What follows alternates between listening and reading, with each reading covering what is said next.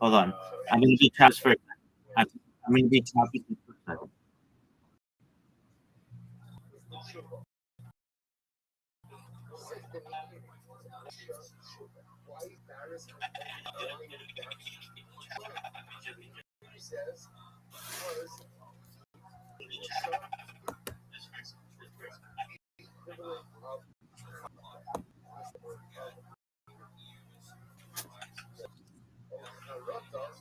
Can you hear me?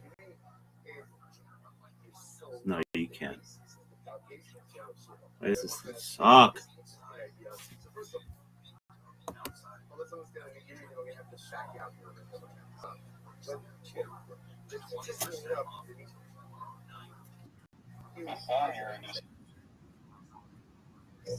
I know, but I can't use that one all the time.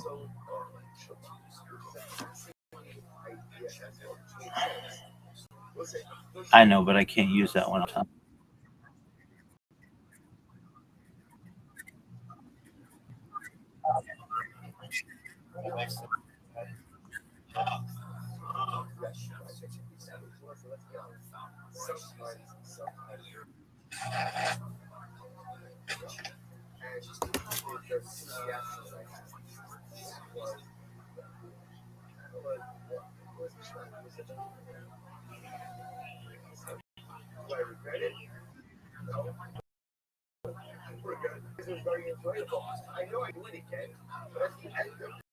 All right, right. So,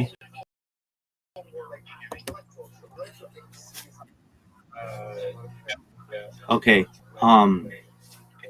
Check the X space and see if it's video. I'm gonna check the same.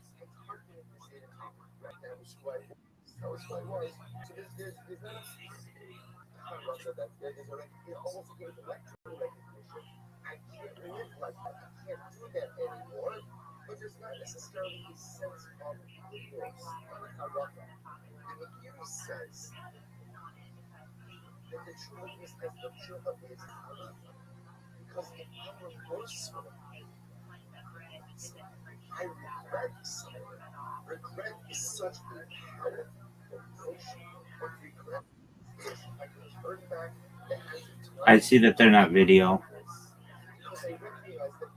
but I don't even see that it like is.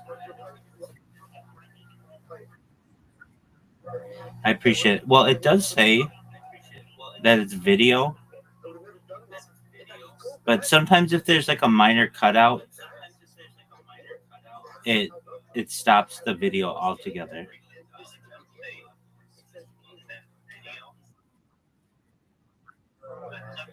Yeah.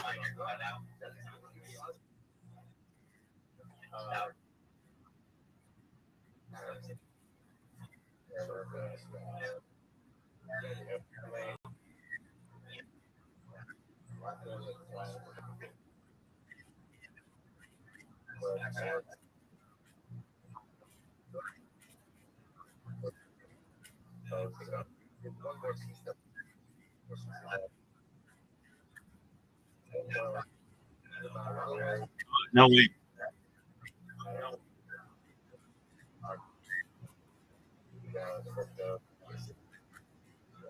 That's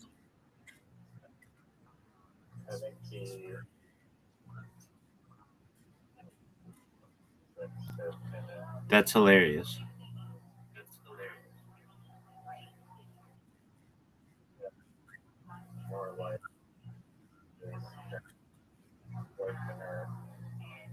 Yeah, good for him.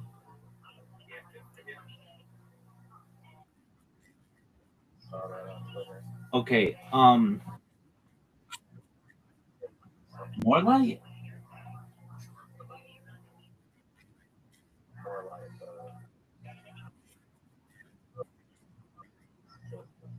More light's fiance.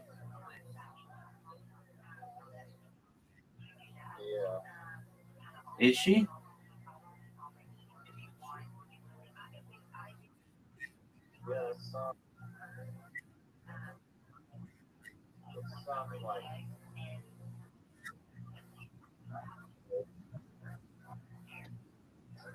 All right.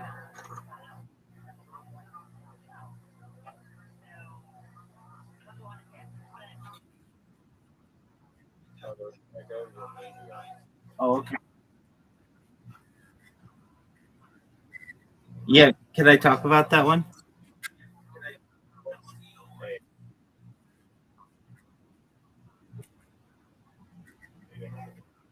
Yeah, no, it's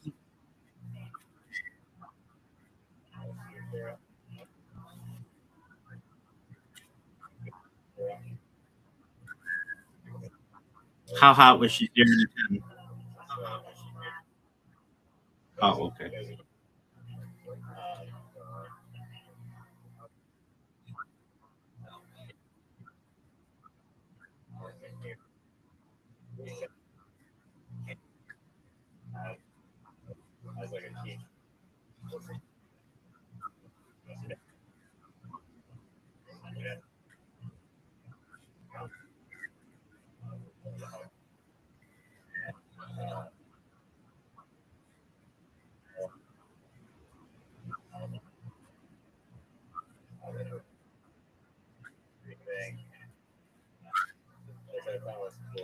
Uh, yeah, that's still not good enough.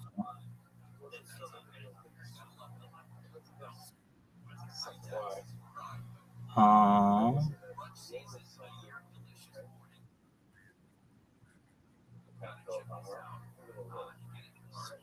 so it yeah, just a moment. Resend email, dude. Every time I log in, oh shit, that's why I log in with this one account into Discord. It makes me do a verification, and it's like, dog, I've done this verification like 50 times in Discord. Um, okay, so my argument is this, and I think it's a bigger argument, and I think I'd be able to um, completely win this. Okay, you ready for it? With everything that children have to do, and not, young adults, and the differences in their home lives, it is categorically unfair to give them homework. Some kids get picked up by the bus, they don't have a mom or they don't have a dad.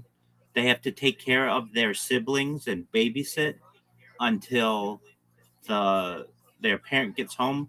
Many times that single parent is working two jobs, and the child may have to be making meals for their siblings, basically filling the role of the parent. This is very common, especially in the inner city and even in rural areas, just low income areas.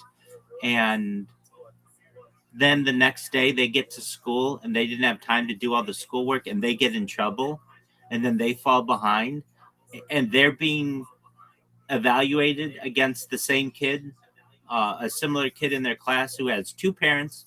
The mom doesn't work. The mom picks them up from school, takes them home, maybe gives them a tutor, and they don't have to look after their siblings. They don't have to make dinner, and they're able to get their homework done. And you're comparing these two children? That's categorically unfair.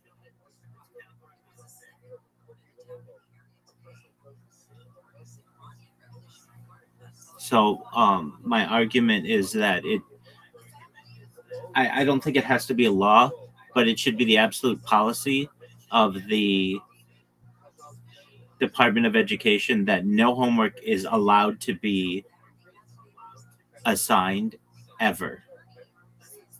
Now, especially when you get into kids who have extracurricular activities, and we want them to be well rounded individuals, so I don't want to get rid of those. It's unfair. It's absolutely unfair. But especially where you have one kid who's basically filling the role of a parent for their siblings, making dinner, taking care of their siblings. They don't have time to do their own schoolwork, and that's not fair to them that they're being evaluated against some kid who's got it made in the shade. Does this make sense?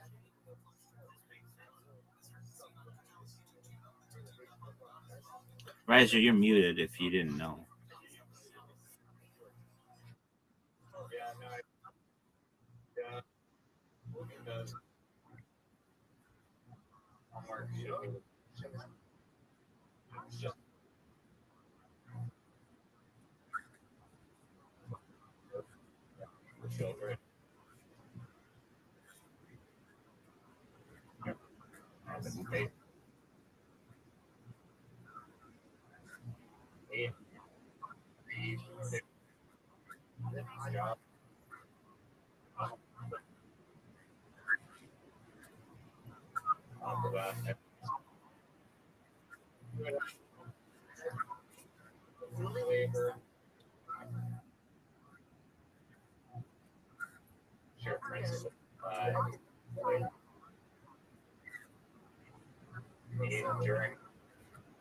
I absolutely agree. I've been a teacher in every single level of K through 12, even before. I taught, even before pre-K. It was like a, almost like a, for very young children, like early childhood development. I've taught pre-K. I've taught kindergarten. I've taught first, second, third, fourth, fifth, sixth, seventh, eighth grades. I've taught high school. I've seen it all. I absolutely have. Yeah, I spent about no, in the state of California, you can be a substitute teacher with a college degree. 100%. It was the best substitute teacher that children have ever seen. In fact, on several occasions, but one in particular that comes to mind, I had the opportunity to teach a class for about a week. I was covering for a teacher whose father had passed, and a kid came up to me after the week and said, "You shouldn't be a teacher." And I paused, and he said, "You should be the boss of all the teachers." And I just thought that was the best compliment any teacher could ever get. And uh I mean, it just brings tears to my eyes to think about it. I never assigned homework. I always made sure that the students, now it was a different story because I was a substitute, but I never had to send a kid to the principal's office. I was well respected. I always kept the class very disciplined, and we would just work on their schoolwork, whatever it is. And I would say, take out whatever work that you have. Well, I mean, I would have lessons to teach as well, but whenever there was free time, take out your schoolwork, start working on it, and I'm going to walk around the room. And if you have questions, let me know, and I'll be at my desk, and raise your hand, and I'll come to you, and I'll help you with whatever you have. And I would have teachers assistants who would say, all of the substitutes just are counting down the time for a class to end, but you actually would get up and help people and help the students, and uh, it's a gift to be a teacher, to be able to spend time with young people. So what I'm saying is that I have experience teaching young people at all ages, and I would see the different issues that they would have. And some kids would be on the football team or the basketball team or the baseball team, or would have gymnastics or in band, and that's an extra 2 or 3 hours of work every single night. And they would be exhausted when they would come into school. And some kids would be like, "Look, I um I have to watch my brothers and sisters because my mom works, two jobs or whatever." And fortunately, I was in a good school system, but this was something that would happen. Not every single kid had two parents, and there would be other kids who were very wealthy and were didn't have to worry about where, like, they would get extra help with tutors and stuff, and that's just unfair. It's absolutely categorically unfair. um so, and you're right, you have 8 hours to teach whatever you need to teach, and especially with AI now, it's so much easier that you can just be like, "Hey, here is the lesson plan. Here's an outline. Either copy it or I can just print it off for you and you can study it." I used to have teachers who would waste so much of my time because I would have to just copy what they wrote on the board. And it's just like, print this off for me and then let's move on to the next thing. I'll study it. But like, no, I had to sit there for hours and hours and just copy the board. And that wasn't very helpful to me. Um, so anyway, that was an article. Exactly. That was a that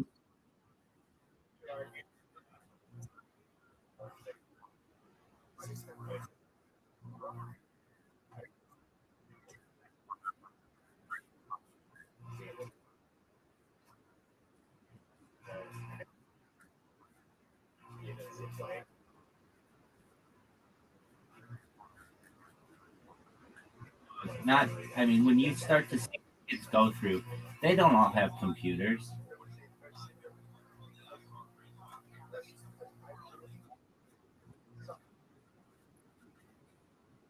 No, no, no, no, no. Get out of here with that. I mean, you have to be realistic. You're talking about kids, even the school systems that provide like Chromebooks to kids, those Chromebooks break, their power cord breaks. Like, you cannot expect them to have access to AI all the time. And um, even those systems, many times you're supposed to be like of a certain age to use them sometimes. So, like, you can't be under 13 and use them. So you can't just randomly have a, like, that's only high school. So that means that all the little kids or, younger kids don't get access to the same tutor or whatever. That's not fair. I'm about fairness in education, and um, as much as possible. And I would just see the advantages that wealthier kids would get over their not as wealthy um, colleagues was unfair, and I want to stop that. And or I want to even the playing field. I can't make all the kids equally smart, but I can make sure that one kid doesn't have an absolute advantage over the other kid, and they still get the same amount of work done. Uh, I can tell you, as a teacher, as an individual who cared deeply for their students as much as I could, um, there is time in that 8 hours to be able to get schoolwork done. And if those people who don't think that that's true, they're wrong. One way you can make the school day much more efficient is you just have like a homeroom, but you don't leave that room. The students are in the same room for 8 hours a day, and you rotate the teachers. It's a lot easier to get one person into a place than 30 different kids into a place. And I've never understood that. Why? I get it, because teachers like to be comfortable and they don't want to have to move all the time. But F that, man. Teacher goes from room to room and teaches their classes if they need to, if they're like a specialized teacher, and that's how it should be done. That cuts down like 10 minutes of moving every single hour. Okay, so then instead of you getting a 10-minute break, then you can cut it down to 5 minutes. Another thing that I found to be an excellent strategy is the bathroom. Like, kids would be like, "Oh, can I go to the bathroom?" And then another kid would be like, "Oh, can I go to the bathroom?" And can I go to the bathroom? So what you do is you have like I've seen it done with like a ruler, just like a 12-inch ruler, and anybody can go to the bathroom whenever they want. They don't have to. Uh, they don't have to necessarily ask and like interrupt the class, but the thing is they have to have that ruler with them, so only one kid goes at a time, and that cuts down on a lot of interruptions in class. Can I go to the bathroom? Can I go to the bathroom? Can I go to the bathroom? When you count up all the interruptions in class of just kids going to the bathroom, it can be like 30 or 40 interruptions a day for a teacher. That cuts out a lot of those interruptions. And there's basically like a sign out sheet, like, if you need to go to the bathroom, that's fine. You don't have to interrupt the class. You have to go get that ruler though, and then just sign your name out, and then you go, let the time out, and then the time back. It's pretty easy. Um, and you don't even have to do that at some points if you really trust the kids or it's a smaller class.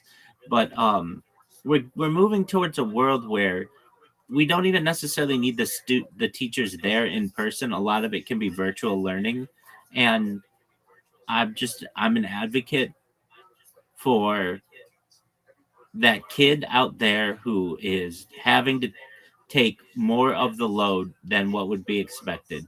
It's not fair to him or her, and you know that this goes on where you have students.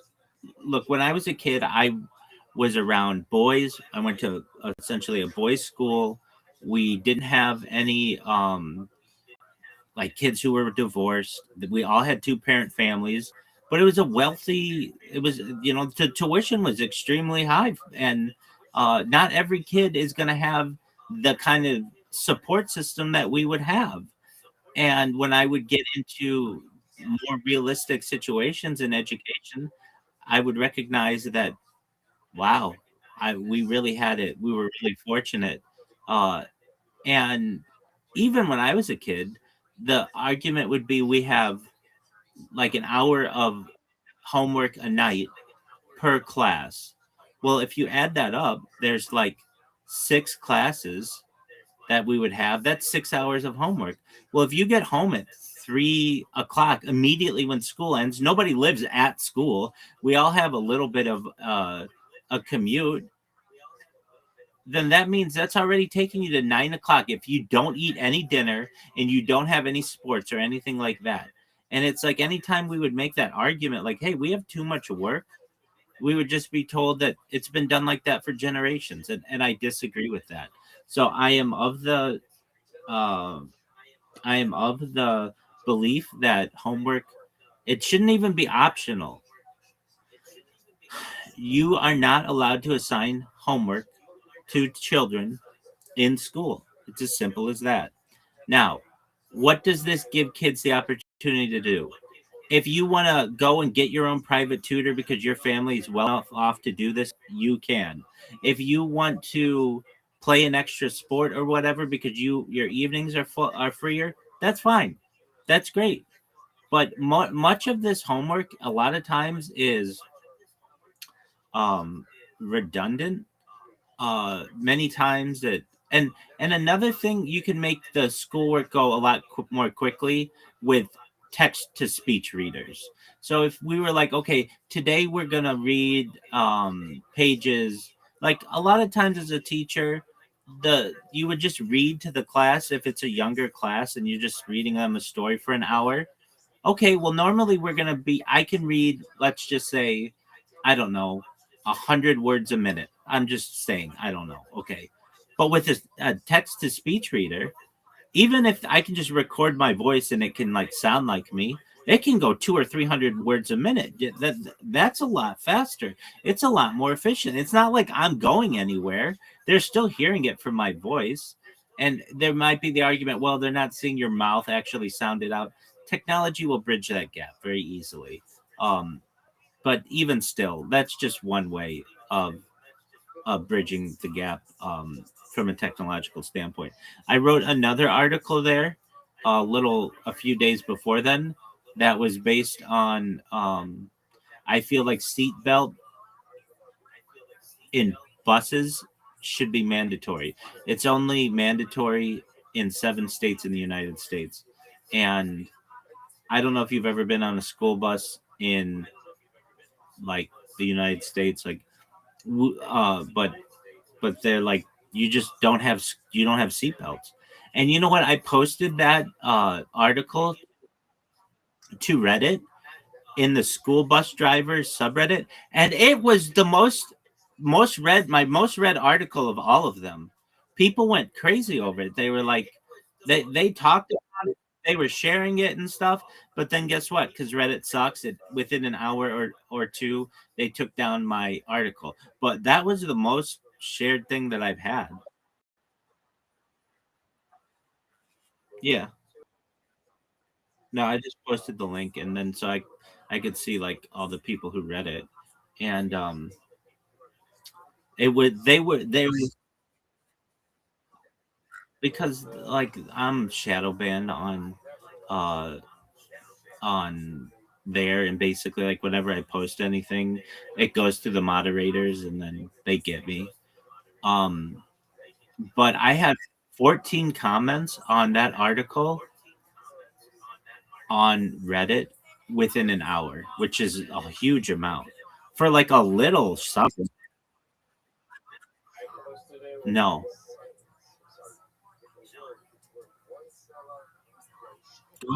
go ahead and post it if you want.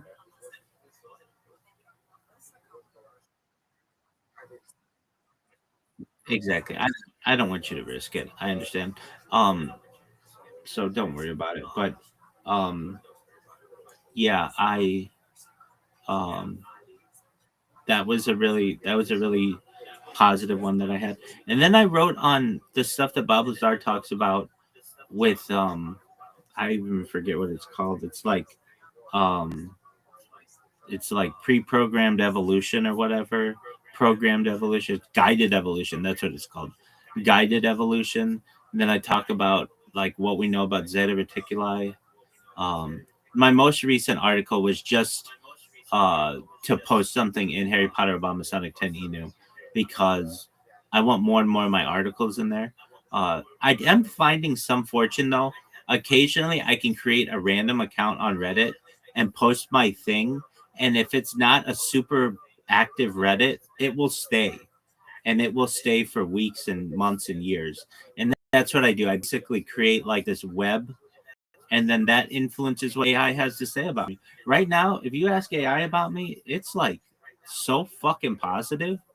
And I've been able to manipulate AI into, and it's not just on AI on ChatGPT or Gemini. It's specifically the ones that speak most highly of me are TikTok's AI and Instagram's AI.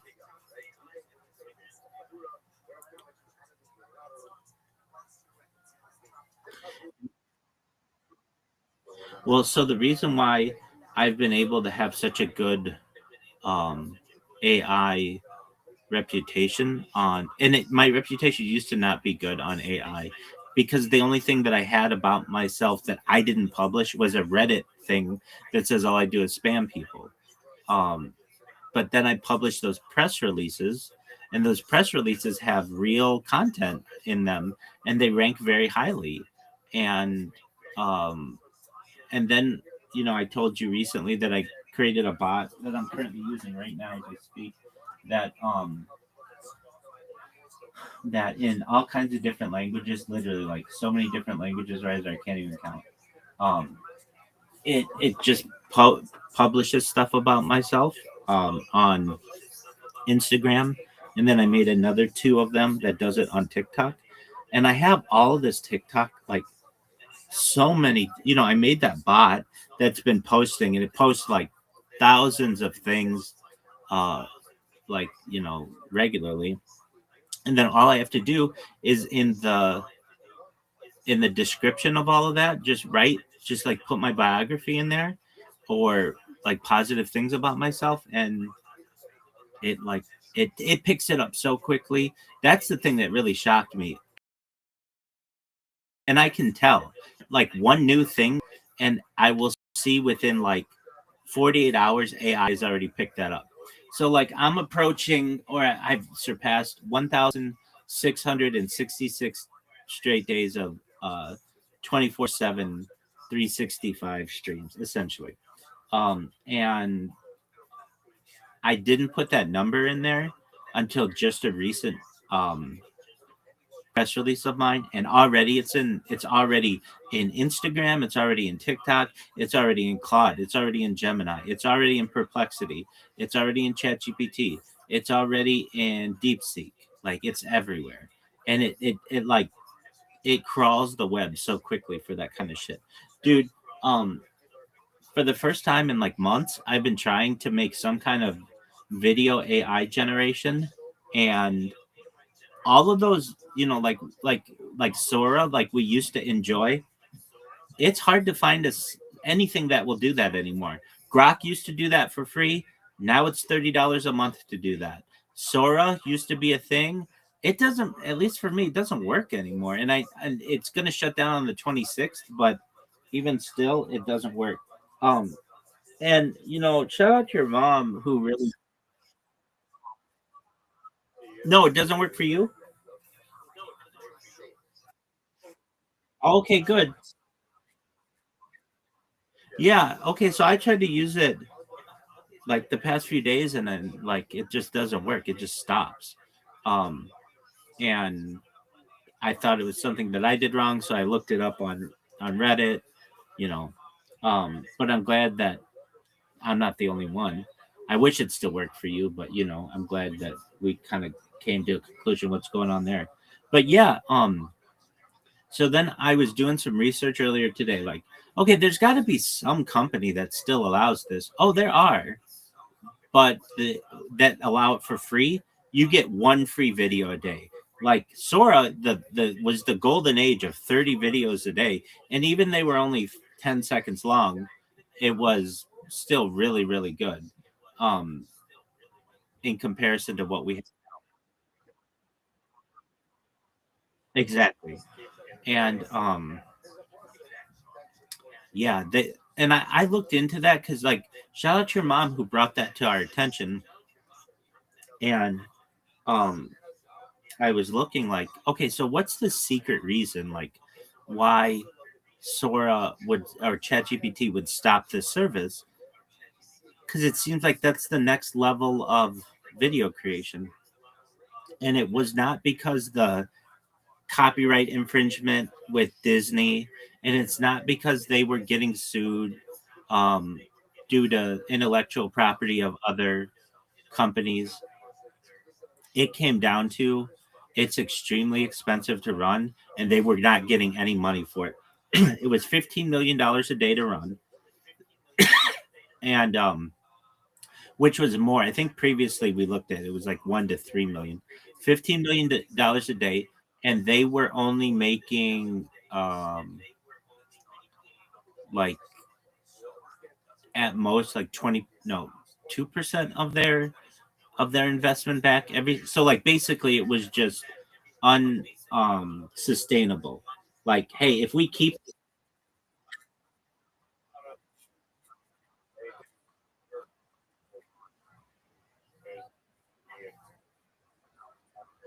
no.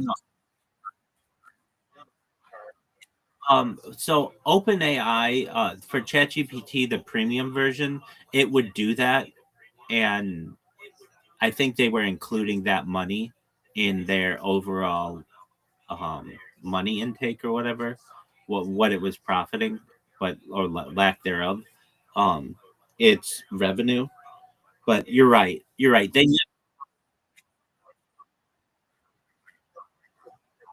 well, yeah, and longer than 10 seconds. Like I hate to be the critiquer of this, but 10 seconds just isn't enough to get really good video.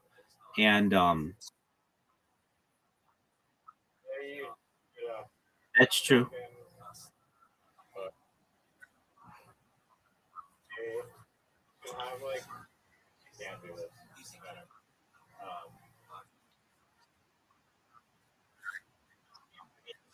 I haven't either. Um, Facebook's uh, AI will still do videos, and Meta AI still does videos, but it's like the only one that I find. Gemini no longer does it for you. That's an extra charge. Uh, Sora doesn't exist anymore. ChatGPT Premium, I don't think they're going to keep that going. Maybe they will, um, with the video generation, but uh,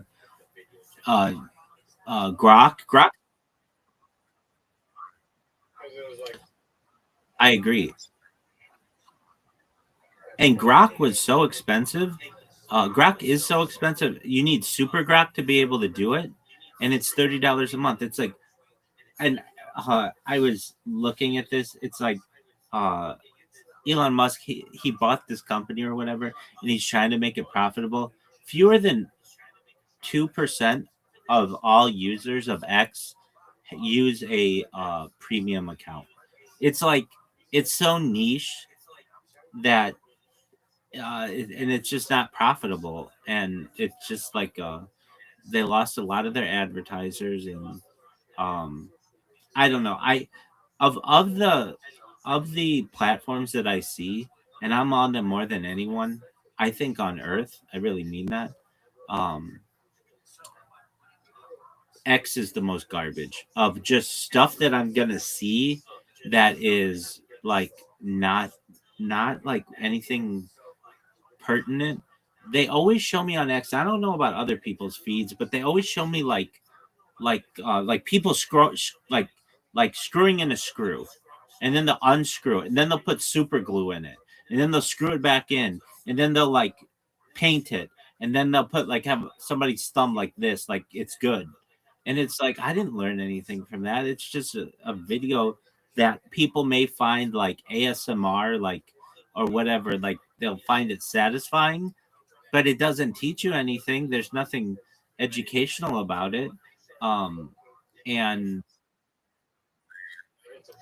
Dog, here's the thing. I have so many different accounts that I can tell you that like if you're gonna just and I use VPNs, I use Android, I use iOS, I see it all, everything, and it's a lot of garbage. Even the accounts that I use that are like following people, I still get a lot of just like random like these are the ones that really bother me because it wastes my time.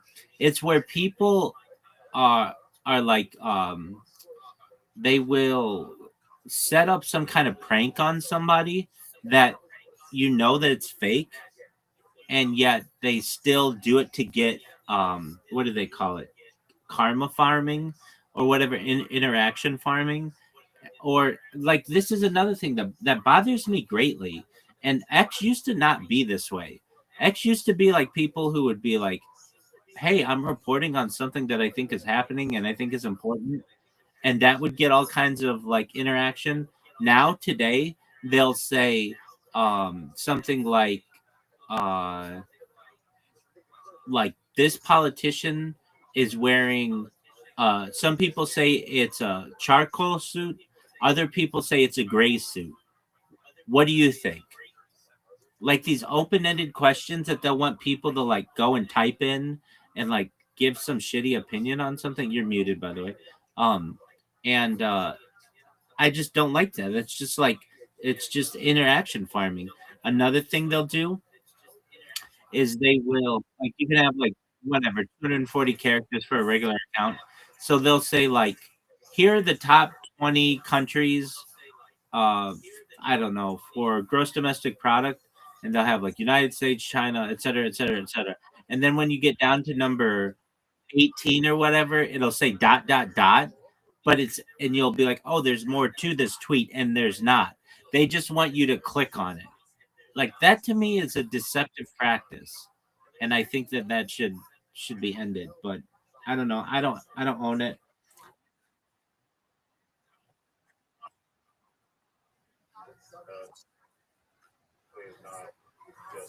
Oh, I agree.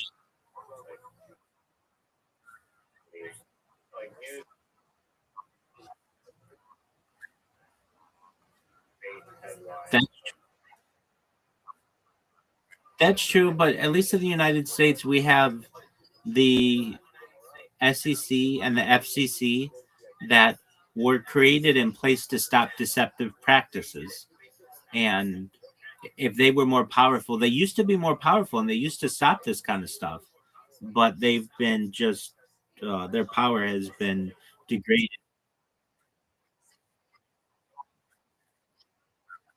Yeah, but like basically, you couldn't be a publicly traded company if you were using fraudulent tactics. And the FCC, especially, like it used to be illegal in the United States up until 2012 uh, for news organizations to print news that was entertain. Let me. I don't want to say the incorrect thing. So I'm gonna just get a quick overview. Yo, dog, what's that law that changed in 2012? It has a hyphen in it, and it basically says that the government could lie to you when previously the government could not lie to you.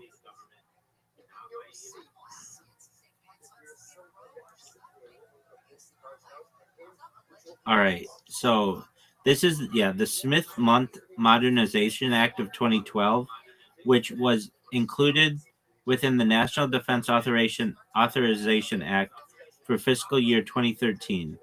What it actually changed? The act removed restrictions that previously banned the domestic dissemination of content produced by U.S. government funded media outlets like Voice of America intended for foreign audiences.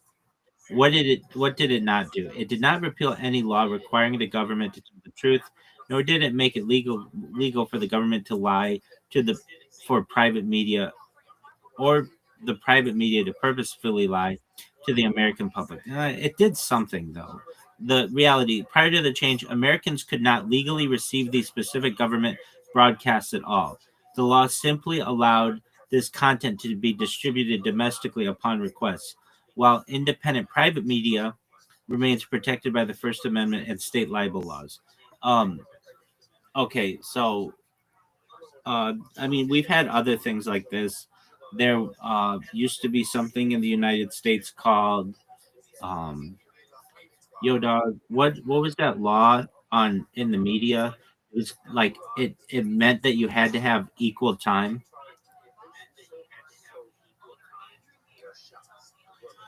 It's called the Equal Opportunities Provision, found in Section 315 of the Communications Act of 1934.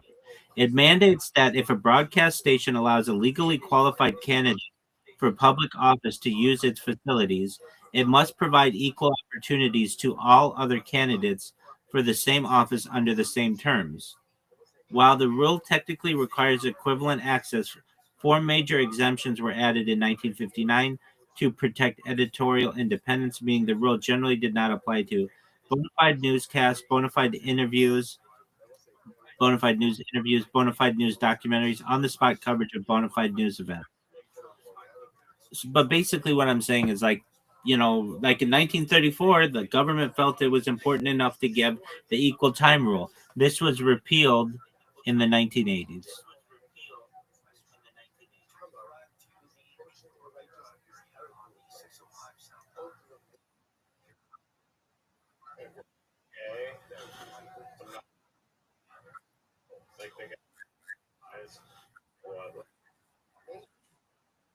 No, they're not technically allowed to lie. Uh, they they can. Um, the like they can they can influence the media to lie. The media is allowed to lie under the First Amendment, so long as they don't commit libel.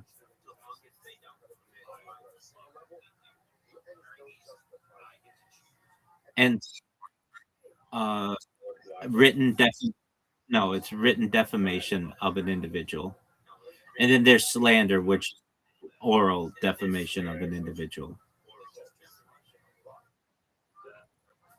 So, okay, so what am I saying?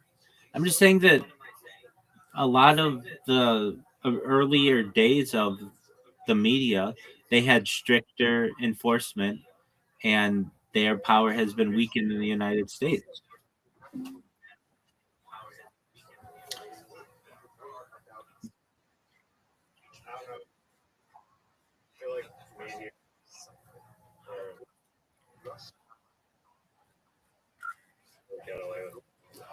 Well, they do.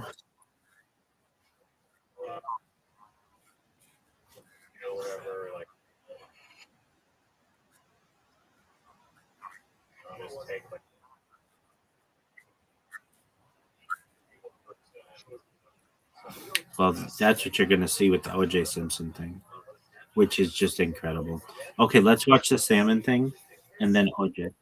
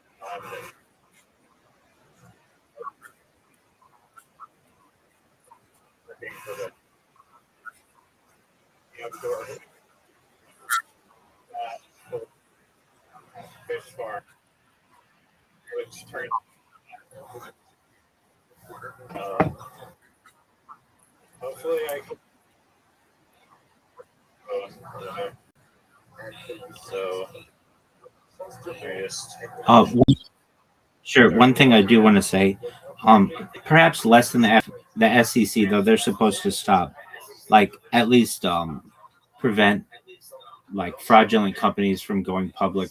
The FTC, the Federal Trade Commission, has a big role in that as well.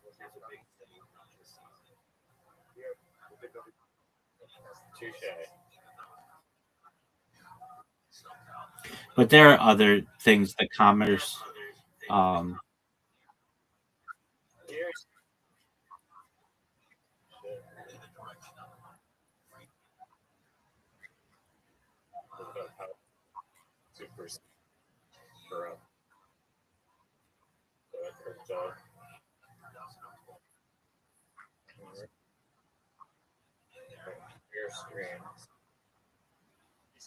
just one moment.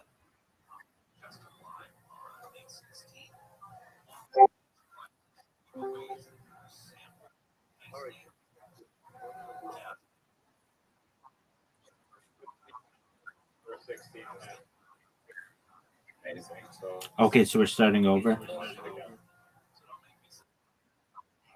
Excellent.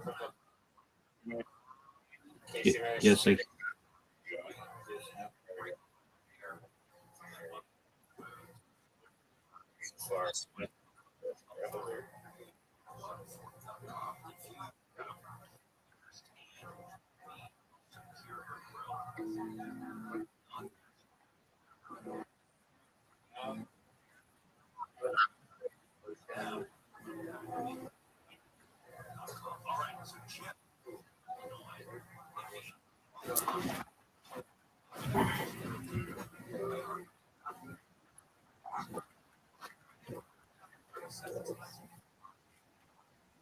can you hear me? I have a theory that salmon will be as expensive as lobster in the coming like generation.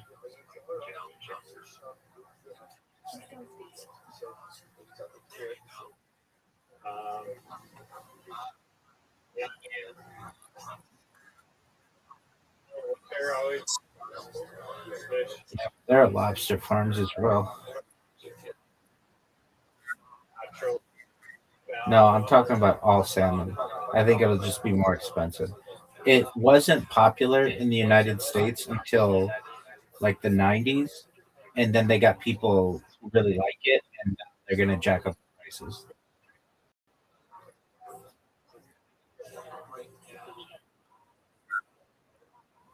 Yeah,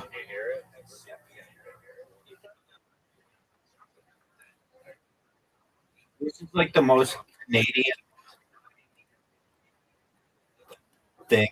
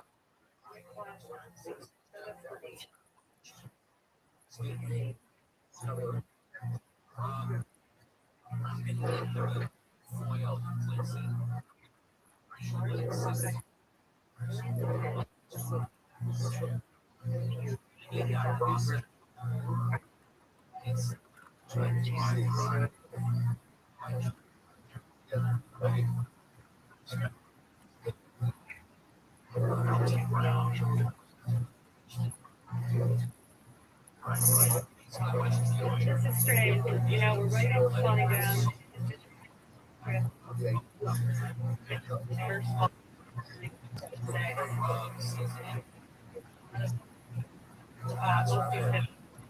Just because mortality pandemic.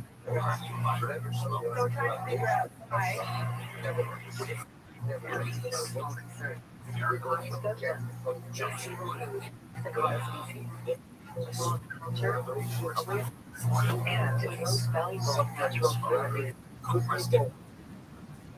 Yo.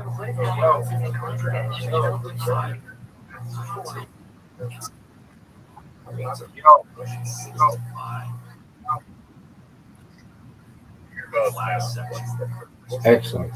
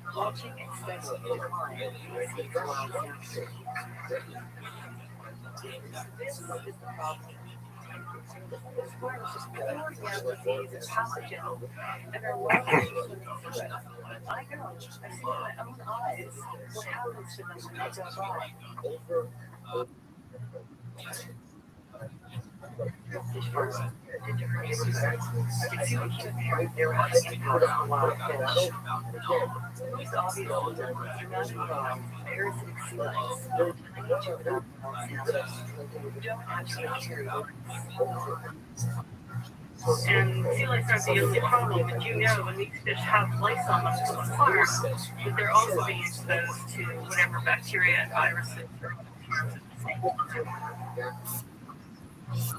Farmers spend years like this situated. It breaks the natural laws that make them so they hold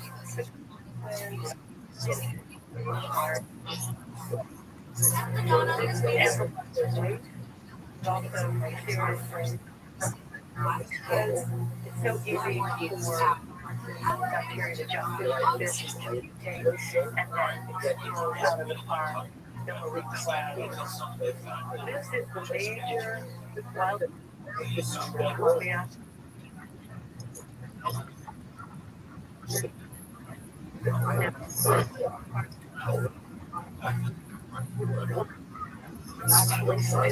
entire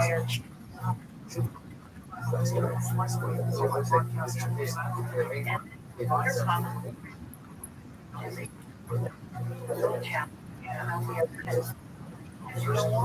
they're contaminated.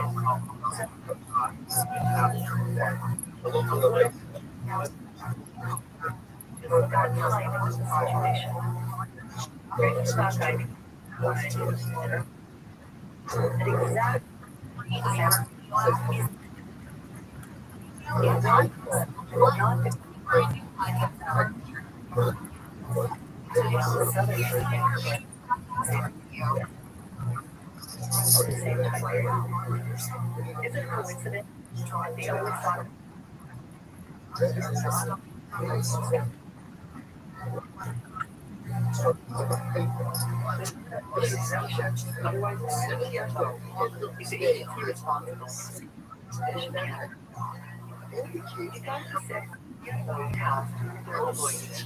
Dr. Chris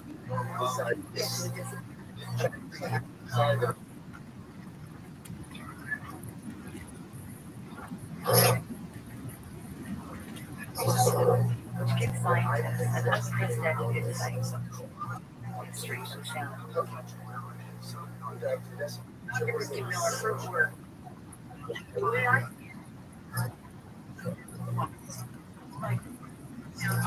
say how he's feeling. So in all our bodies, we've got these switches that turn on and off in our cells. How kind of experience we're having in life. And she found that the ones that died before they spawned had switches flicked in their cells, and the ones that lived had whole different patterns of switches. So she's like, okay, so the ones that are dying seem to be dying for the same thing. That was you, because all the other scientists try to figure things out. Like, everything, you know, they figure it out. And when she read these switches, they were like retrovirus, trained to the immune system today. And she looked at that and Xanthopenia is a virus that was raised through the Xanthopenia right at the beginning when it went into the early 90s. Xanthopenia virus attack your immune system, you die of something else. It's a retrovirus. And Vehicle wrote about 6 papers on it, and they found that virtually all of the sugar farms were infected, and that this virus killed 100% esophagus and trinity. And as soon as Dr. Miller worked, her compass was all over the place. As soon as her compass was in its she wasn't allowed to go to meetings. She wasn't allowed to talk to media, even when she published science. The world's most prestigious scientific journal, Science, published Dr. findings in 2011. It was hailed as the second most significant new-cell research in a decade.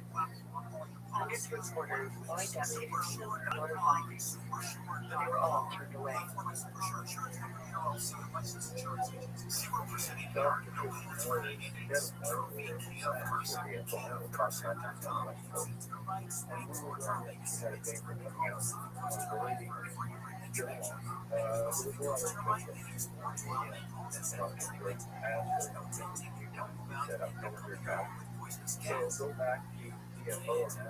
what's going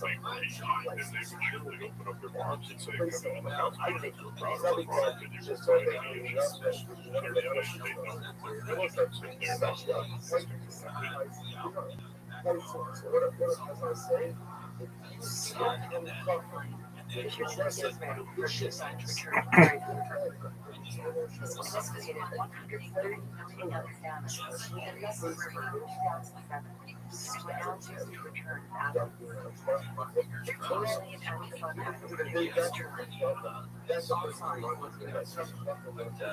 However, instead of the every year, it turned out that the force that supported these traits over 10 million fish vanished without a trace. It was an unexpected disaster. The fishing boats stayed high with dollars. None swam without their traditional supply. The government responded to the public outcry by announcing a federal inquiry into the crime. It was called competition.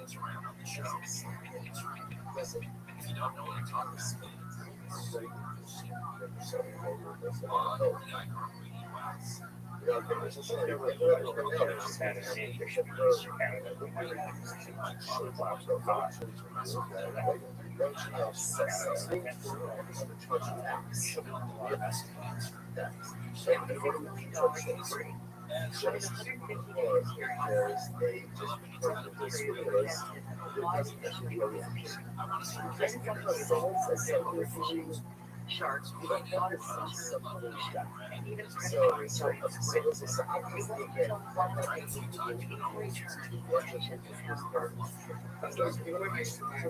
Very interesting Norwegian experience. I understand that the residents of Norway, the government has seen fit to recognize that certain fishing rivers and migratory routes for fish are important enough that they should keep sandbars off. That's correct. And so, recognizes a risk with wild fish for fish farming. Yes, there are fishes that go through sometimes. One of those risks is the risk for disease transmission. Yes.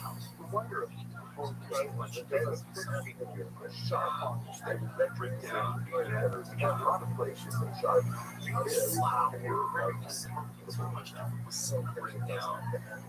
possibility of disease affecting the wild sockeye bug has never been a factor for BC in terms of deciding decision.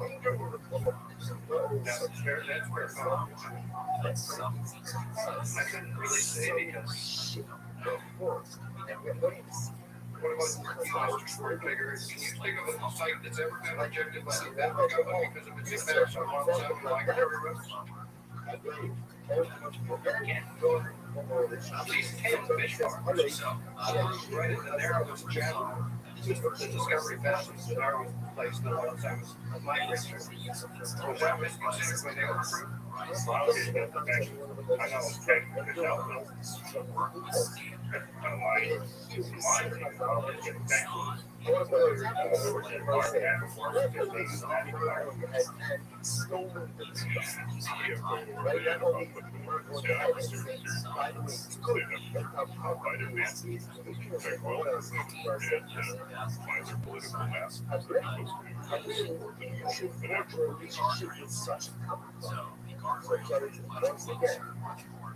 In the final stage of the inquiry, Justice Cohen called on the authorities to testify about findings.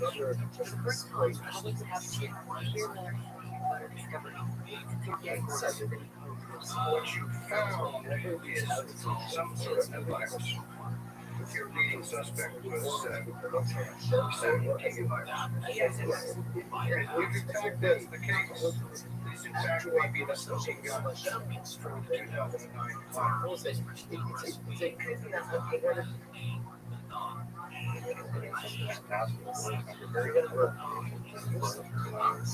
Where she says she's intimidating by her manager for intimidated about episodes of the date. She felt intimidated in terms of her budget. And so that's extremely ridiculous. So while all this was happening, Dr. Rothschild was very worried about the river and because they were in an unfunded, unfunded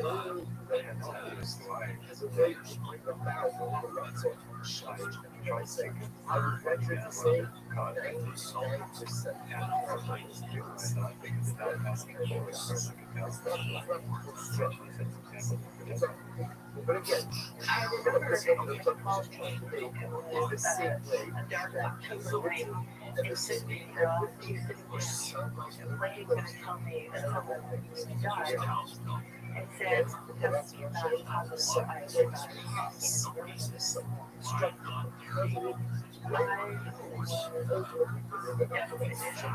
yeah, okay, so you're trying to prevent the dispute, going along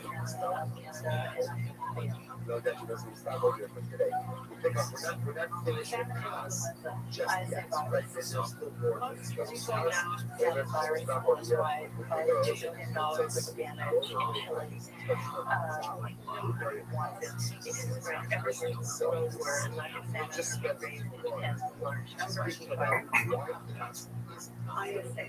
Infectious sound.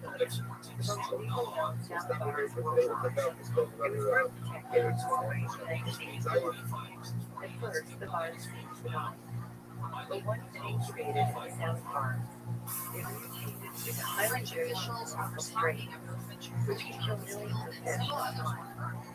These deadly strains of ISA spread to the markets only in avian one.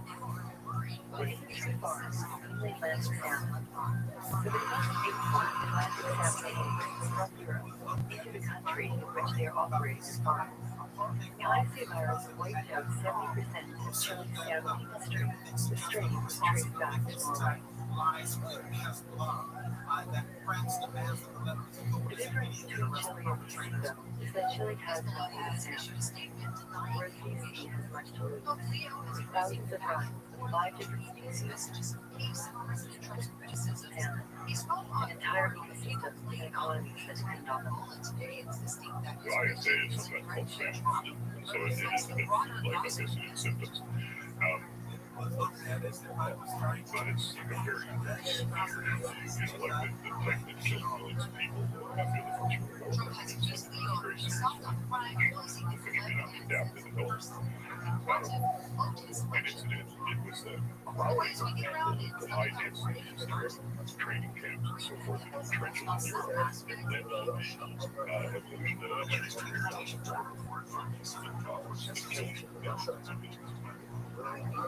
I say it's like that in terms of shutting borders, closing fires. I say it's so important that it's international. Most salmon cases are not. But any country, the website, you go to any country that has it, supposed to be reporting it, and it's up there.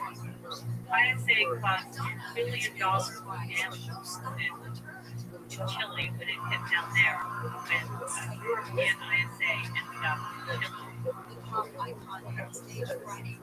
killing.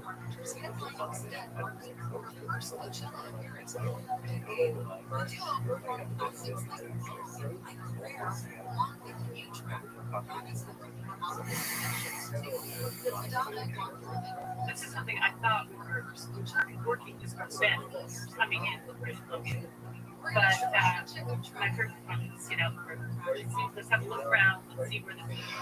Same thing I did with the sea light. I got the sea light, and I made a net, went around, started looking at all the news.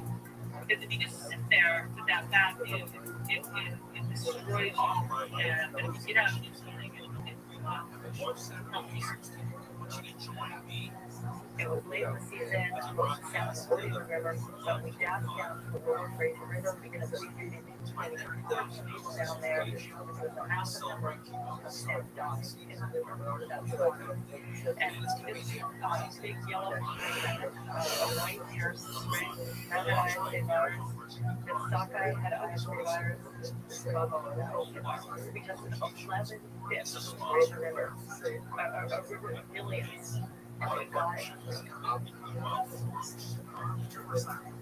European strain, ISA.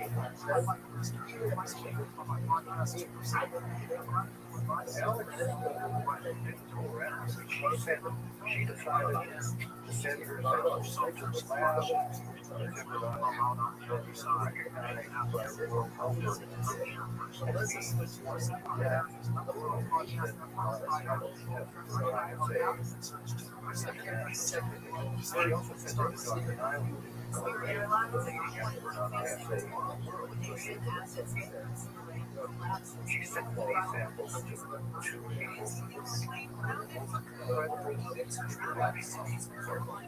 We gave a question. We felt the scientific community should be given the opportunity to engage on this and really figure this out. But really all the time we did that. And we should run tests,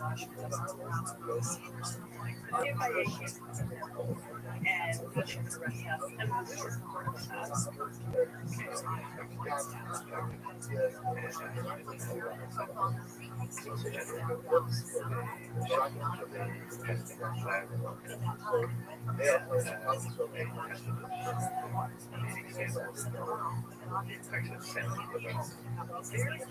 They're out there. The CFIA gave a press release as well.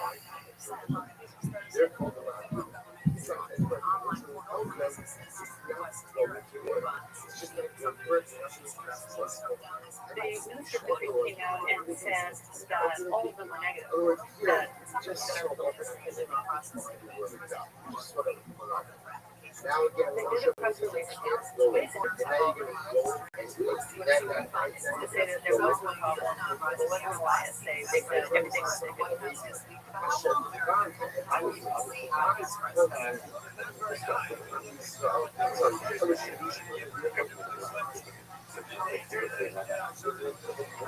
We were standing on a riverbank, actually listening to it on our cell phones, and I kept waiting for them to address the whole issue. What was happening in Fraser River, what we had found down there. They kept talking about the ISA findings. They say that on the River Village. They never talked about the ISA findings we had in the Fraser River. And with the case of the River Village, okay, those samples were degraded because they hadn't been stored properly. In the case of the Fraser River samples, these were refreshing. And they never mentioned them. The minister never mentioned them. They treated us like we didn't exist. I had been allowed to look at all the court documents prior to this time. I was a participant, a legal participant, and I'm reading their emails. They were fighting us, not trying to protect us. This is an internal CFIA email from Jim Blair, who will look at people. It's clear the majority are PR type. This become very successful of our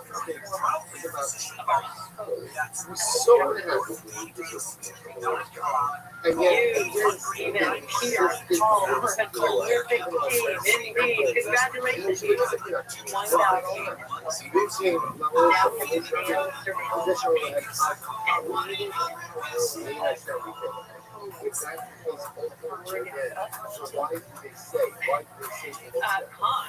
Cornelius Keeley comes back and he says, hey, this is a headline. It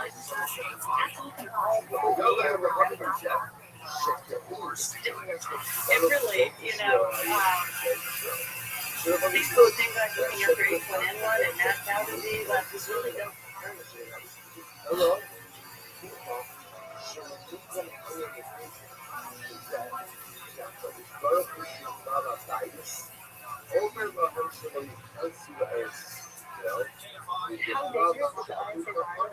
I think a measure of that is the fact that Justice Cohen, three of the entire lawyers that come home, the red hole police over, and everybody was just right up on the whole inquiry on justice. All labs that had tested for the ISA virus were invited to speak at the Cohen Commission's ISA hearing. Dr. Frank Benji, based on his files, is the 1.2 world record lab for ISA. Dr. Arnold, considered to be the world expert on ISA. I no longer want to head of the genomics lab in Seattle, and Dr. Montgomery gives references and lab used by the CFIA to test for ISA. When Nell Gagnier, who did the test for them, actually went on the stand, she said she had gotten positive, and for her, the results were inconclusive. We report them as inconclusive, and in this case, all samples submitted show extensive to total degradation of RNA. And the problem was samples were so degraded.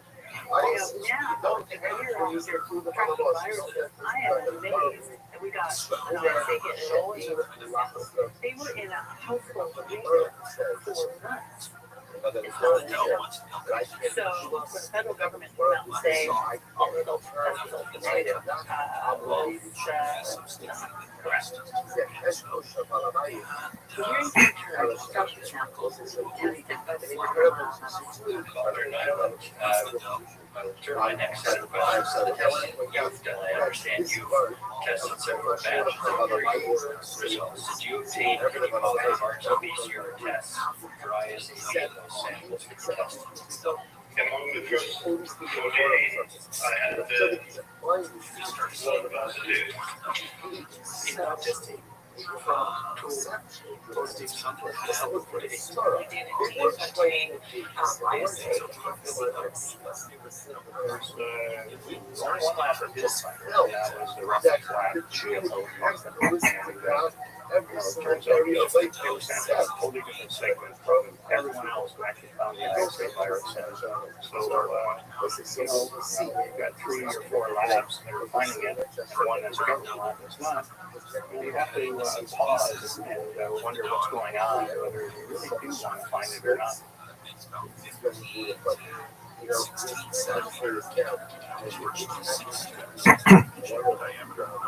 We learned that Dr. Miller was prohibited by DFO from testing for ISA virus, but a salmon farm came to her, and their fish were turning yellow and dying, and they couldn't figure out why. And she decided to test them for ISA virus, even though she was instructed not to. She wanted to get to the bottom of it, And we did identify some poly-ISA fish among their fish. It was decided that we should contact Ottawa about this, and so Stephen Stevens in Ottawa was contacted, and we basically told them the results that we had. I don't think that Stephen Stevens in Ottawa was very pleased that we were doing this testing. Basically, there was a general feeling that as a scientist I should not be undertaking research on something if I didn't understand the ramifications of what the results could do.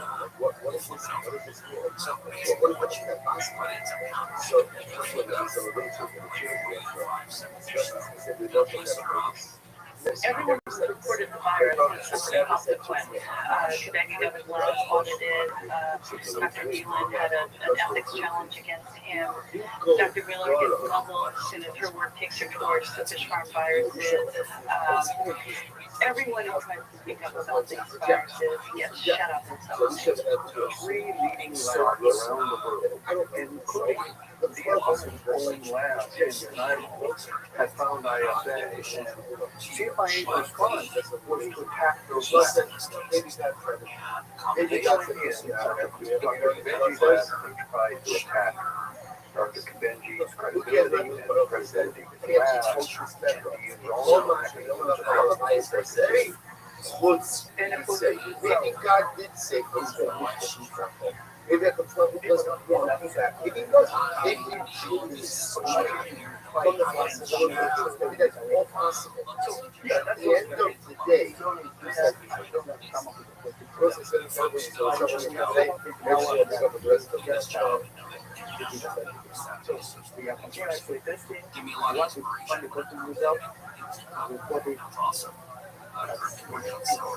Dr. Kabenji had the temerity to announce positive test results, and the result, his lab is being analyzed by you.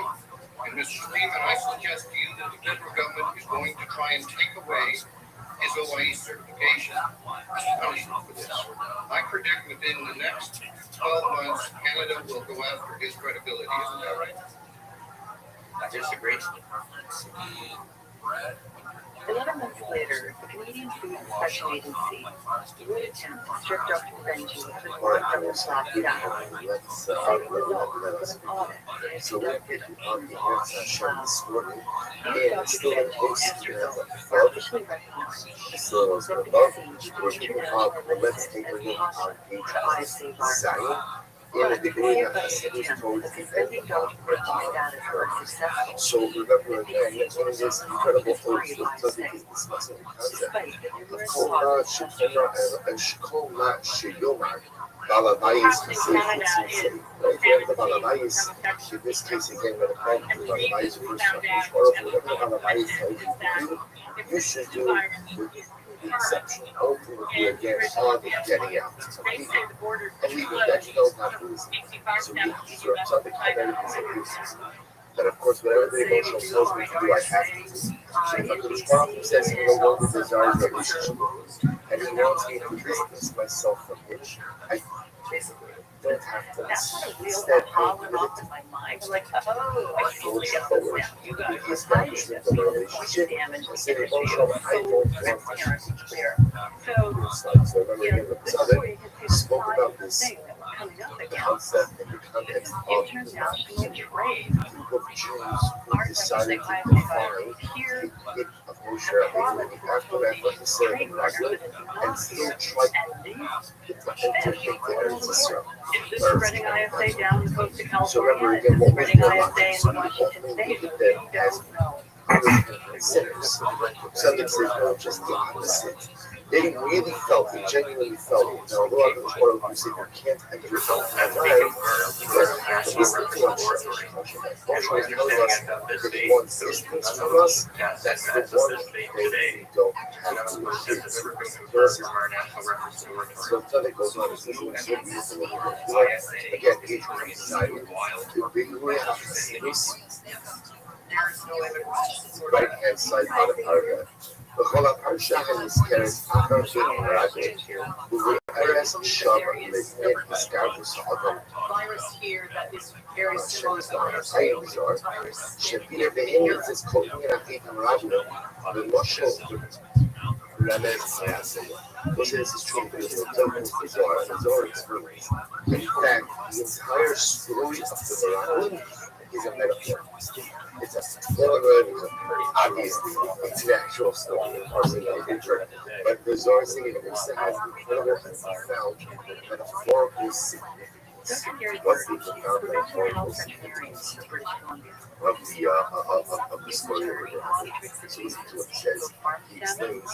Because al-Qawmiyah al-Hikmah was referred as שהקדוש ברוך הוא אומר לאדם לחיים בתורה ולעשות. So as הדרך שבארץ המוסר יגיד על העולם הבא כדי להתחזק בגבולות ושמירה.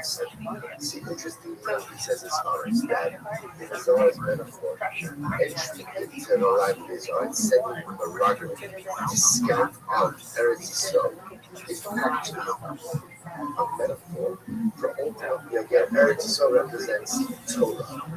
And each of us is a Maradia. Each of us is one of the Maradia, one of the spies. And Baruch says, I want you to go and seek out Torah. I want you to go and understand Torah. I want you to go and explore what Torah is. And I want you to figure out how based on that Torah to go out and live your life. That's what I would like you to be able to do. Submitted this tissue, and they want to test for ISA. Mortality has been increasing. And so, in this report where they've asked for a test for ISA, he said, sinusoidal congestion is one of the classic lesions associated with ISA being infection. Okay, look at this one here. Marine harvest, 2 days later, typical what ISA. ISA is not supposed to be here, but this company is familiar with ISA. It does make my time. But very much. And we're doing that. Here you go. A day later. Again, sent tissue for ISA tests.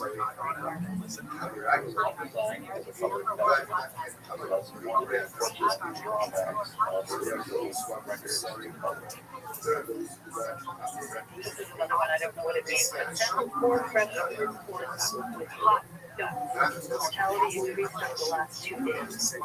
You know, in the report, Gary Martin's dad saying the sign of ISA.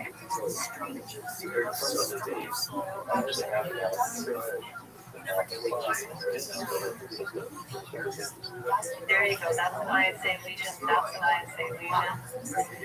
There's a fish that died of ISA lesions. ISA lesions, according to Gary Marty. We're in the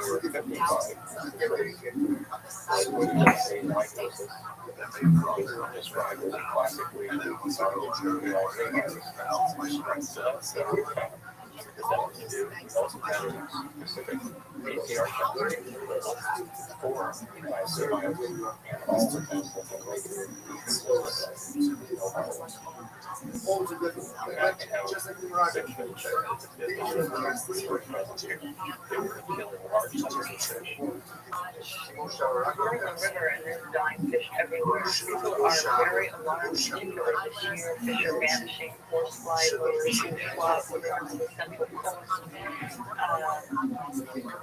We're going to places where we see more dead fish than alive, sometimes we can't even see an alive fish. All these mortality. There's a lot of fish dying on the coast in the farm.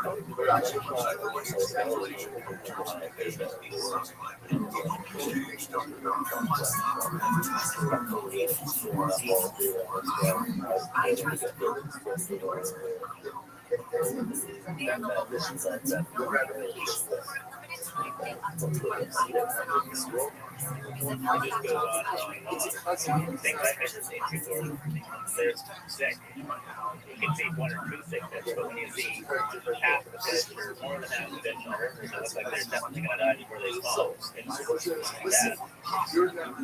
All these fish appear to be dead. It's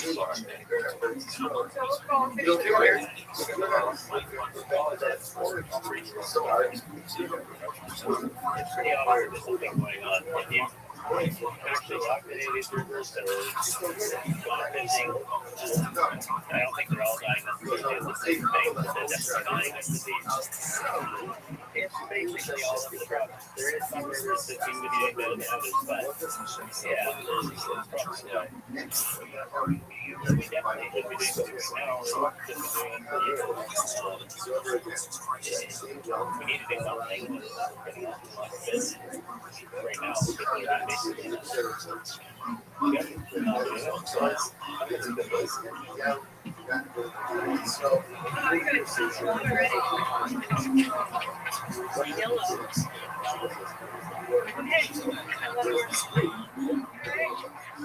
And within what, 15 minutes, we've had 1, 2, 3, 4, 5, 6, 7, 8, just in a tiny section of river increased spot mortality.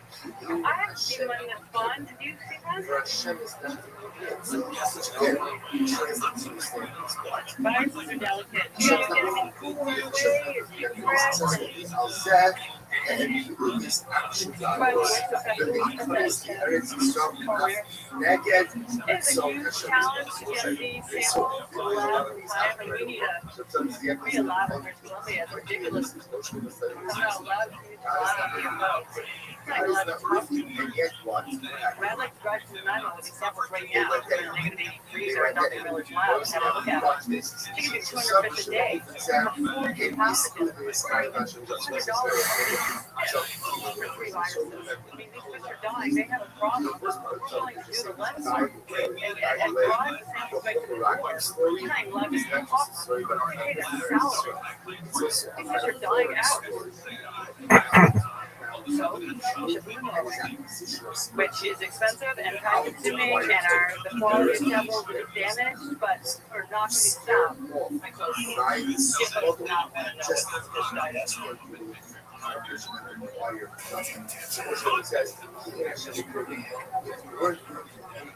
If I could track these viruses anywhere I wanted, I go straight to the salmon farms and I'd look at those pennies and I'd pick their sick fish and I would rush them to the lab to fresh tissue. Because a lot of times the pressure is better, the fish that keep dying.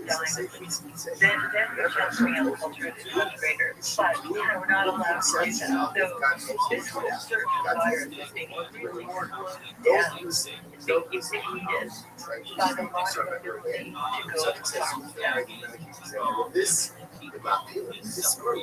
what should I be? Because that Hashem is not with you. A friend came to me and said, it's Atlantic salmon. Listen,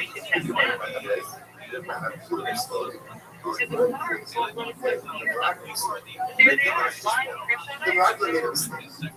What shopping? Okay,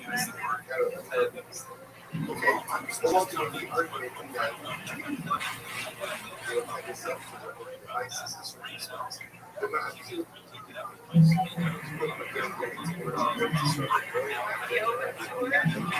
she says, that's not Try to get as fresh as possible, so stay right on the best before. what's It's gonna last. Oh my god. Now this sucks. It's so one skinny fish. It looks like a stick. It's a fat fish. There's like layers and layers of fat. Is that or like ocean sore.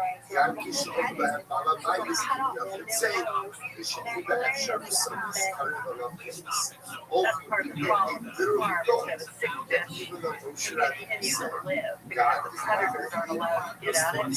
And that's why? Because we don't have in the wild. The big fish is taken out by a predator right away. And the that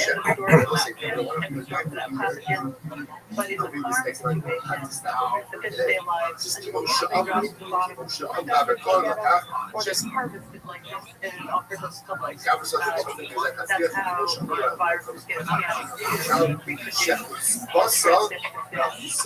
and amplify in completely unnatural ways. This is what Chazal call say. I'm seeing a lot of fish in these supermarkets that I'm really proud of. If a person feels well with that, but see something like this, or one of those Indonesian, or the red bleeding eyes, they're just thrown about. They would not eat them. But the people in the city don't know what a composition is going to look like. And so they harrow it and eat them. But the thing about skinny fish is that probably something wrong with them. You know, these guys are not eating when they're sick. It's quite travel areas, so they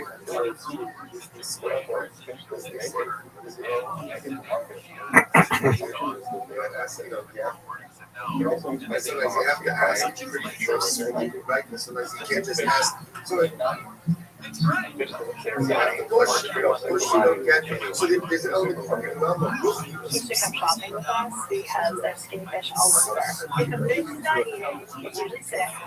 Or if there's a disease pollen on the fish farm, I've been told that they stop eating fish.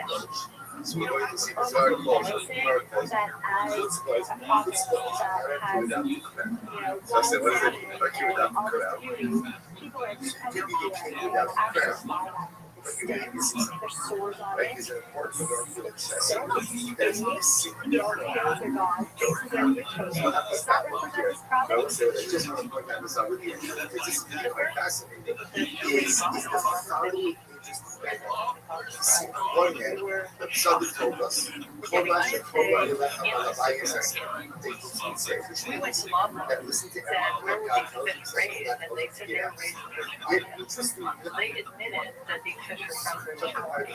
example of that is the last I don't know what else to choose to do other than keep testing. Keep testing. We take testing They facilities try to to go be to and we ask them to look specifically for the European virus. Hashem says to So far, we have found 3 ISA virus, we found Piscine virus, we've also found Right, they fail. alpha So virus, I which just is want to put causing some a huge outbreak of pancreas until we disease use this in as an Norway. example. The Very job of the Jew is to always try to engage a control with people in control of their actions, desires, engagement. But it doesn't always mean that things will get done.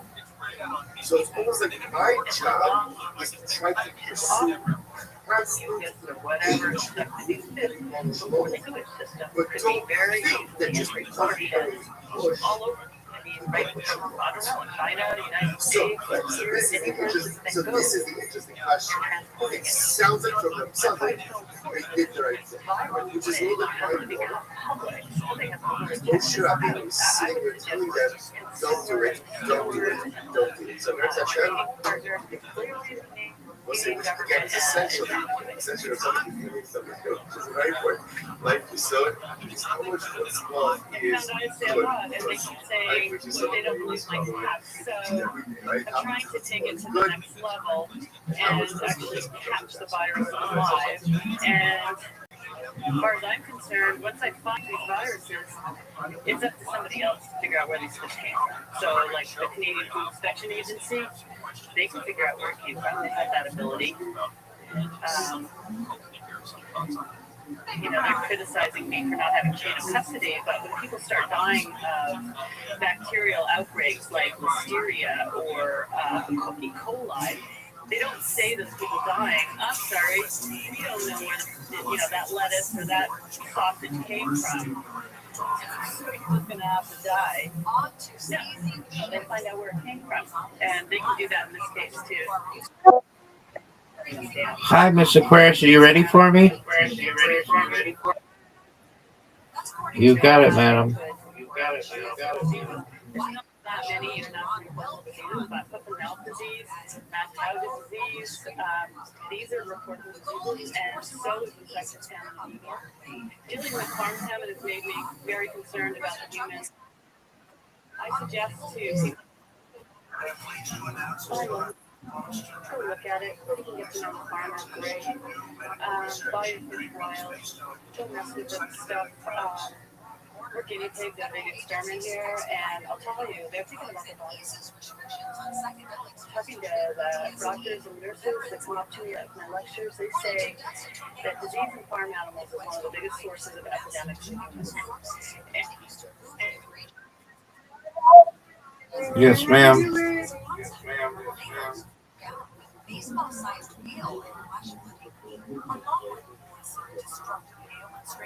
People are eating it.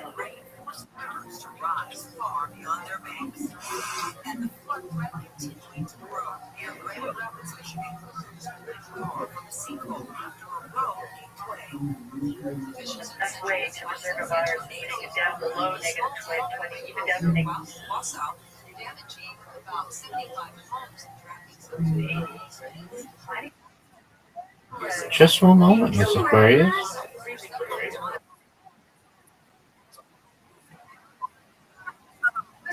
You calm down, girl. I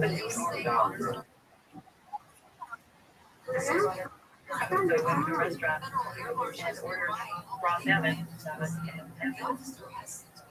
Okay, thank you very much.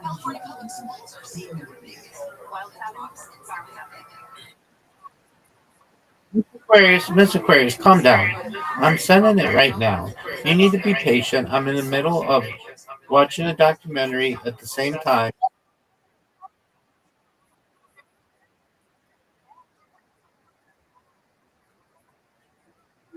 You have your invitation.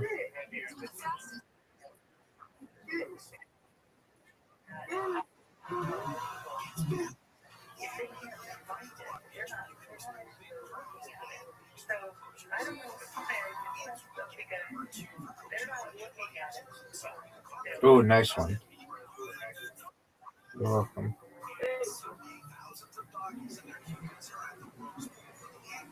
No.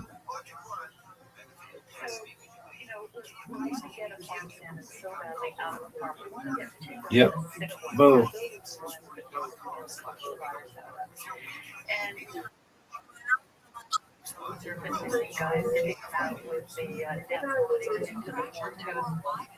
Nice strike.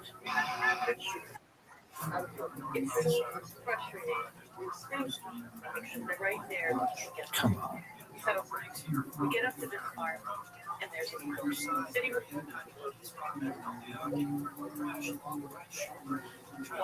the edge of a horn toast, an Atlantic salmon actually has a fresh orange out. Ooh, look. DJ Collins. Yes, man.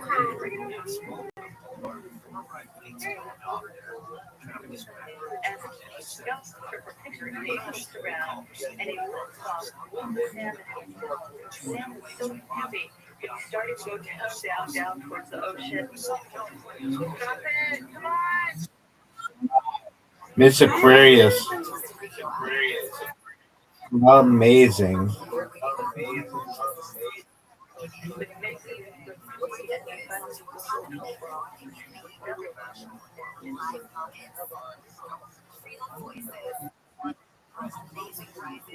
Thank you. Get it.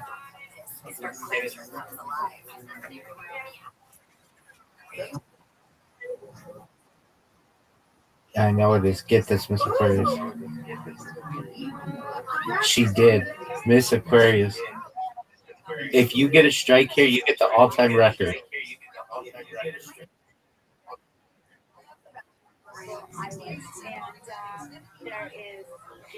She did it! 119. Miss Aquarius, I'm so proud of you. You're welcome. 119, folks. Better than I've ever done. That was amazing.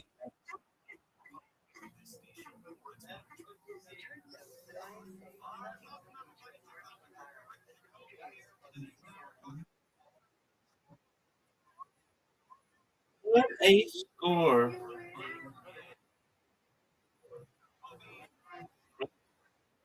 Screenshot right, Miss Aquarius. 119, the all-time record.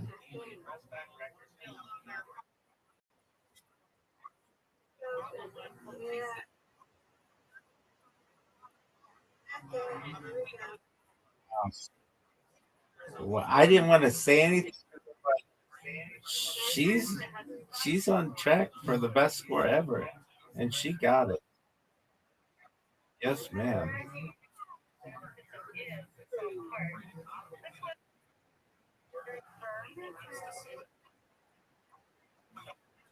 Oh, way up there. Way up there.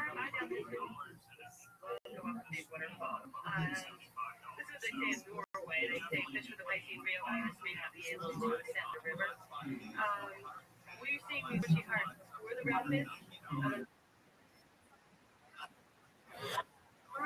We're watching a documentary on salmon in British Columbia. Some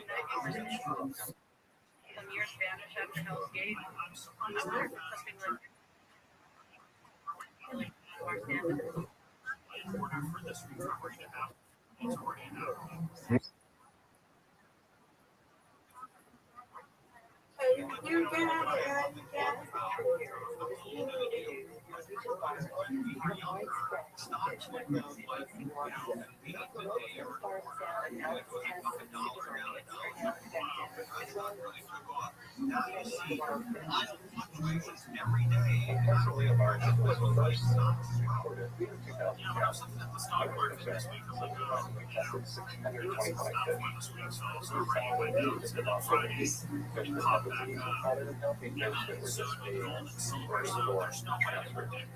So I decided that I would provide information for what this is. So I decided to probably get on a major concern for our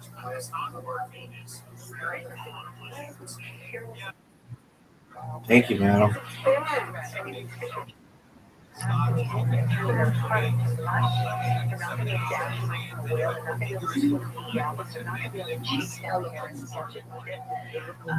They can't survive unless they are extremely fit. Now, imagine a killer whale, and you've got a heart that's touching the flesh.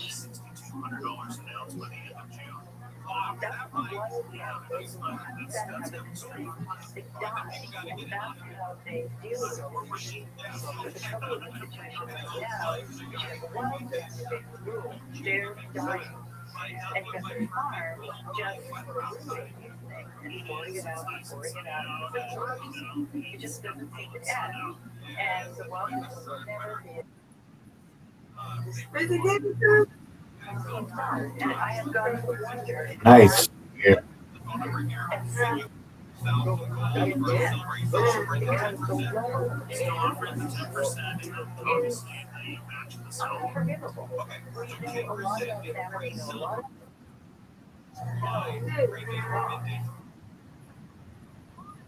Yes, ma'am.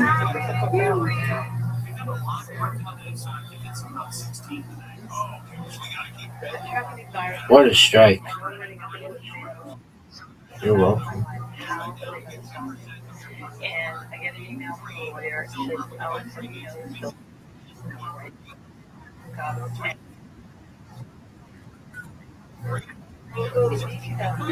agriculture minister Don Frey introduced Bill 37. For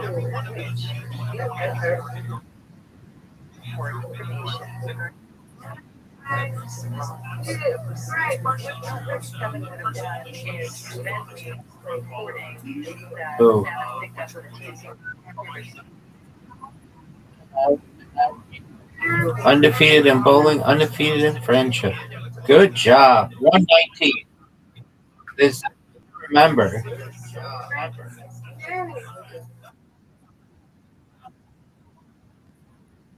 Wow. Great job, Mr. Aquarius.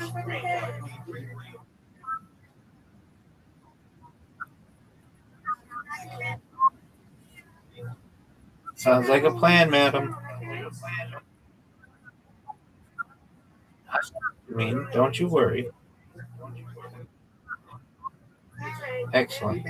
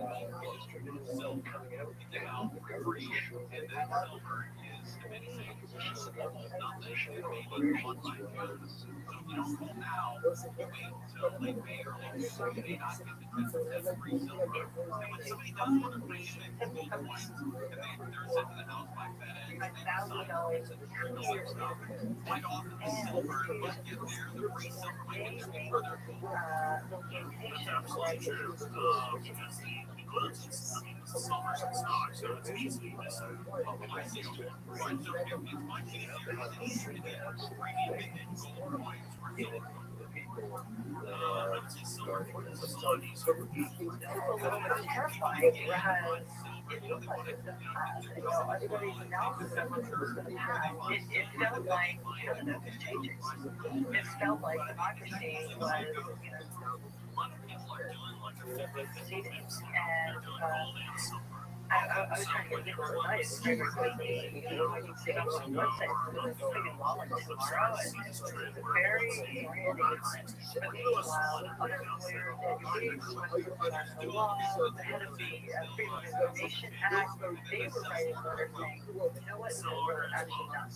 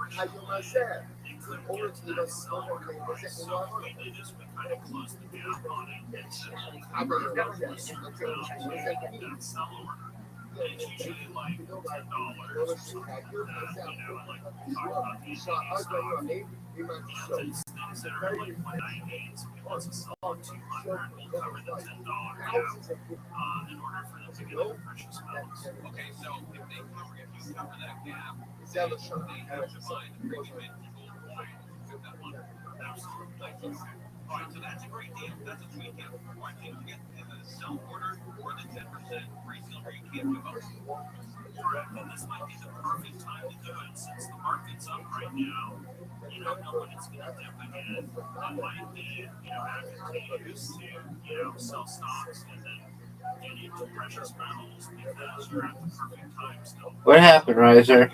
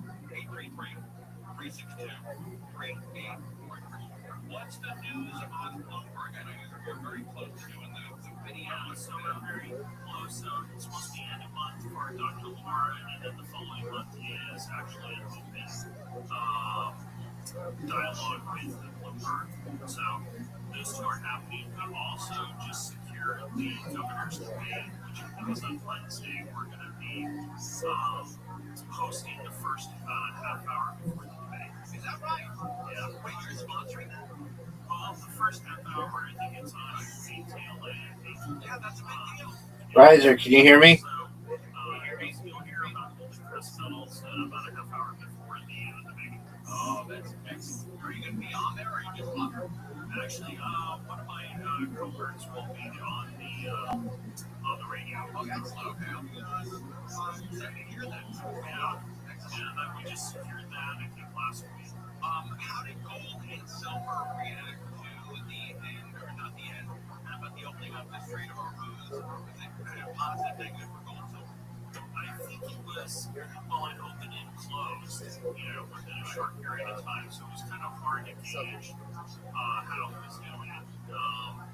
Riser.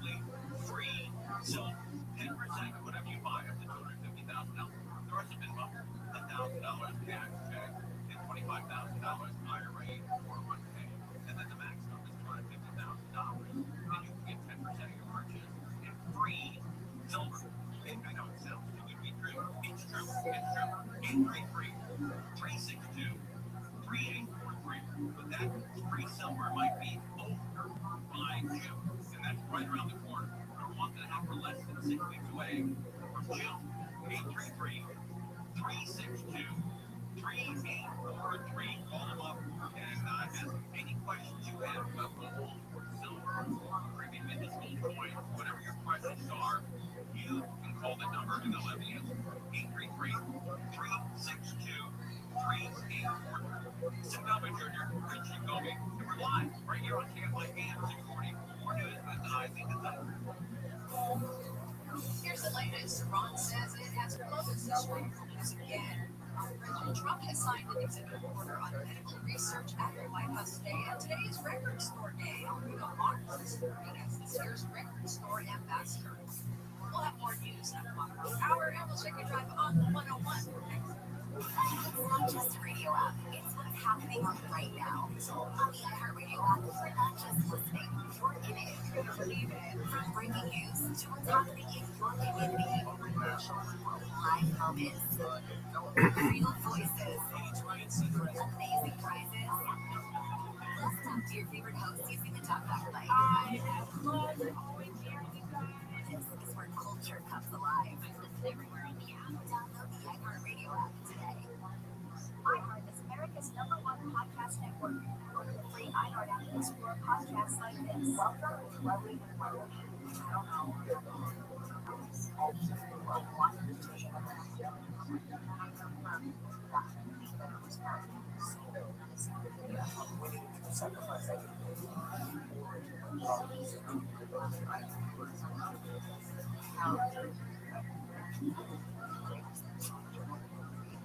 Every week, I'll sit down with fascinating guests. It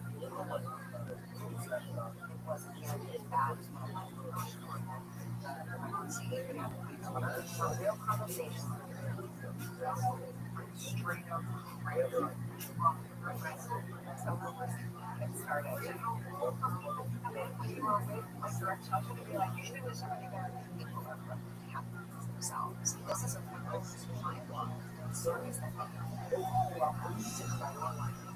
Listen on America's #1 podcast network, iHeart. Open your free iHeart app and listen now. KFI AM 640, more stimulating talk. Coming up on the next Bill Handel show, Councilman we'll talk all things LA, like the mayor's race, costs, and beyond. That's Monday, starting at 6 a.m. KFI AM 640, go here for the Press Report. Every Saturday, 5 to 6 p.m.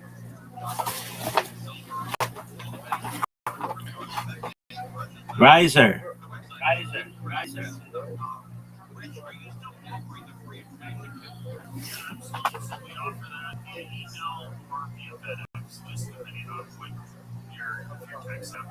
And what's in that report? What can people find? It basically talks you through the process of taking your 401k or IRA, just pulling in your precious metals IRA. So it's a very simple process, but it kind of walks you through it and what to expect. They really have simplified that when they first started doing that because a lot of people were very complicated. That's streamlined. Yeah, it's I would say it's complicated. It is some paperwork involved, custodian calls, but for the most part, they have streamlined it. Because I remember, recently one of our listeners did it and said he was astonished how easy it was. Yeah, it's gotten a lot better over the years because of technology and a lot of the stuff you can do online and fill out the applications, come in and notices that you need a social call and so it's actually Yo, did your phone freeze?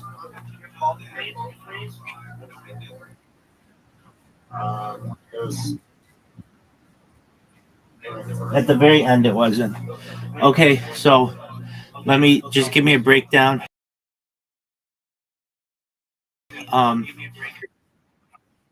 Like the last 10 minutes, maybe.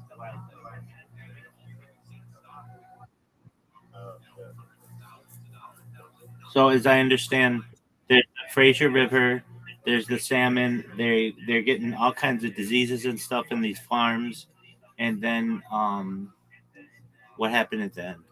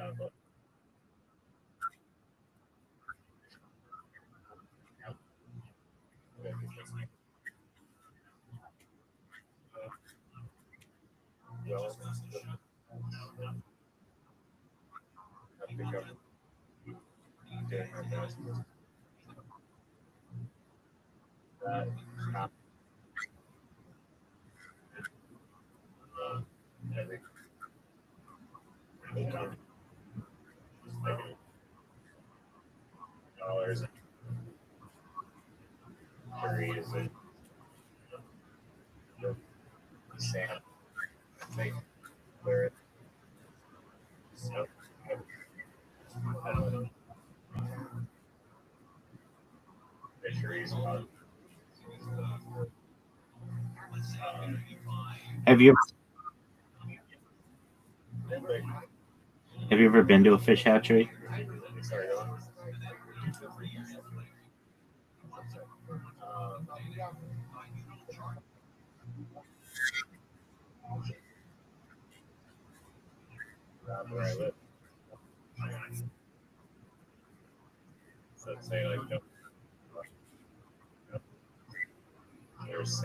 That's different than a fish hatchery. A fish hatchery is generally an artificial.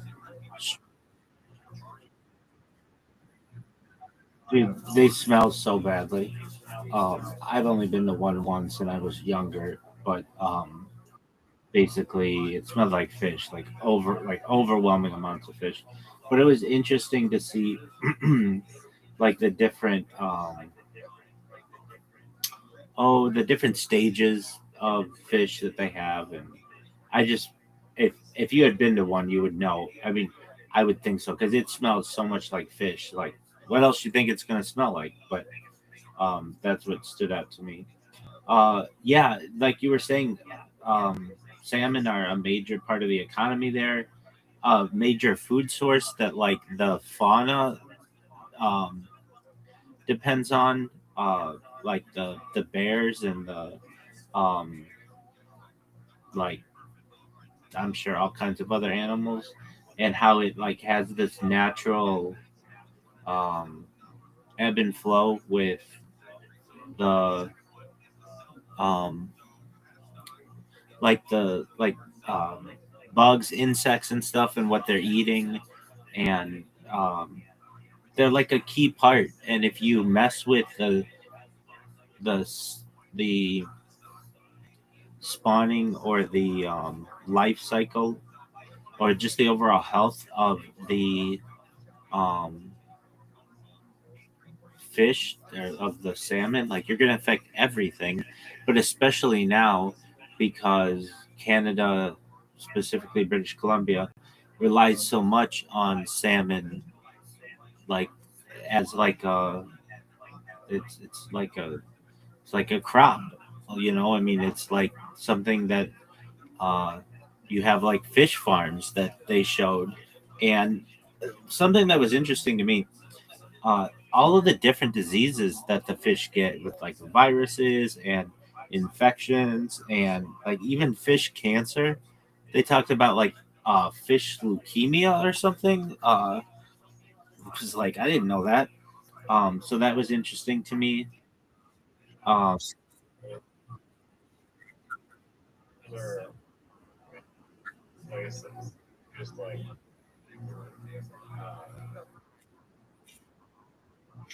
exactly.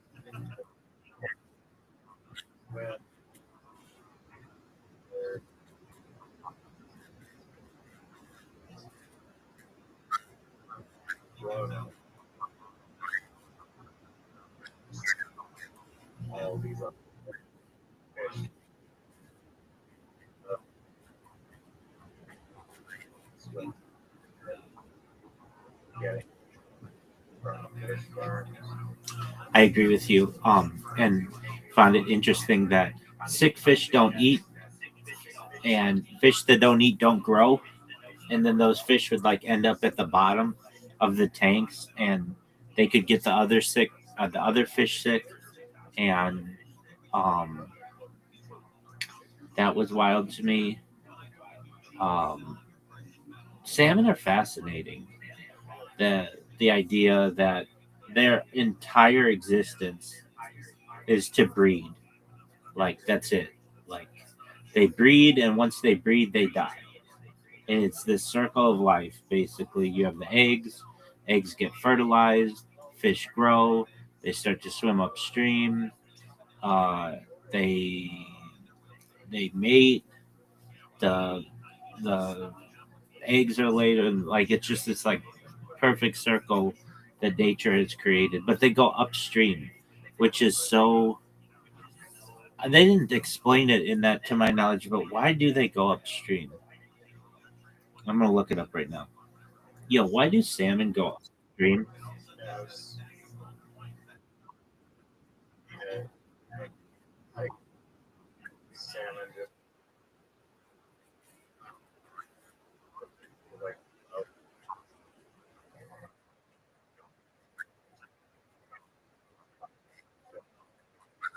get rocks.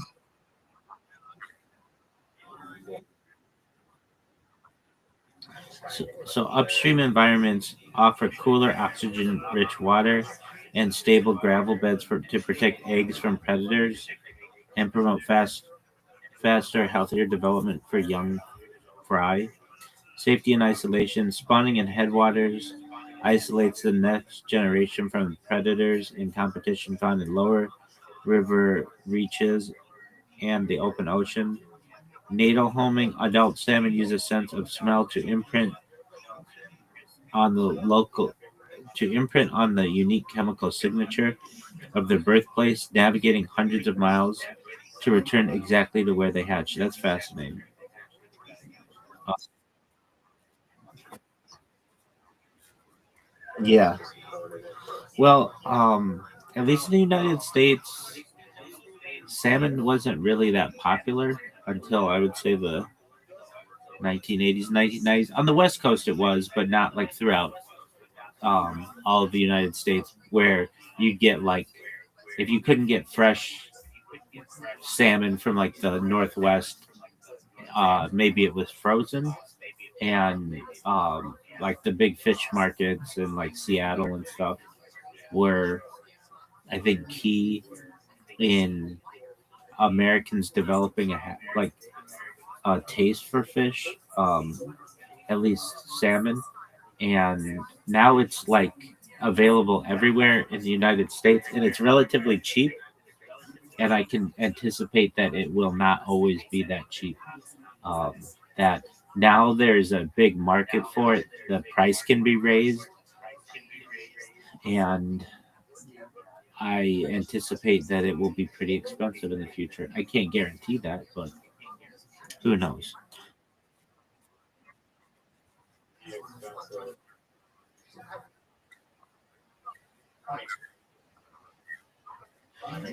It, it used to not be. It used to not be. It used to not be nearly that expensive. Um. Okay.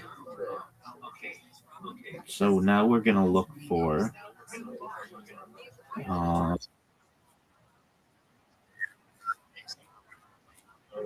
Bakery.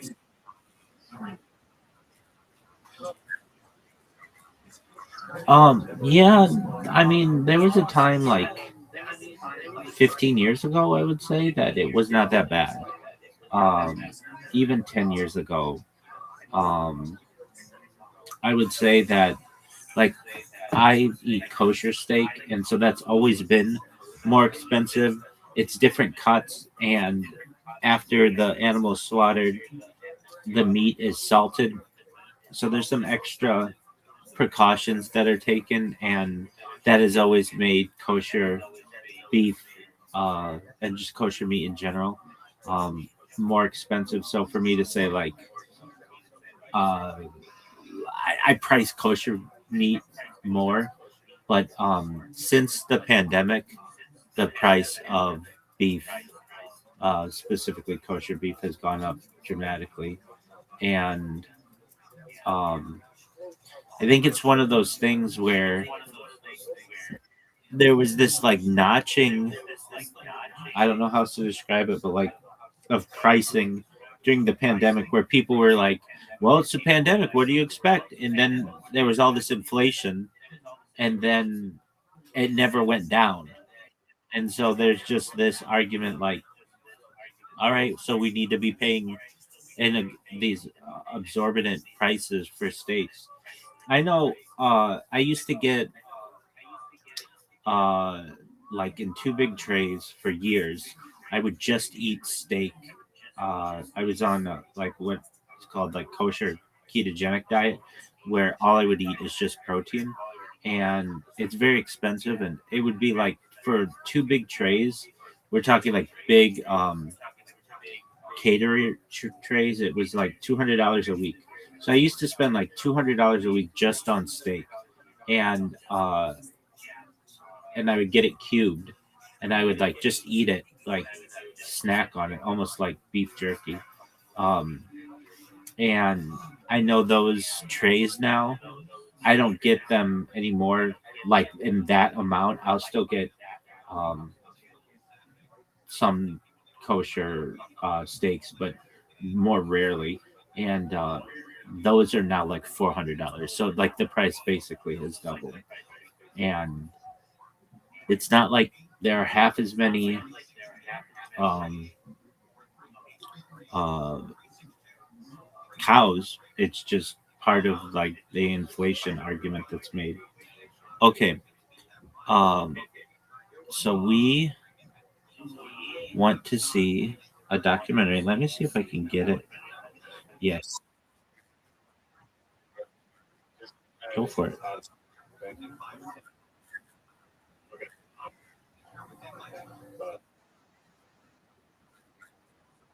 Documentary full of like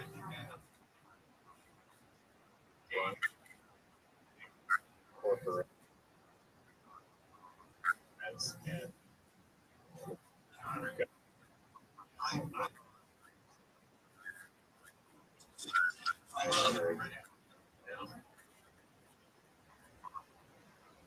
to be protected. Doesn't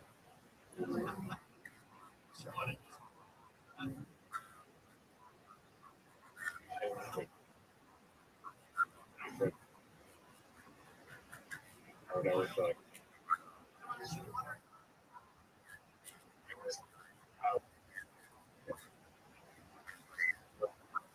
more lies.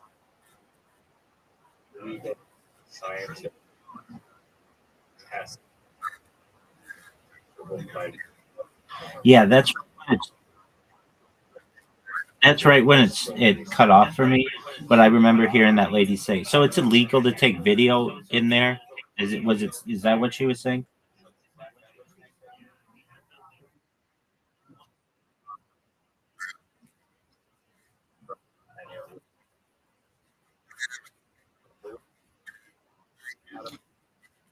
Right, a really big one.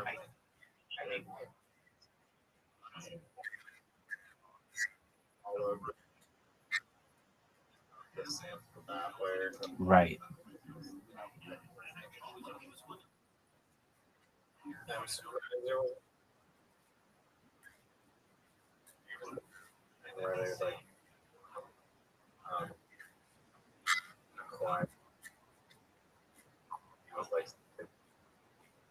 anarchist or salmon anarchist. Well, maybe they needed a salmon cannon.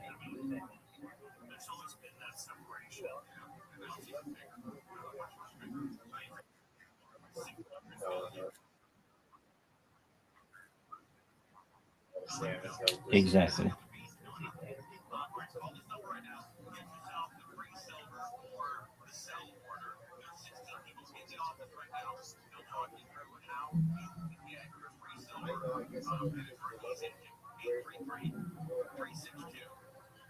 Do you like salmon? Yeah, well,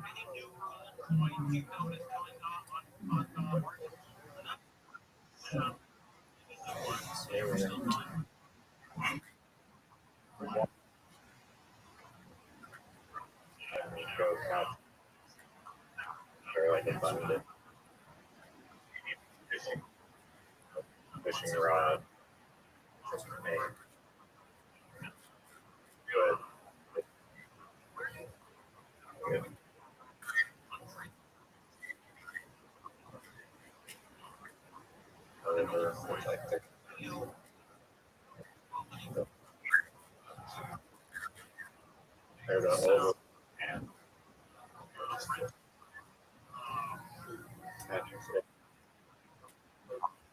A nice, beautiful fish.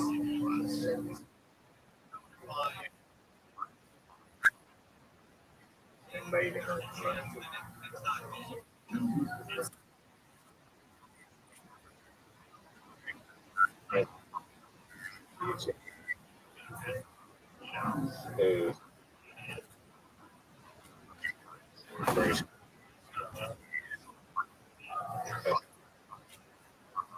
Island survival.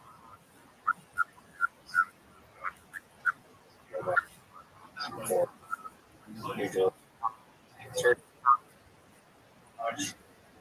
and other thing.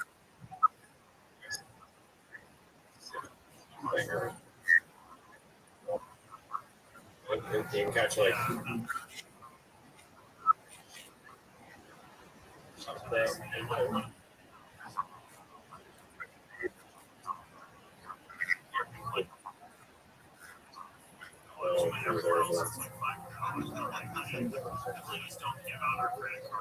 If you smoke the salmon, it'll preserve them.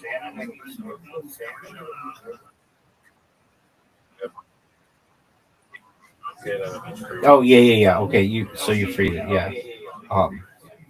What's that sauce? There's like a white sauce that they put with salmon that I really like.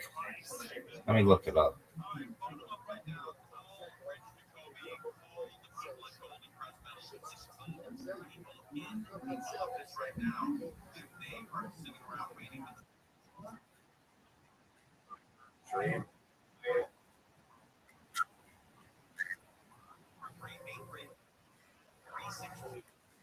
They're like two micro legs.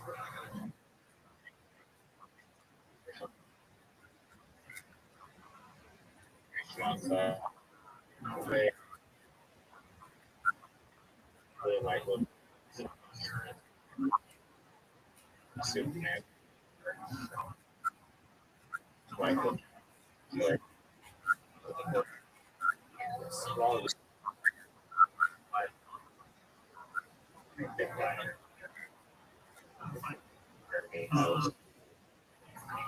I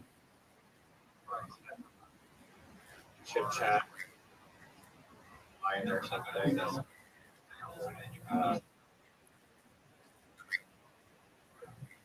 Then we boil white. Were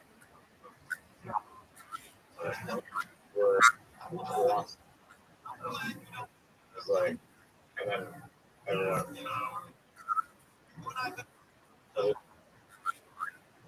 So the word.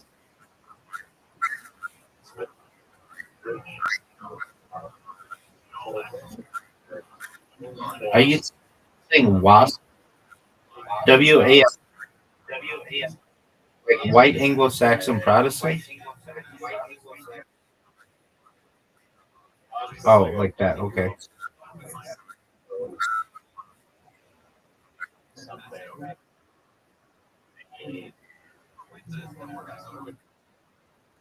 Something would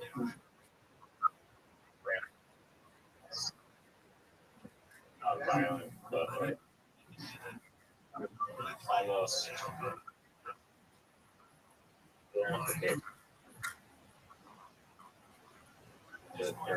Well,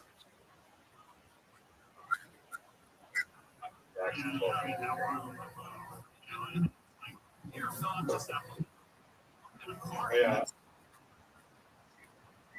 I protest get page reading that. Yeah, I mean, I don't want to be like, it's Protestant, not Protestant.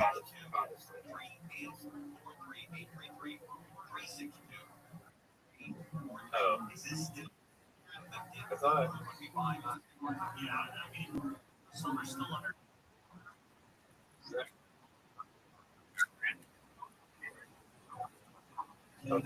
No, that's Protestant. Like, that's everything that's basically not Roman Catholic.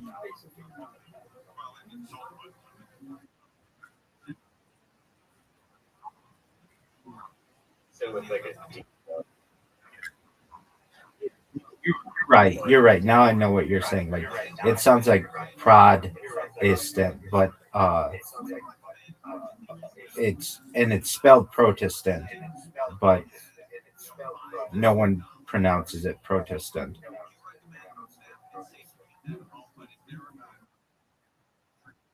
thought they're talking about Well, they are. They're talking about protesting the Roman Catholic Church.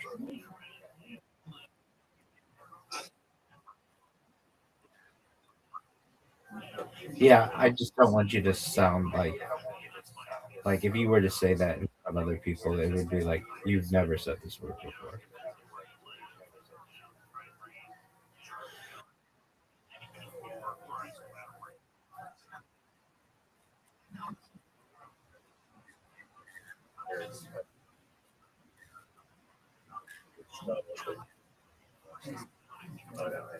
It's pronounced that way, but you're right.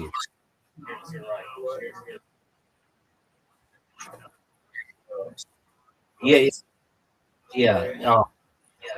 It's like a cream sauce. It is. It's very good. It's like white wine cream sauce. Not like sometimes I don't like fish. Generally, like um, even like fresh fish to me still tastes like fish, or still like there's just something off about that smell. And even like fresh fish that doesn't have a smell, it still tastes fishy. And so I like a sauce with whatever it is. Um, I will say this, like I could eat like tuna fish pretty like raw, like chicken basically. But I do like it with like a salad, like tuna fish salad. Um, I like tuna fish a lot. Like probably my favorite fish. Um, and tuna fish are so expensive, like they are like millions of dollars, like the big ones in like Japan.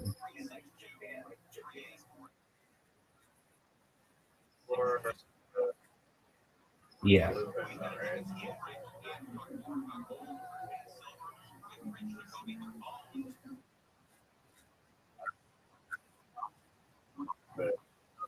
they are giant, but still, like that's like a house, like for like hundreds of pounds of meat.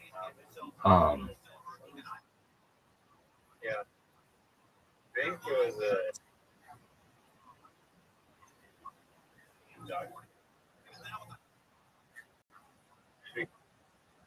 lunar eggs to extinction and like affecting the price of the this example.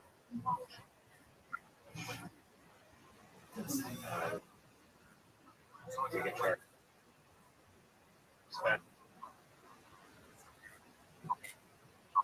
super places or but I risers of where it comes back. Creates like a cycle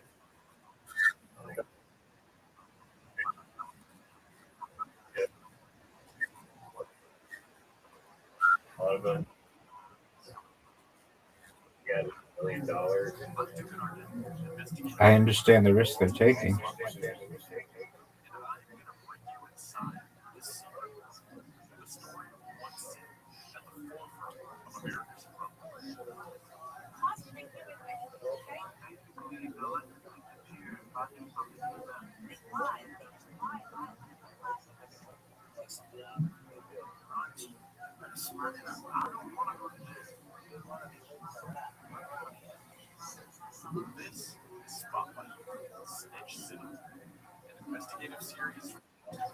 Listen on America's #1 podcast network. Free iHeart app and listen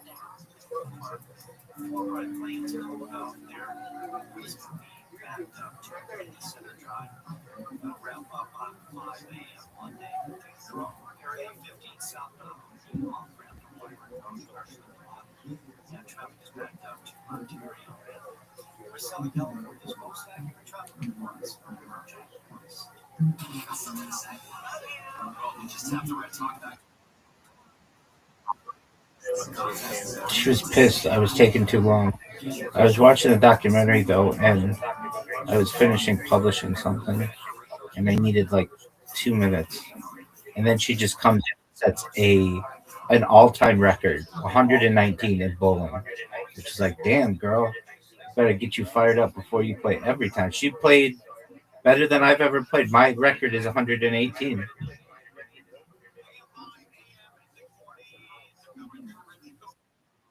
She just dominated. I, you know what? Let's just find that out. Yo, dog, in 5-frame bowling, what's a perfect score? Is it 150?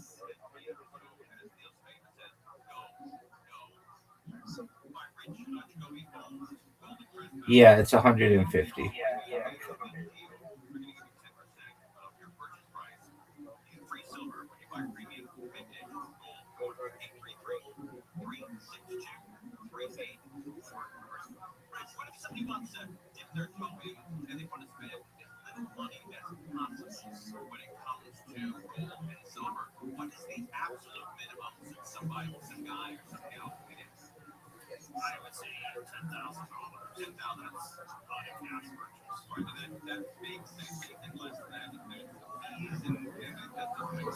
Shoot.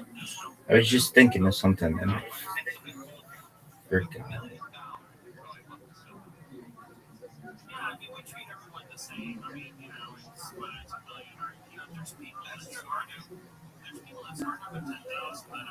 Shoot.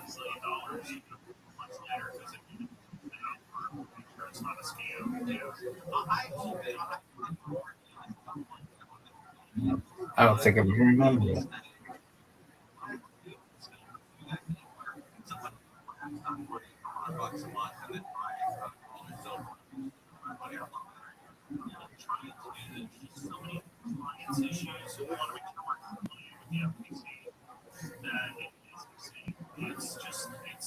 Oh, I remembered it. Yo, dog, give me a Harvard Law Review argument, perfect blue book style, on how,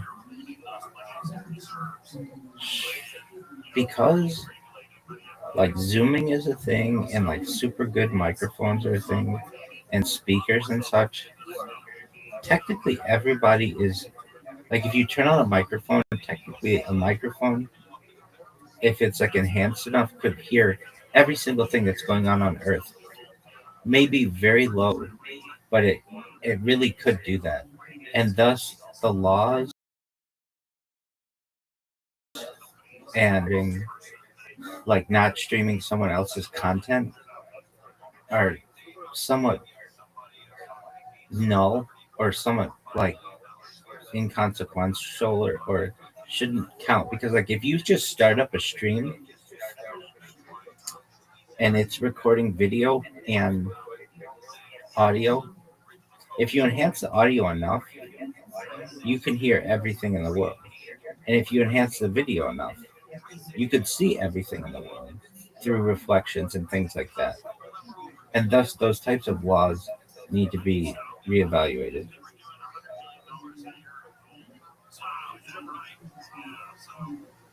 don't know which wholesaler they're probably buying directly from the buying gas. But yeah, I would say that's probably going to happen. People have called back and said, "Oh, I thought about it. I went to Costco." Exactly. But everybody that did when they came out with those gold bars or gold points or gold bars, they all made money. They did. And the unfortunate thing is you couldn't go back and sell it for profit. Yeah, we just can't return it. No. All right, call this up right now. 833-362-3843. Get yourself free silver. 833-362-3843. You can also hear Rich Jacoby this debate that we're going to have in California for the guys now running for governor. It did debate It's Wednesday. and on the radio portion of that, you'll hear Golden Crest Metals and Rich Jacoby. That's a big deal. You're on here. Unfortunately, you won't hear Rich Jacoby. You'll hear the company. You'll hear the company. Okay. Well, you should run for governor. Ever thought about that? Maybe I should be the moderator. Yeah, that's exactly right. That's exactly right. All right, call this number right now, 833 362 3843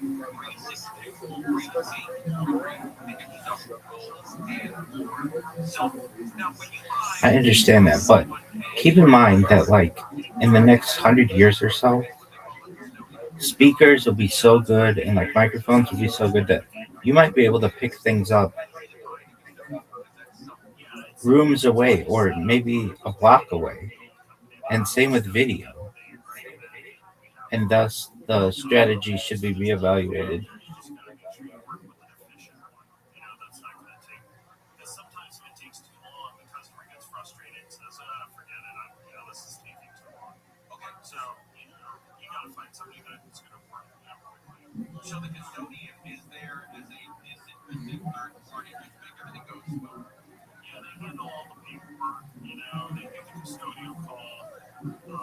So they handle everything.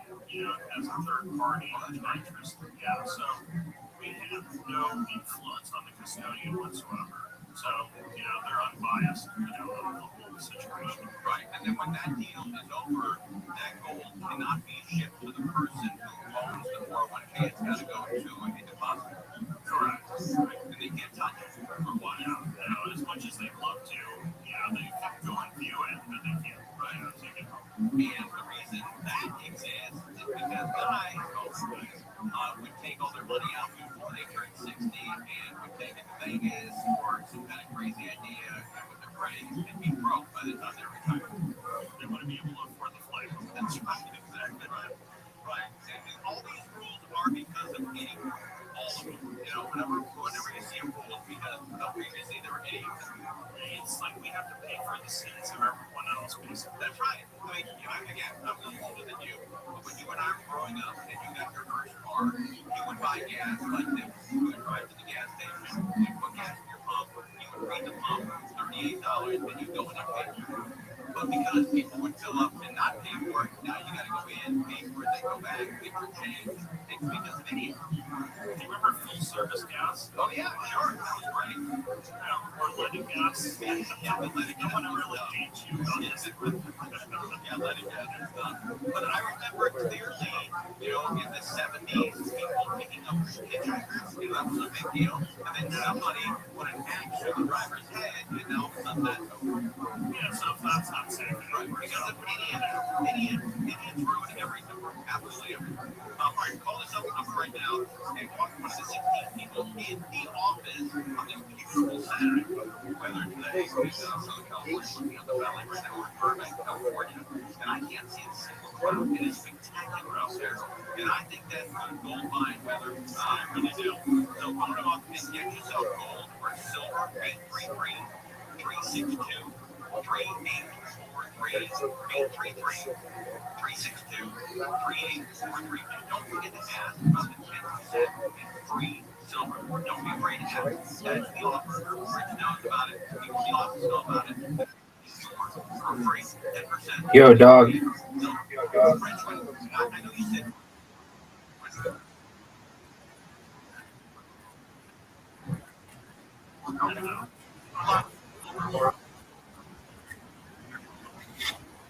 Yeah, I was trying to make an argument that basically stated that with the advancement of microphones and speakers and such and AI, like basically nothing is like everything is it could technically be picked up or like recorded, and thus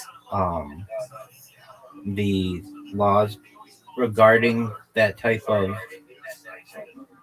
um, recording should be loosened. And so, what I am basically saying is that um,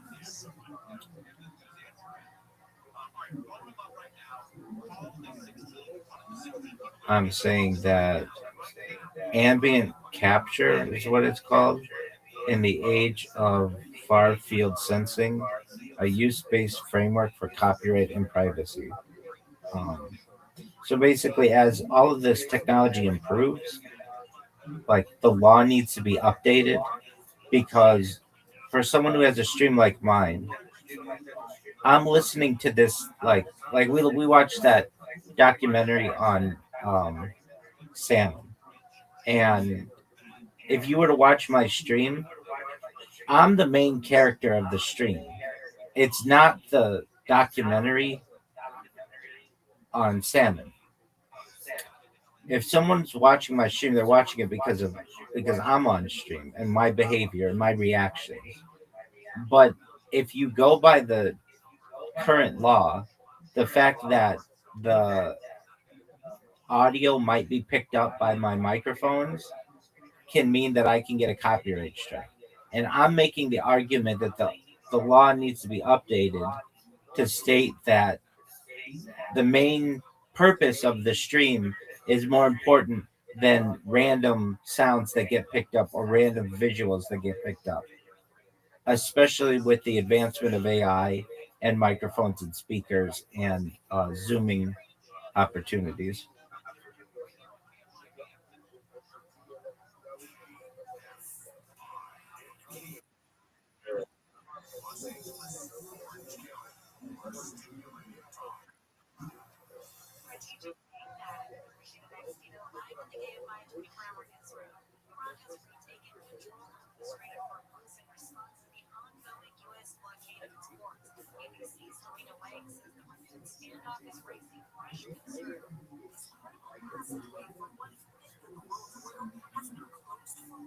I have a question for you.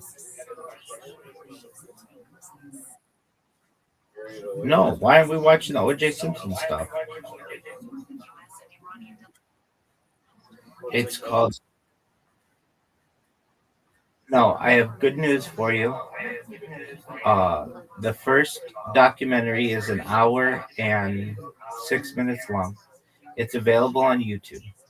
The second piece of good news is the other piece of evidence that I want you to watch is also on YouTube. However, it's 6 parts, but it's not. They're not all an hour each. They're like 30 minutes each. So it's not. It's not 6 hours, dude. All in all, it'll be like a little more than 3 hours. So just calm down. The name of the documentary is called O.J. Simpson, the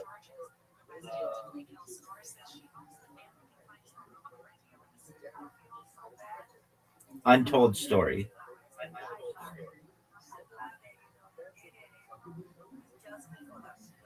If you want to know the exact name of what it's called on YouTube,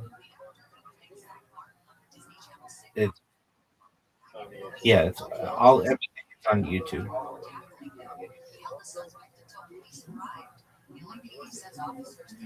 It's called O.J. Simpson. Type in BBC and then dash O.J. Simpson: The Untold Story. It's like an hour and 4 minutes, or hour and 6 minutes. It's by uh, Minerva B. Wells.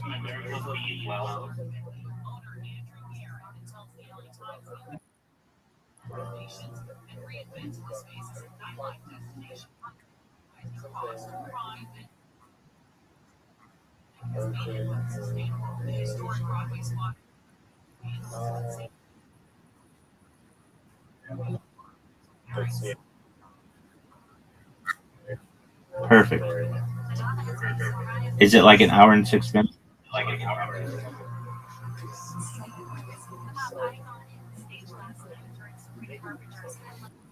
Excellent.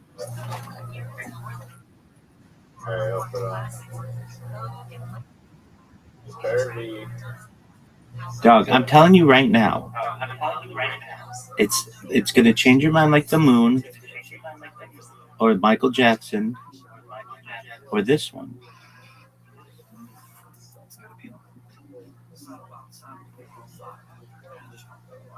And keep in mind, this never aired in the United States.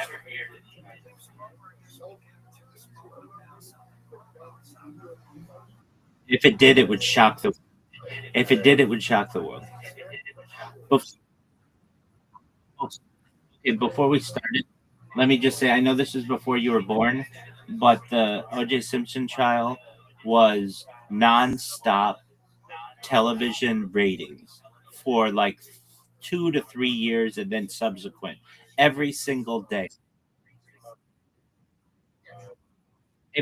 If you've ever heard of the channel called Truth TV, it might have a different name now. True TV. Previous, it used to be known as Court TV, and was literally created just to cover this trial. Basically, like entire channels were dedicated just to this. And then the racial aspect of it, it split the United States between black and white. If you were to ask black, uh, um, if you were to ask black people who are like African American people who watched the trial, many of them thought that he was innocent, and do the same with white people, and they thought he was guilty. It cut along racial lines very closely, and um, what we were told I mean, just like you already know, like it's a punchline. Once something becomes a punchline, like, oh yeah, Michael Jackson touched little kids, or oh yeah, of course O.J. Simpson did it, it's really hard to change people's mentality on that, because if you break them of that, then what else could they be wrong about? That's all I wanted to say. Thank you.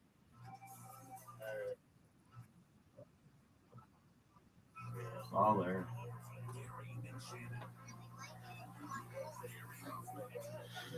Thank you for streaming.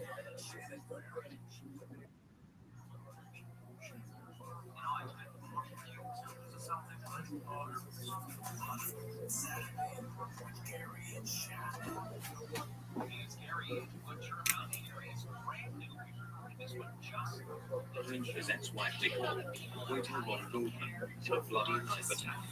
Find the defendant Orenthal J. Simpson not guilty of the crime of murder and violation The verdict divided America and the world. In the eyes of many, despite his repeated protestations of innocence, he was and remains a guilty man. But the world has not been told the full story. Tonight, this film reveals that the evidence heard in court was only part of the real picture. It also reveals that clues which pointed away from Simpson as the killer were dismissed completely. It shows that evidence was classified and destroyed, that the police unearthed the crime scene, but the evidence was untraceable. And it reveals that there is a potential suspect, a close member of Simpson's family, never been touched, and that months before her murder, someone was offered money to kill Nicole. This is O.J., the untold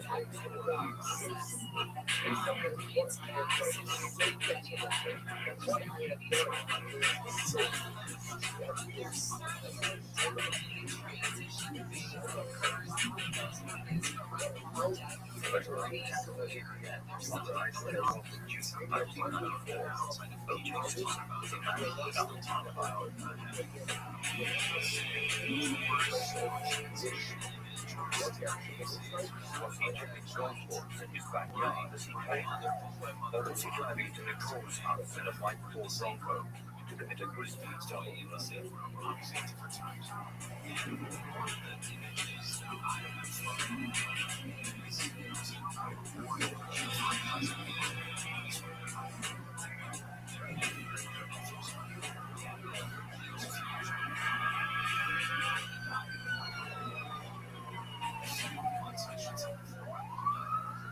At 8:45 South Bundy Drive in the comfortable suburbs of West Los Angeles, Nicole Brown Simpson and Ronald Goldman lay murdered with multiple scars.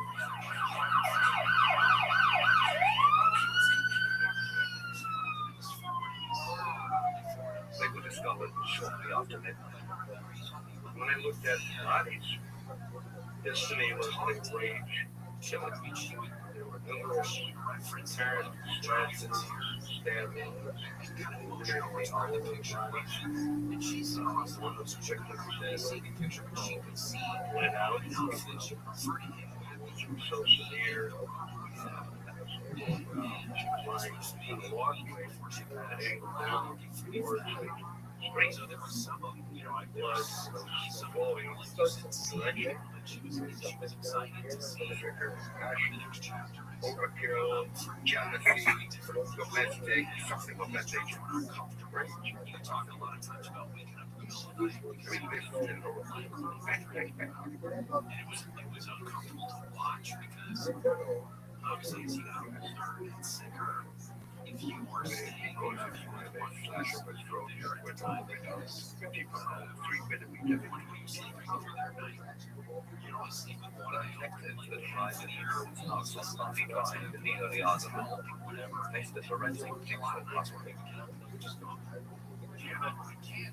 There was a left-handed leather glove in the body footprints. He fired off so far, taking away from the scene to the rear of the property.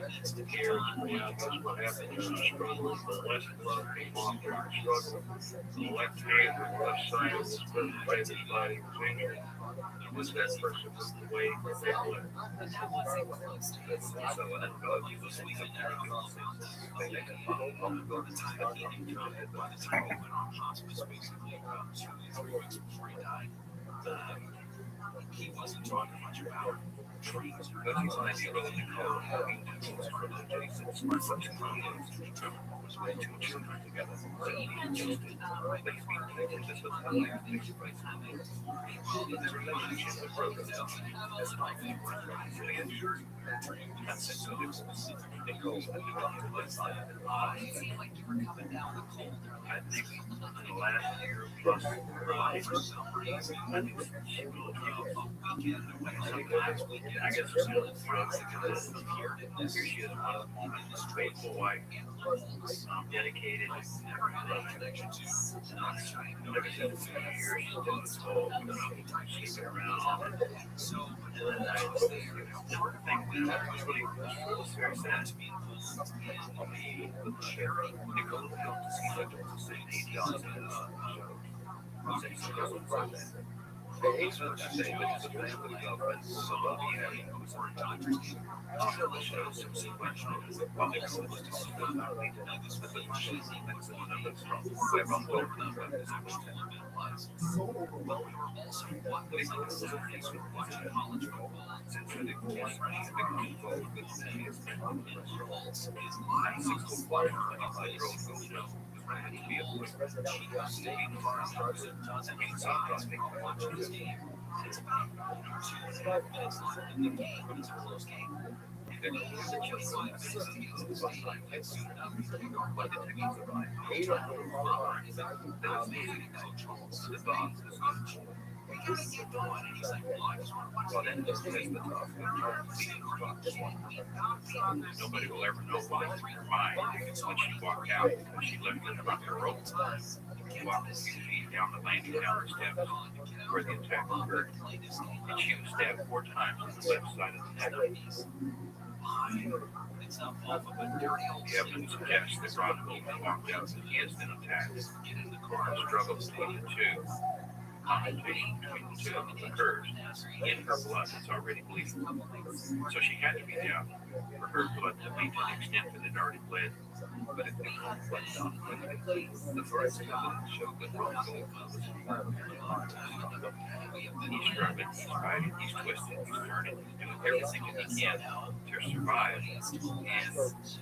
And the other person is doing everything that he can to find him and kill him. That's the way to silence someone. One has to know that you sever the throat.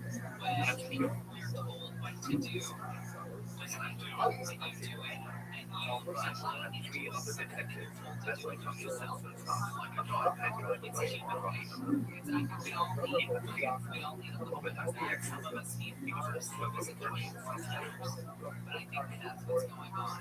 unreliable detective on the door.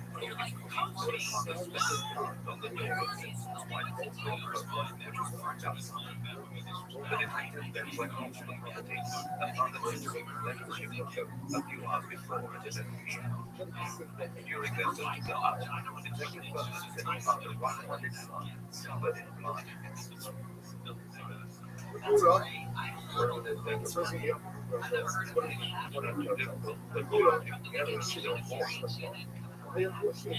Here's what we have. So right here, this cloud becomes trying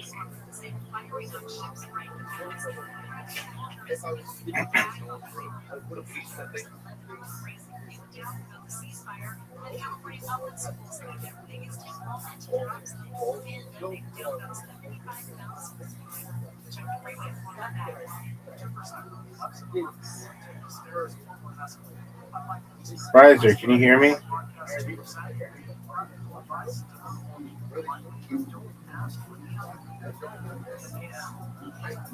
Some personal hardships will come out on the other side. You may have to build healthier person.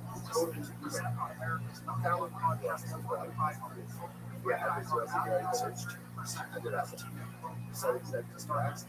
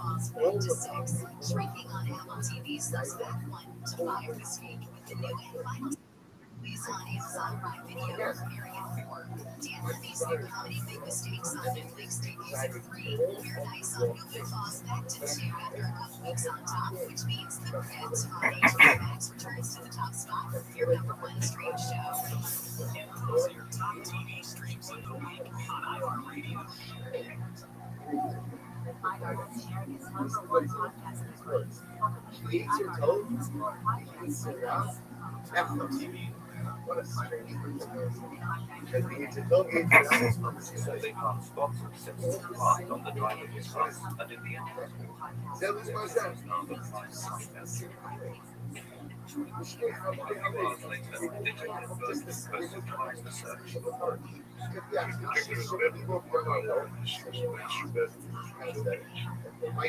I have talked for several folks, one of which some socks on the bed on the floor.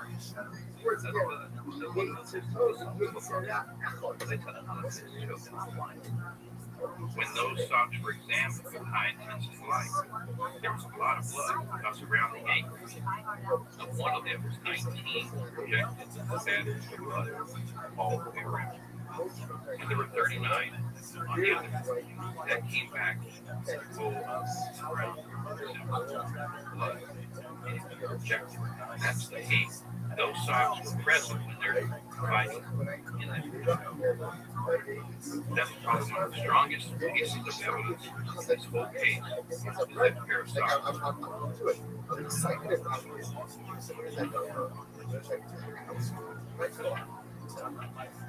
Simpson the whole Chicago into this impossible disease and the story that was breaking all over the world.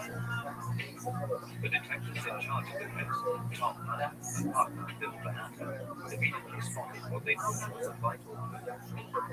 We not only wanted to sneak get involved, we kept waiting consistency down the road that is indeed. Guess which the best thing. Back up. Get out of the way. Getting this evidence in the hands of our killer probably ended on the left side of some body with a left-handed glove. He's got his left finger cut. Got the finger photographed, cooperated. We also got his glove. And get these forces simulations on. Play it all up. Now the person sounds both some other way. Cuts himself all the time. When did you park your Bronco lock it in? During 30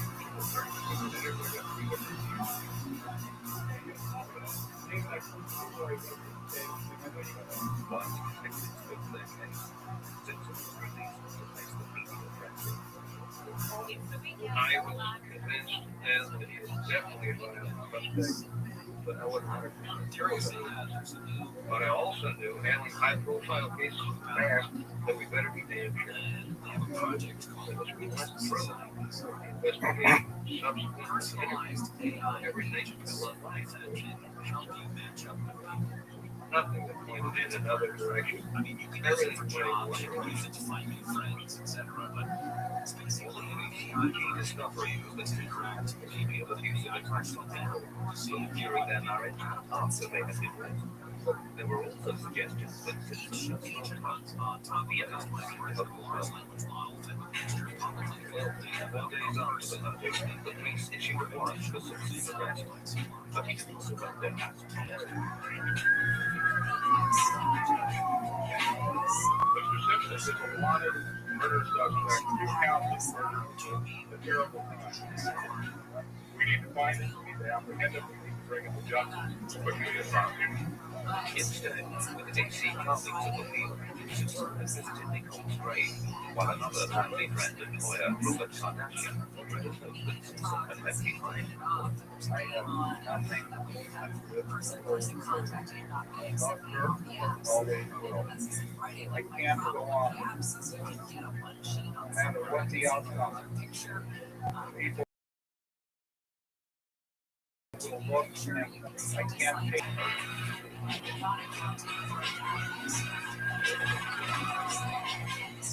As the drama unfolded on live television, thousands came out onto the streets to watch the most wanted man in America go by.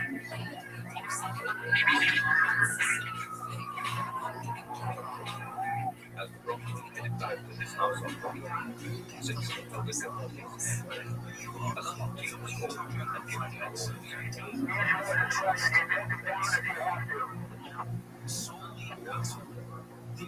Growing up in the Broncos was 24-year-old Jason, single son by his first marriage. Shortly after the police dragged Jason away from his father, Simpson gave himself up. In his own words, a depressed, lost man. In the months that followed, the police continued to build their case.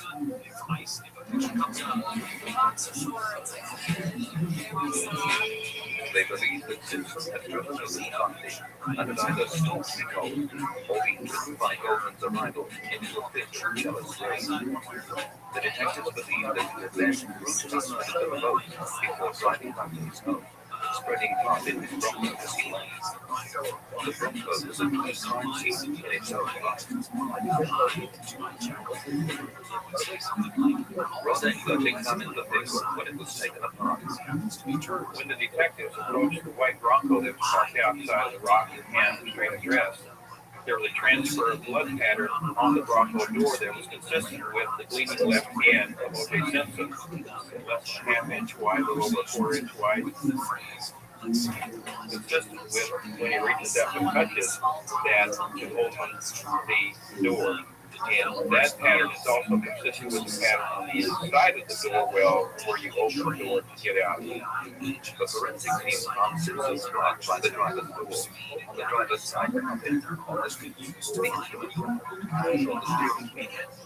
But it was the discovery of Nicole Brown's and Ron Goldman's blood, particularly on the center console of the Tuesday.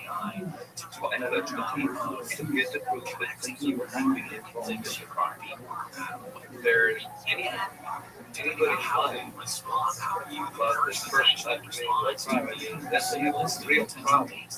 Reality. We need something to point another direction. We need something substantive that says if someone else did this crime. None of that exists. Absolutely none of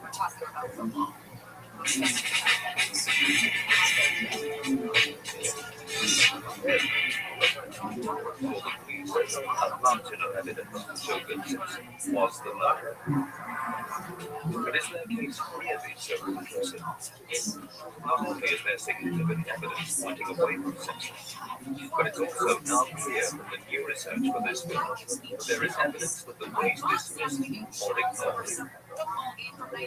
One private detective has wanted it up, and what he has discovered puts the prize on a completely new crime. Dallas, Texas. Over the last 40 years, Private Eye Bear has solved a number of major cases and has a reputation for taking nothing for granted. Right from the start, he had major reservations about the police handling of the case, and so he began his own investigation. There's stuff like blood by the bungalow at O'Jays. When you put two and two together, there's a little bit of blood found on the Bronco, a little bit of blood found on the driveway. I think they made up their mind very quickly that was O'Jay. And from that point on, they went no further. They had the man.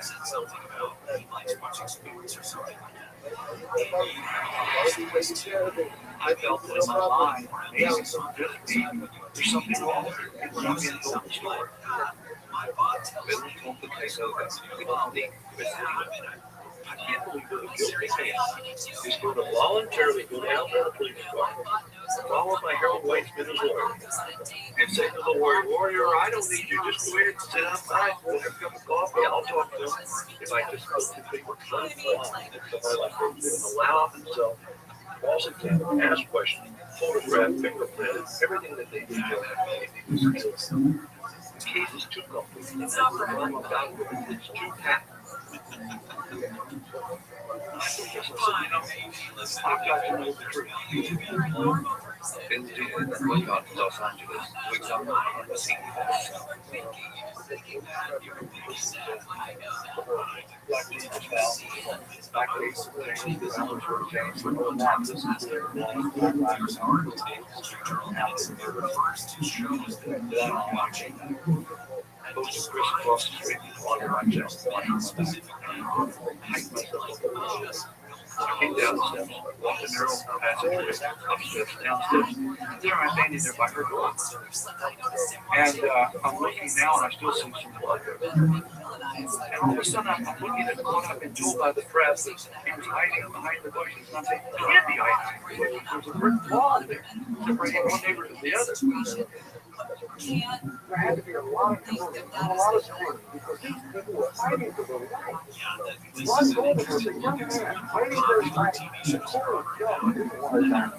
That's weird. And it's one of the things that really bothered me all along. I'm a single parent. I couldn't really forward to myself coming here to the social, even my ex-wife before I left, and leaving my three minor children to walk out and see the fight of the cold dying here. As long as the name against them, bleeding all over the place with his eyes wide open. No guy as a parent can do that. The other thing that was funny, the people that we talked to, they all said to me, did you know that OJ's father took the side of blood? A weapon such as a knife is a weapon of choice. OJ could have done anything other than use a knife. He was afraid of blood. If you're going to use a knife, you're going to be cutting something, so you're going to see blood.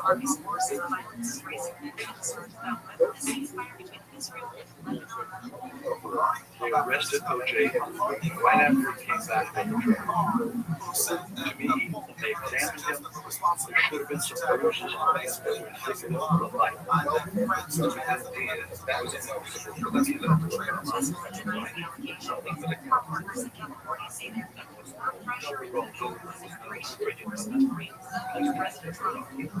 I think that's the one thing that really caught me off guard. How do you like someone writing expert to some degree? With 20 some odd staff fighting for life, he's got bruised muscles. There's marks on the bottom of the open finish. There's a mark on canvas top that he was trying to kick out, trying to defend himself with the right emotions, defensive posture that he's caught. George, you've had a chance to find some pictures as much as you can. And he tried to turn off the expert child. This is not it. Bill Horn's child, they showed me stuff. He thinks the cops in there.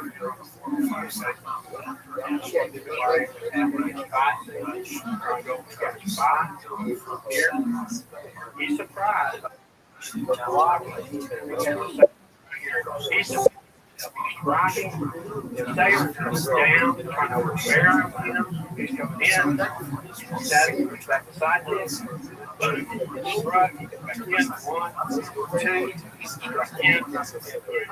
Would there be any marks on your body based on what Goldman has just done to defend himself and protect his life? If there were bruise marks on his knuckles, what would that be indicative of to you as a professional? He's striking. Striking well. Stick your hands up to strike. I would say there would be striking in here and in the facial area. Reading the autopsy report, he had bruises around these two knuckles and some with the third one and his side, especially at the end. I have done this like without any bruises whatsoever on my body. What would be the least I could walk away from? The least you could walk away from maybe a black eye, bruised, maybe broken. The blades and the examination will be off to the level. Those injuries or bruises It's just one thing. Various offices a broken glass hotel room in Chicago. Forensic pathologist Dr. Werner Spitz in the photograph and testified in court again. What do you wear? How much is it?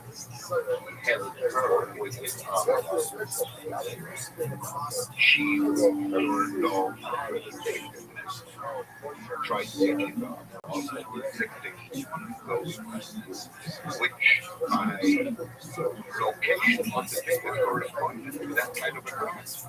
But even if they were fingernail marks, golden or the color golden snails were too short.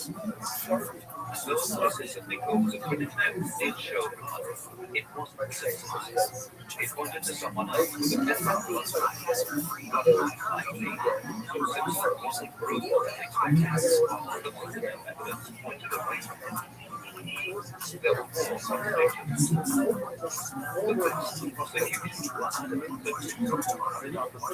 in a spontaneous and the later believed that this was more than the just even this wasn't the most disturbing aspect of the police case. There were serious questions about the reliability of the evidence against one of the world's most respected forensic journalists is Dr. Rabbi Rothschild. But then, he exactly seen the first time. Certain things are please procedure. That's where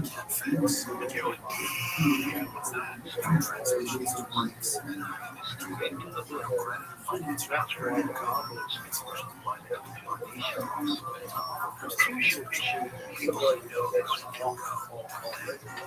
so you begin redistributing all this time so that you may listen to their own shooting pattern. That little area becomes so complicated. So many different patterns there. We Here's the Rita is a British specialist in history, and after he's the first handling of the scene, he's astonished by the disregard of the procedure.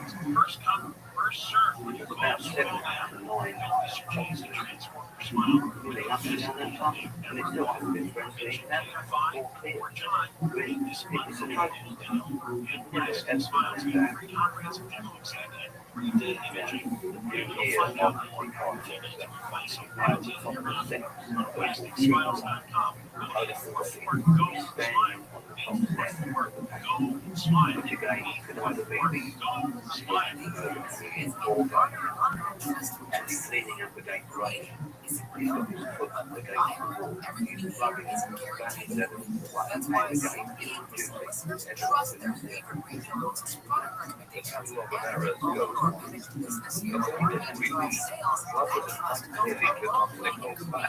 Very close to being Thank iHeartMedia, a part of the 2026 plan today. Visit iHeartAdvertising.com. Again, that's iHeartAdvertising.com.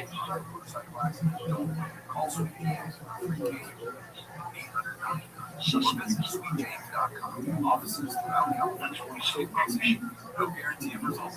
Some case.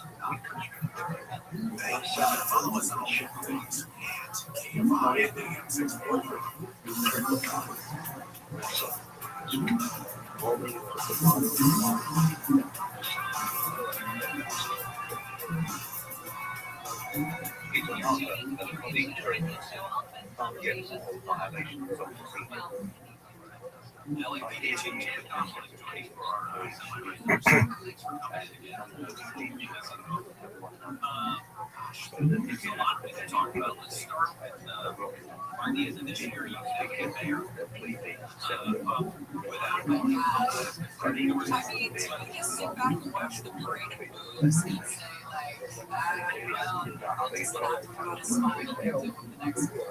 there are also major concerns about the blood evidence in the body of being in the state house. Incredibly, a number of officers who had the body crime scene were reported to have been inside the Broncos, even sure it would be examined. And one of those officers looked after the Green Job. From stage originally they much of the distance like this, obviously. He's got the image of the kids were there ever went over the part of the other right when a video road and it's been everybody following the kids and provide the best service. Well, I get that you're watching the reality. It's very intimidating. It's very intimidating, obviously, to reach out to. I'm glad you brought that up. It should be. It should even be in the conversation of politics. Unfortunately, when you have a city like Los Angeles, Remarkably, just 36 hours after the murders, the Buffy Drive crime scenes fire was down. between the parties, But was this a case of bad police practice? Or was the evidence actively tampered or even planted to help them investigate? yes and no. There were two pieces of evidence against us. Nichols' blood was found on a pair of citizens' socks in his bedroom, and blood was found on the back gate of Nichols' house 3 weeks after the scene of being washed down, providing the best match by far was DNA and the disease. The jury was surprised that it meant requested that something had to be done on the bloody results of the case. Each time they both reviewed treatment of preservatives for EDTA, or EDTA is used by forensic scientists to stop blood clotting in the test tubes. That's actually his line. The swab test showed that EDTA was found only in the blood stains, while the rest of the swab. The gate test had the same result. EDTA was found only in the blood stain, and not in the control sample containing EDTA. For Terry Marston and Peter Harper, there is only one interpretation.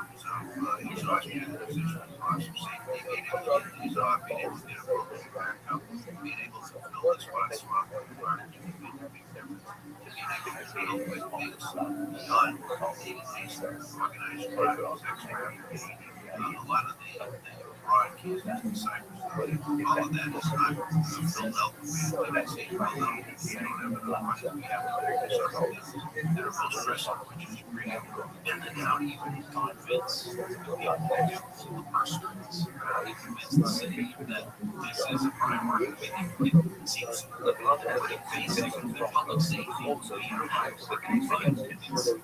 It's not days after the murder was surprised. Since the blood was found, but there were also traces of both victims' blood.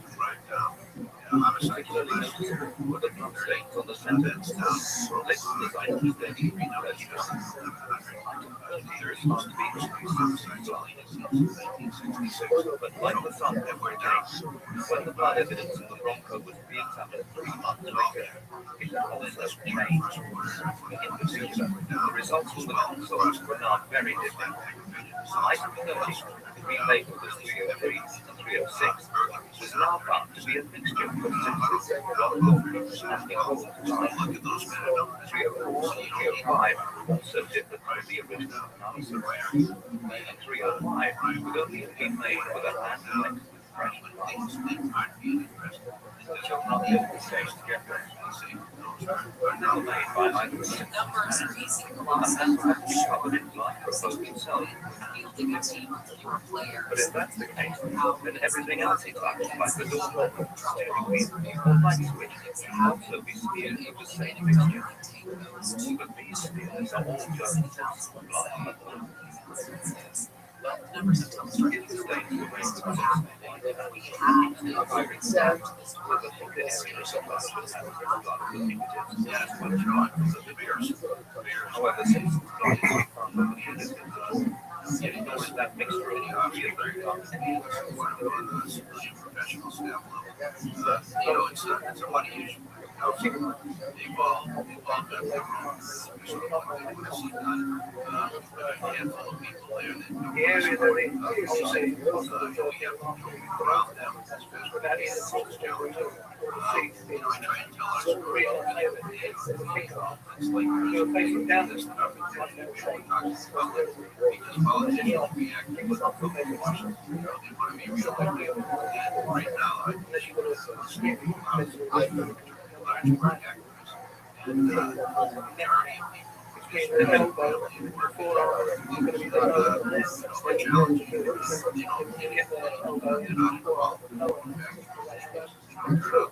The loudest, most obscene, angriest voices. So the serious difference of the blood from the wrong goes to the game.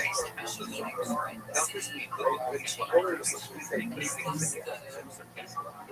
numerous allegations of conservative about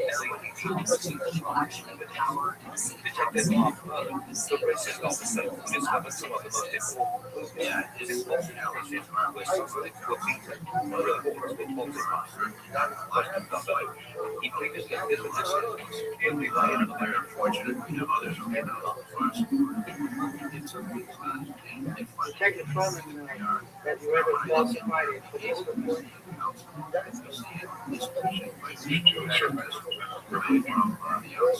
Detective Froman, plans on manufacturing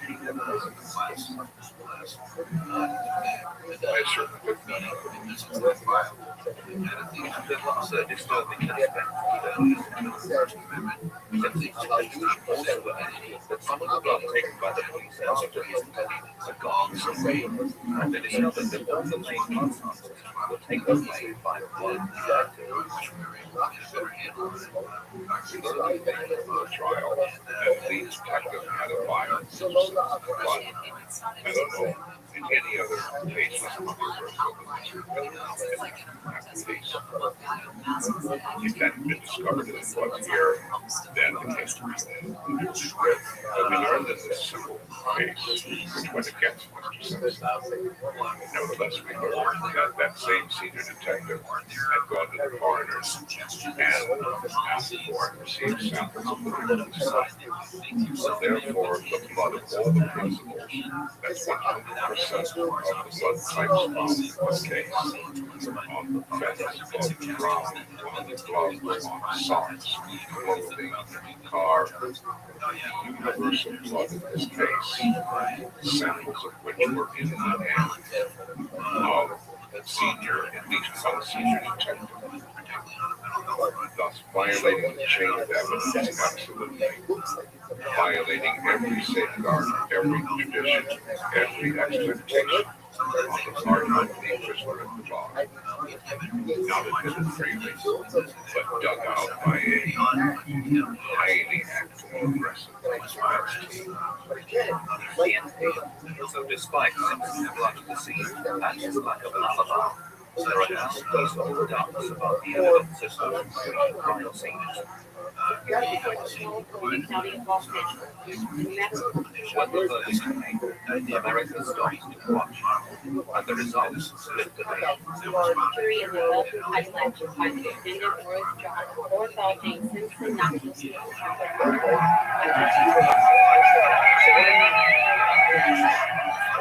Some hailed the result as a victory over a system that would do anything to secure a conviction.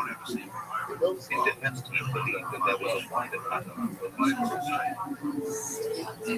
whatever evidence may have been manipulated, a year later Simpson faced another trial. This time in the civil court. In this case, brought by the victim's family, dramatic new evidence emerged.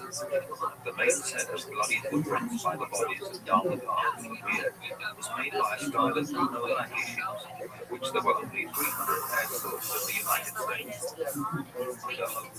Simpson denied its commitment.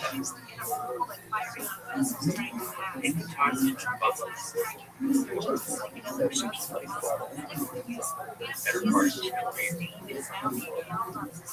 heard about his testimony regarding the shoes. And sure enough, he has pictures.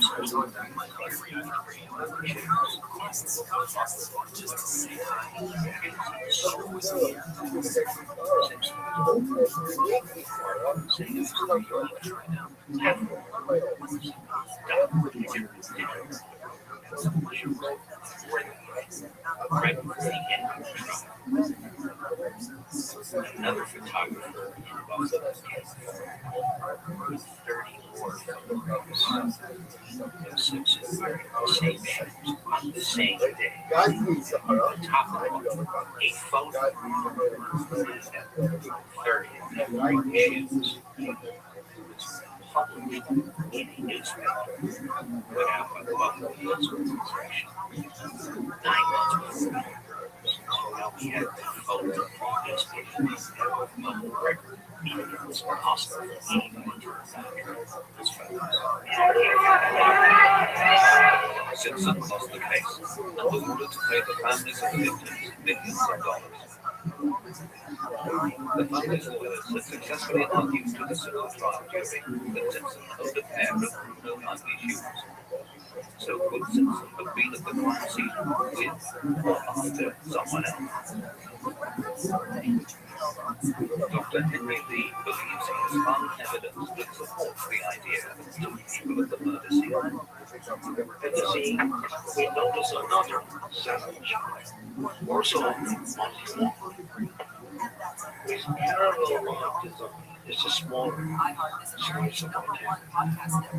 Open the free iHeart app and explore podcasts like this. Which indicative material expected method of counseling. Dr. Lee was told that none of the treatment of the police officers or other officials at the scene matched this parallel line design. Which comes another suspect? It's a possibility. Could be a witness, another possibility. The Simpsons defense team also unearthed the third possible work. This time leaving the scene heading on to Bunny Drive. So is there an explanation that makes sense of all this evidence that points away from Simpson as the killer, and yet explains the footprints and the blood at the scene? Private Eye Bill Deere thinks he has some answers, and tonight reveals his findings. Watching the trial down my line came to the crime scene. To me, he came after the Deere wondered whether anyone else could have caused Simpson to go missing. After investigating other possible suspects, he honed in on just one, Simpson's son from his first marriage, Jason. Then I picked up on my source and I said, find out if there's any record at the police department of Jason Lamar Simpson ever interviewed by the police department. They didn't.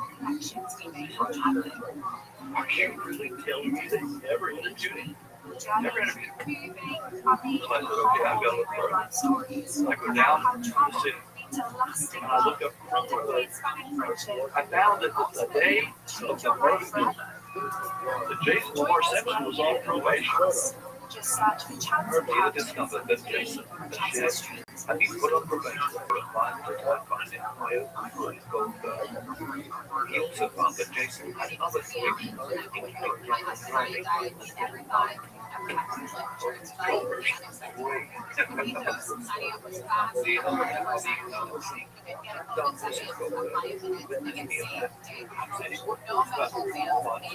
And one day he called in and said, hey, I'm saying, and the other person came in and said, hey, I saw Jason.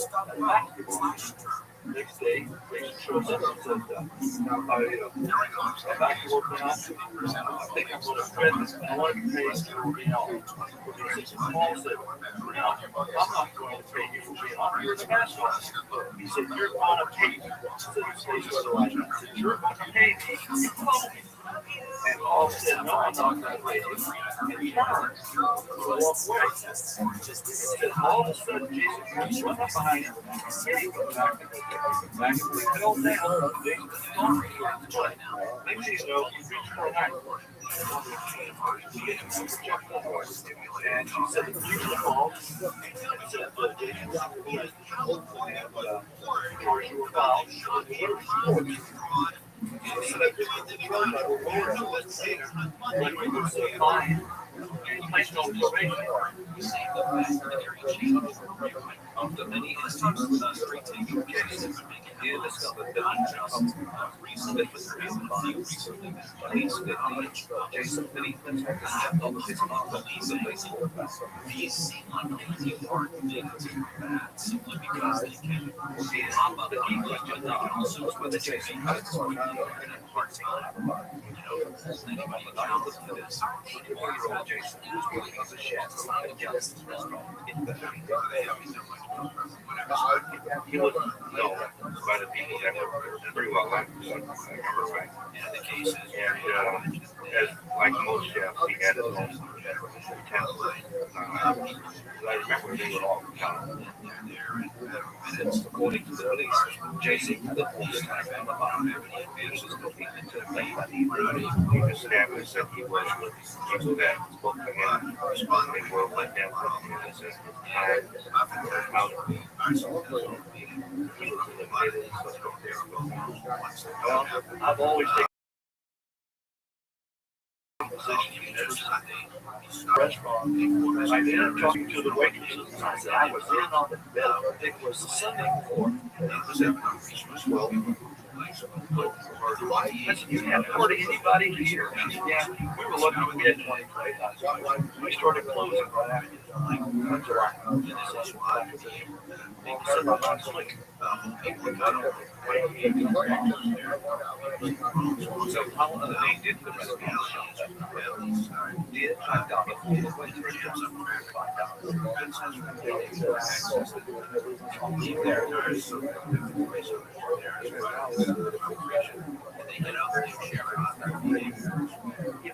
Sunday night, you go up and we only 20 to 25 people.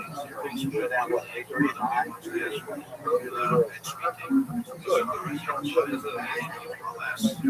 Jason is on the line. Jason himself was given on the conference. He stated that his girlfriend, Jennifer Green, picked him up at his car in around 10:50, and they drove to the He then dropped her off. When he watched television,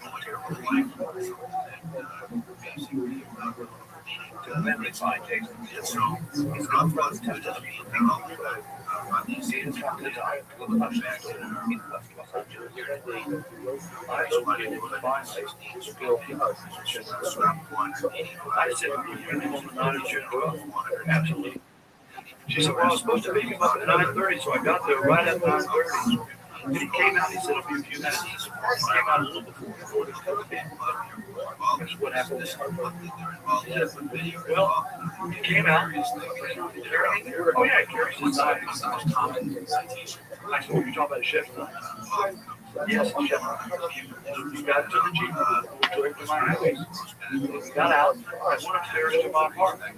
I said to him, so I was there, he was with me until after 11 o'clock. The two stories were a direct contradiction to each other. The times were different. Jason stated that he never went up on it, but Jennifer was adamant. She didn't verify it at 9 o'clock. The timer didn't show the time we left. We left about 9:45. It was about a 5-minute drive from Jackson's restaurant to Jennifer's apartment, and a further 15 to 17 minutes to drive to Nicole's house on Rocky Drive. So Jason could have seen at the crime scene at around 10:15 that night, which was the earliest the police believed were murdered.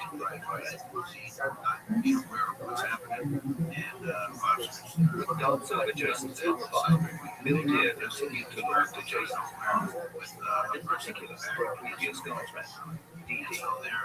What she said astonishingly. See, this is right there. I dated him for quite a period of time. I liked him. But he had Dr. Jekyll, Mr. Hyde personality. In fact, he tried to kill me. I went home one night and Jason was mad. I picked up Chinese food and I ran for my life and he jumped on me. He had in his hand his shovel. He took and hit me there and reached down and I thought he was going to kill me, but instead he took the knife and he caught all my hair.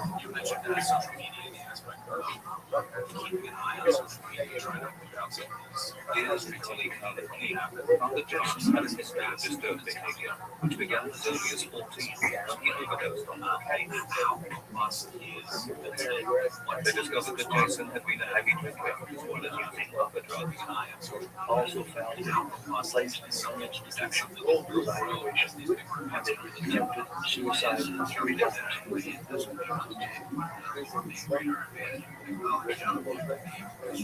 One of Diaz's many advices to go through after examining Jason's rubbish online, he discovered that Jason was consuming a lot of alcohol.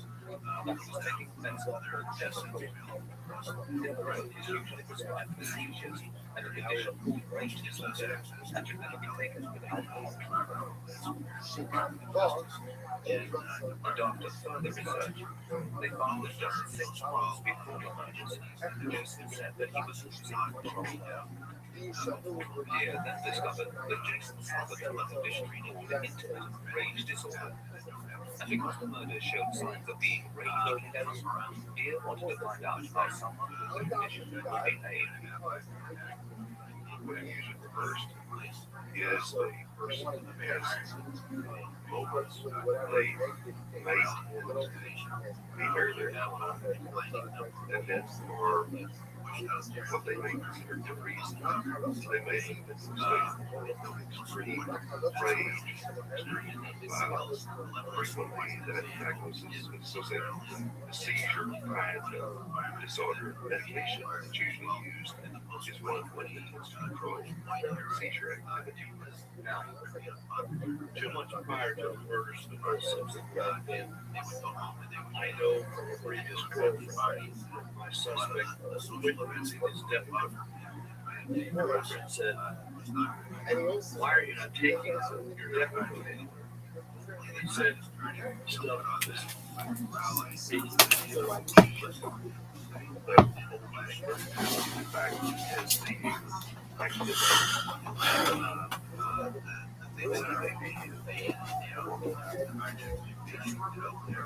Dia then found that around the same time as Jason stopped taking Depakote, he made another attack. This time on the road friends together. Headline: OJ's son tries to kill girlfriend. There it was, a picture of Jason, a picture of Jennifer Green, and a story where she admitted to friends that she was in fear of her life. Took her out of a car and actually Jason knocked her to the ground and was beating her. Petey verified that Petey was there. He had his hands around her throat and was trying to choke her to death. Why did the police ever do that? Because they were convinced that OJ was guilty.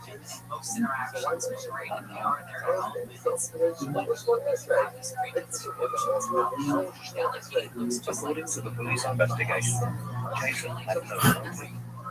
He was very quickly eliminated.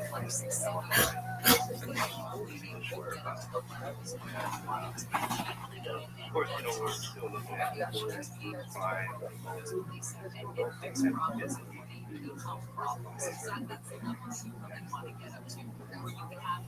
but Dia disagrees. He thinks that Jason didn't have a possible motive.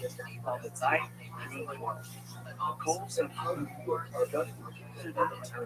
family were scheduled to arrive not in Thessaloniki, but in Jackson's restaurant at 8908 Beverly Drive in Beverly Hills, California, for a dinner that was being prepared by Jason Simpson. Jason. But she never showed up. I wonder if himself, a young man, could have poisoned down the never come to your restaurant for you. Jason had to have been embarrassed that night, laying out preparations for 11 people to come to Jackson's restaurant and nobody showing up. God, that had her. Jason had also been accused of stalking. He followed ex-girlfriend Dee Dee after they broke up. She tried to get away from him after the time he put off all her hair to New York. And guess who followed her? Jason followed the apartment of OJ in New York. stopped. Nicole also had complained of a stalker. Before she was murdered, Nicole told former police officer and family friend Rothschild that she thought it might have been Jason. She called by the phone. That she thought it could have been. She's like, not sure. It was either or. I'm thinking, here again, I'm thinking to myself, Nicole had taken Jason up to various nightclubs. Become infatuated with her. Because this guy, she's taking off dancing all the time, and it's like a weird night. Well, it's like I said, I'll never forget that. Her saying that.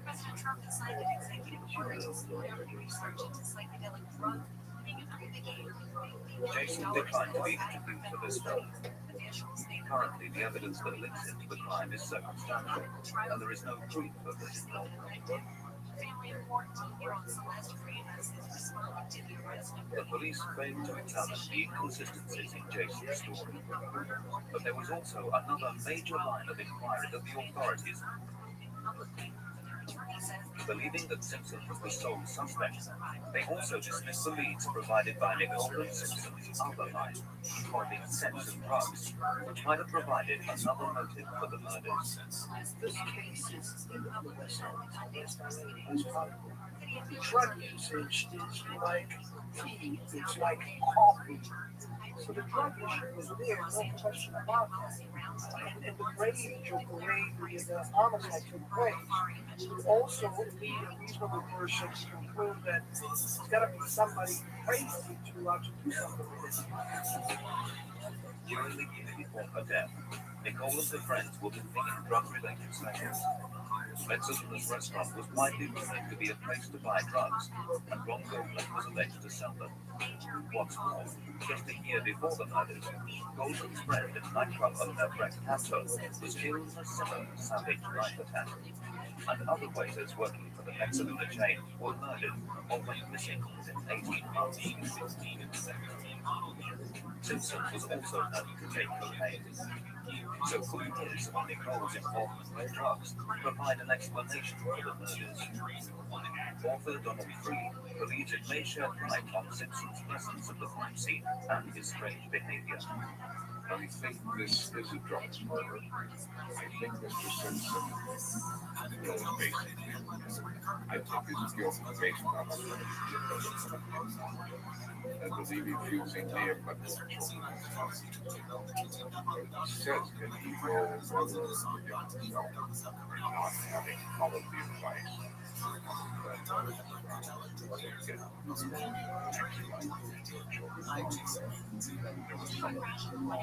I think he is wrong. And the context of the murder, but he does not say what keeps it from ever is that to really clear his name, he would have to speak what he knew, and that involves drugs and all sorts of things that perhaps are more painful almost than being wrong. And from this murky world of drugs, there was a major lead which even the police wanted to investigate further. But the district attorney's office dismissed it as pure fabrication.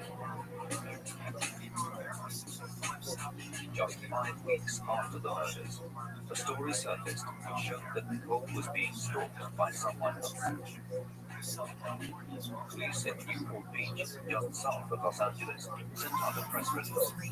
It stated that they had convicted a man who stolen the car of Simpson's then-girlfriend, Paula Barbieri. When they arrested the man, named Bill Bars, they also discovered that he had a notebook detailing surveillance on Nicole. So if Nicole was being stalked, could this be part of the conspiracy that led to her murder? interesting. I mean, I remember the thrill that he really was kind of principle in it when all of a sudden he he's in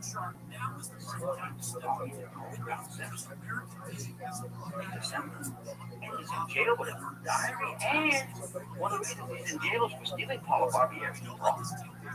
Oh, a lot of coincidences here. A lot of interest. CNN raced to get the news story. Why they hire you? They want to know what you're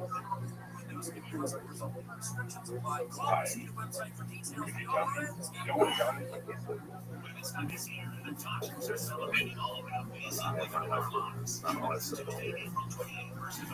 The Los Angeles police took Waz's story seriously too. They sent one of their most experienced murder detectives on the case to California to check it out.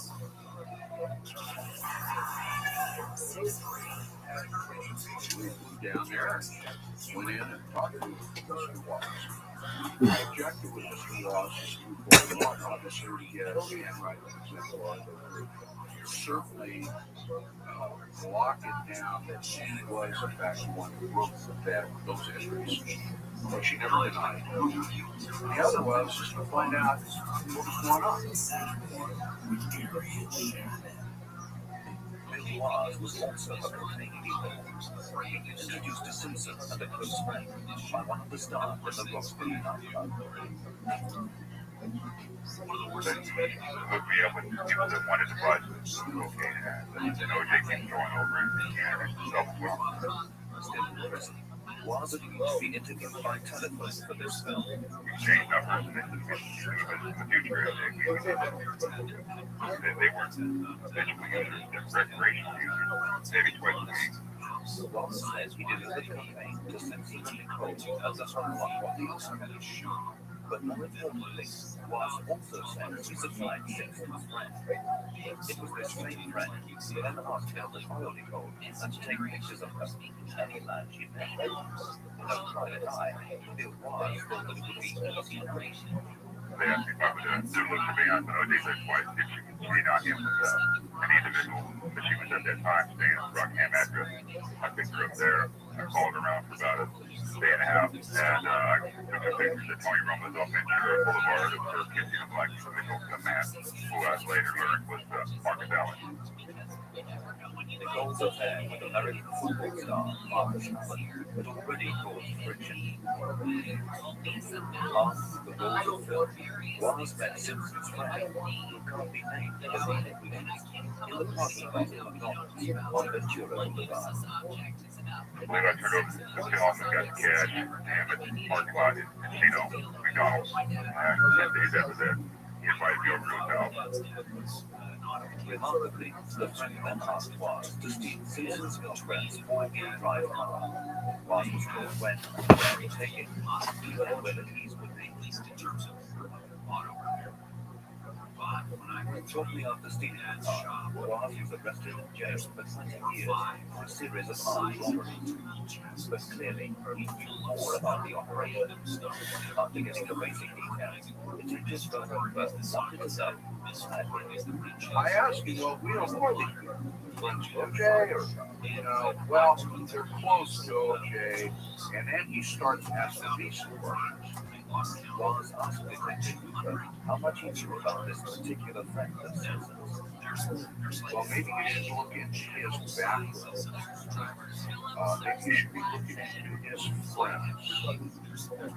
Well, if you're listening to what he's telling you, then the connection back to OJ is there. Alright, so why would OJ want to follow Nicole, and why would OJ hire the dope dealing drug addict to do it? So,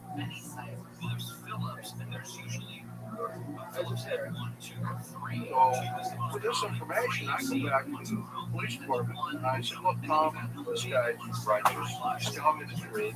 He admits to writing his stuff. We got the handwriting exemplar. solidifies that. This is way before the murder occurred. I think this guy can lead us to a contract killing, and we can go after more than one person here. But I don't remember those Phil and Tom said, hey, they're not going to follow it up together. That's coming from the I'll tell you investigations. No, this is a good clue or a good direction to follow for the prosecution. While this story didn't fit with the notion of the jealous husband unloaded cages installed just 2 months after the murders and before the court case had even begun, the investigation started off. While we're all running around trying to get answers to this, we told by both sides. Another one of those pranks. Guys, don't worry about it. That notebook was made up in prison. It's a forgery. It's a fake. Forget about it. Go on. I'm ashamed to say I was one of them. Recently, I was looking into the rest of that time. And because we had so many things to do, you don't need going into that. I'm embarrassed to say, I believe it. Since both sides put it down so categorically. And it makes sense. Another criminal trying to make money off the deal cases. But 4 years later, Joe Bosco discovered that the was no book, not a forgery as he had been told. He then tracked Wild down to the Still in prison, Wild told him the full story. Wild explained that 10 days after handing over the postcard, he had been asked by Simpson's same friend who said he was for a new assignment. There's been a lady rage about how much she calls OJ had talked too much about the misadventures of the person with about a new friend. So it'd be safe to say she kind of pushed the envelope a little bit there. But he also reveals that Simpson's friend then hired him as a hitman to kill Nicole. Basically made the proposition, asked me to take a certain shot which he had, which I did not take. Asked me if I would do her, give her 15 grand, and I said my responsibility was to the deed. But while suspected that he killed Nicole, he could be set up as the fall guy. I believe that did have to be done the deed, either A3 before they killed him on the spot, or kind of like stalker of OJ's women or something, who knows. I already saw that coming sort of, so that's why they were intended to do the deed.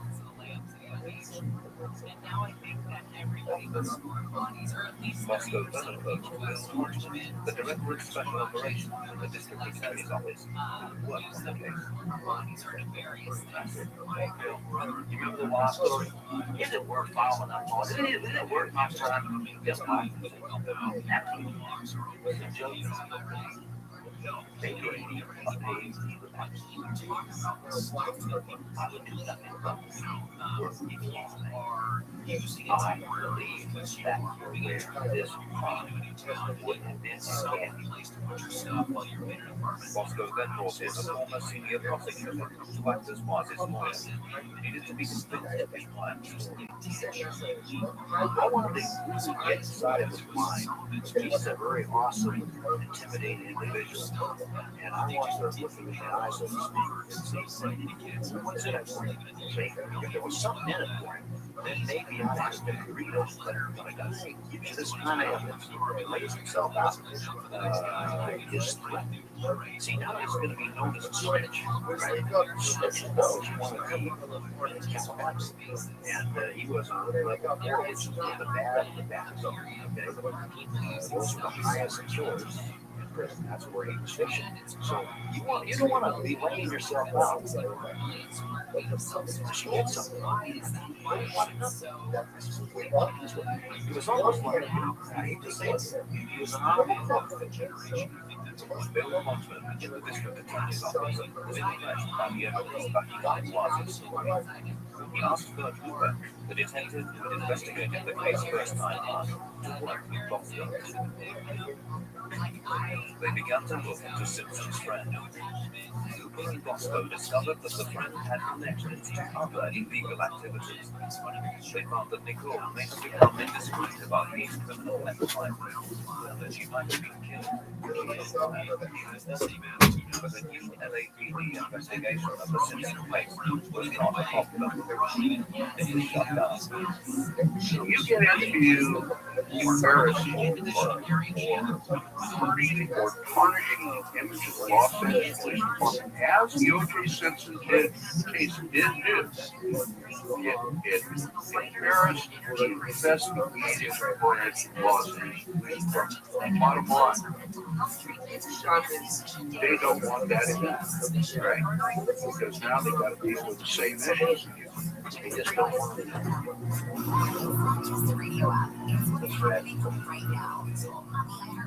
I would have loved it for, about wise man.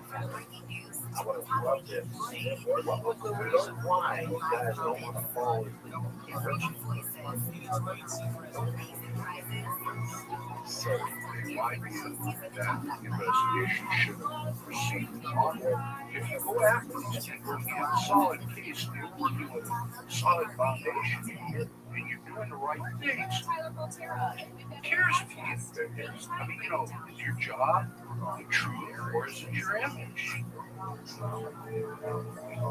The district attorney's office refused to take part in this film.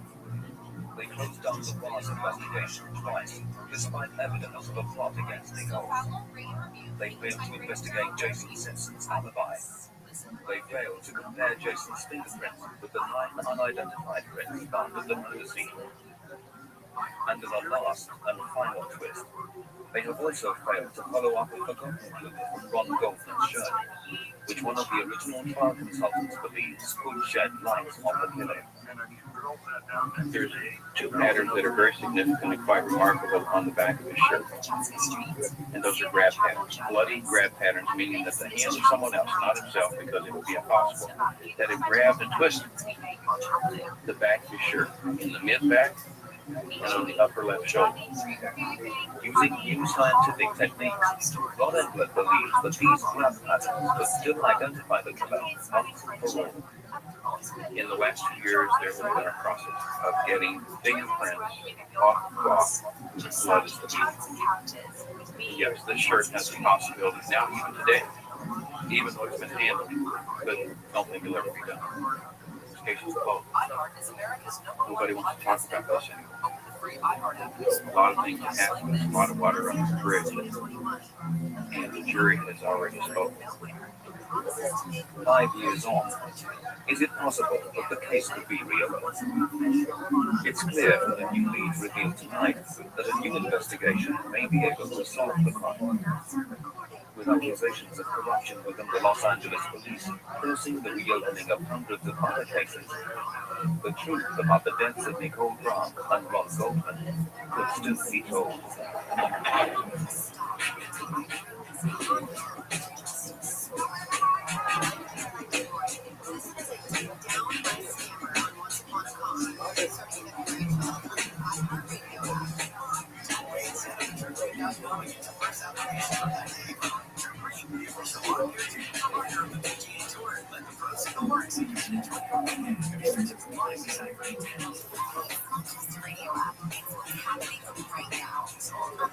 O.J. Simpson was asked to discuss the issues raised in this program. He has declined to do so. Real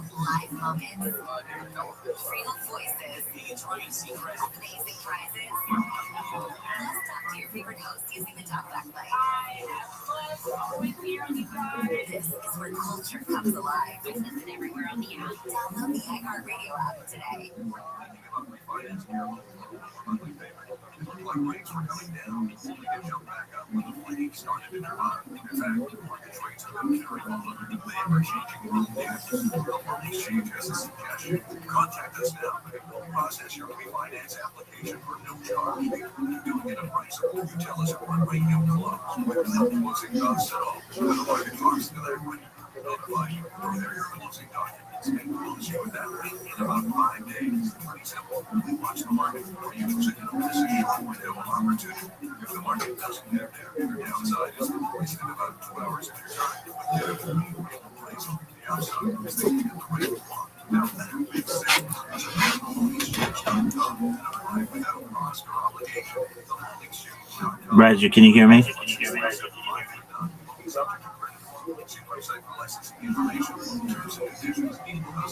Roger.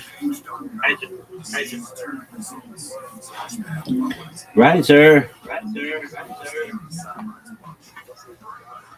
Riser.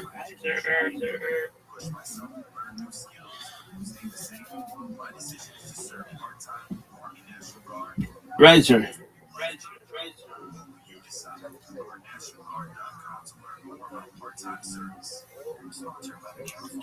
Riser.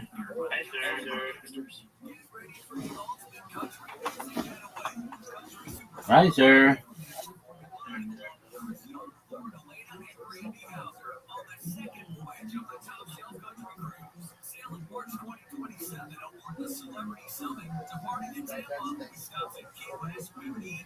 Riser.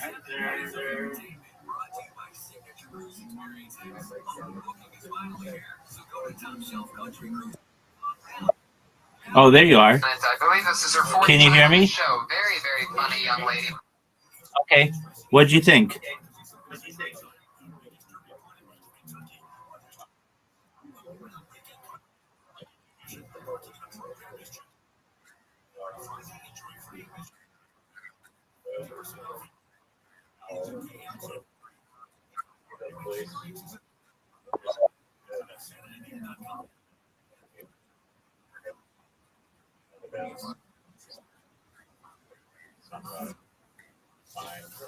And they don't even cover in that video a really big piece of evidence, which is so they have in the civil trial they had Johnny Cochran, who was O.J. Simpson's attorney, wearing a black beanie that was found at one of the scenes, and then there's a picture of Jason Simpson wearing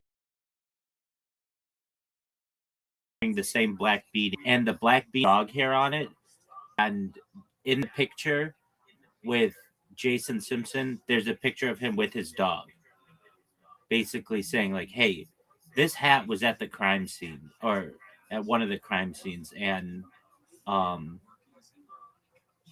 there's a picture of you wearing the hat." Like, I mean, just all kinds of questions, um, well, one thing, like a grown man, like O.J. Simpson, would not use knives to kill someone. He's not dumb. Knives are a messy way to kill somebody. Somebody with the ability of O.J. Simpson would hire a hitman like he was in discussions of doing, or if he had to do it himself, he would just shoot them. Very easy. There's no fights in that. I mean, O.J. Simpson was a middle-aged man. There's none of that. The idea of Jason Simpson being like having faked um his uh his time card is really questionable. That he was on probation at the time of the murders, then they didn't go into that. Like, that's a big thing. That he was on probation. He was on probation for trying to uh kill his boss, and they had to get like a separation there. And then the idea that, he was excited for his mother or his stepmother to come to his restaurant, and then they bailed on him, and it embarrassed him and it pissed him off, and then he feed of like a heat of rage or whatever, went to her place to confront her. As I understand, what happened is he came to the door, she came to the door, he got in a tussle, maybe just started stabbing her immediately. And then Ronald Goldman was coming later on and just ended up like walking onto the scene with this murder going on. And as I understand, Ronald Goldman as well might have been delivering cocaine. I mean, just imagine you've gone out to eat a lot in your life. If you ever forgot glasses at the restaurant, would they ever send the waiter to your house to deliver your glasses? Yes or no? Not in a million years. So there was something more to it, and they never looked in the envelope too well. Like, they never addressed the cocaine aspect of it. So this is how Kim Kardashian like her dad was very involved in this, right? Her dad was best friends with O.J. Simpson and was his lawyer in the trial in 1994 or 1995. So that's how the Kardashians got famous. And then she did a sex tape around 2008 that made her famous. But her family was already famous because of this O.J. Simpson trial. That's what motivates her to be like an attorney, because her dad was an attorney. Her dad was one of the most famous attorneys in American history. But on top of that, her dad was also a major coke addict, and so was O.J. Simpson, and they were best friends. They would vacation together. There are pictures of um, the the of OJ and Robert Kardashian all over the place. And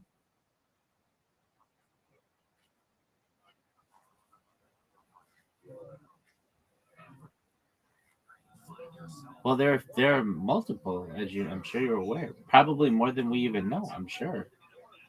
Um,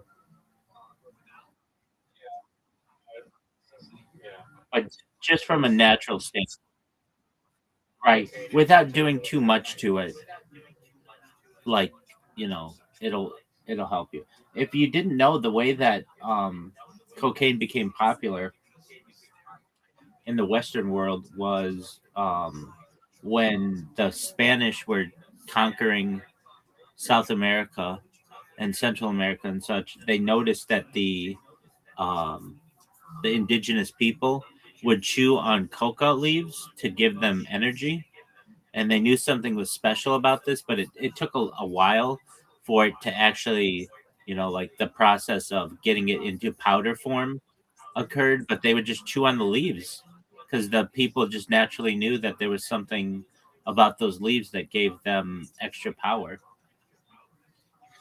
Um, okay.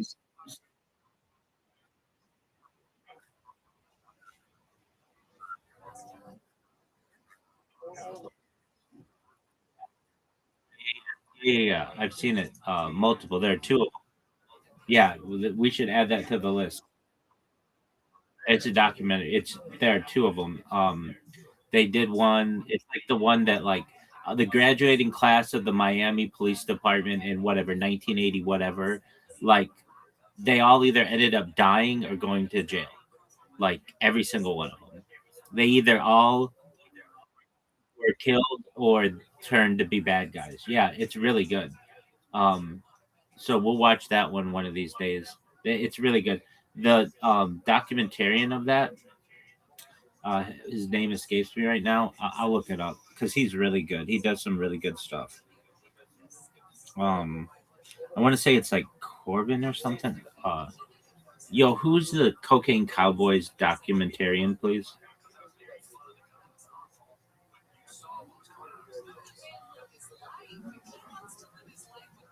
Who is the Cocaine Cowboys documentarian?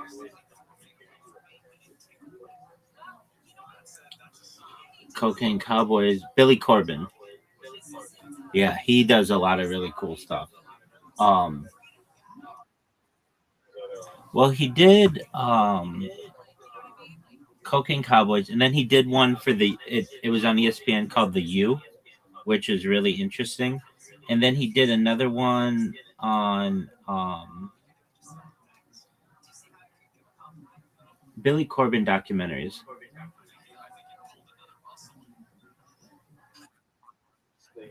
The University of Miami.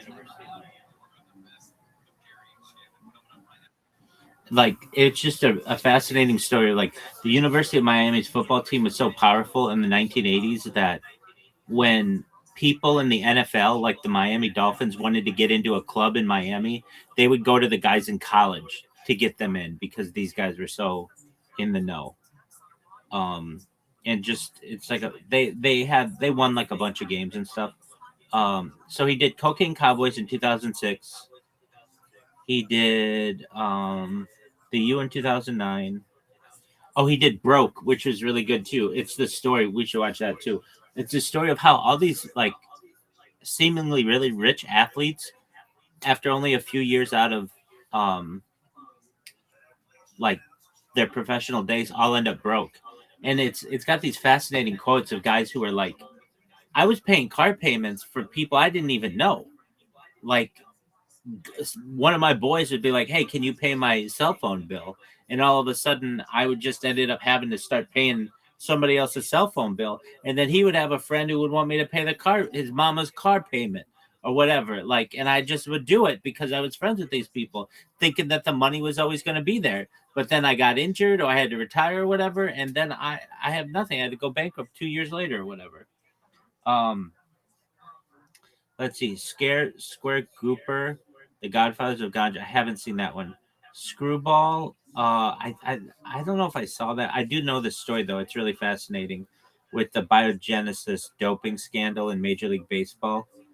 Um, but he did Cocaine Cowboys, The Kings of Miami. He did it again in 2021, and I believe I've seen both of them. I know I've seen the first one, but I think I've seen them.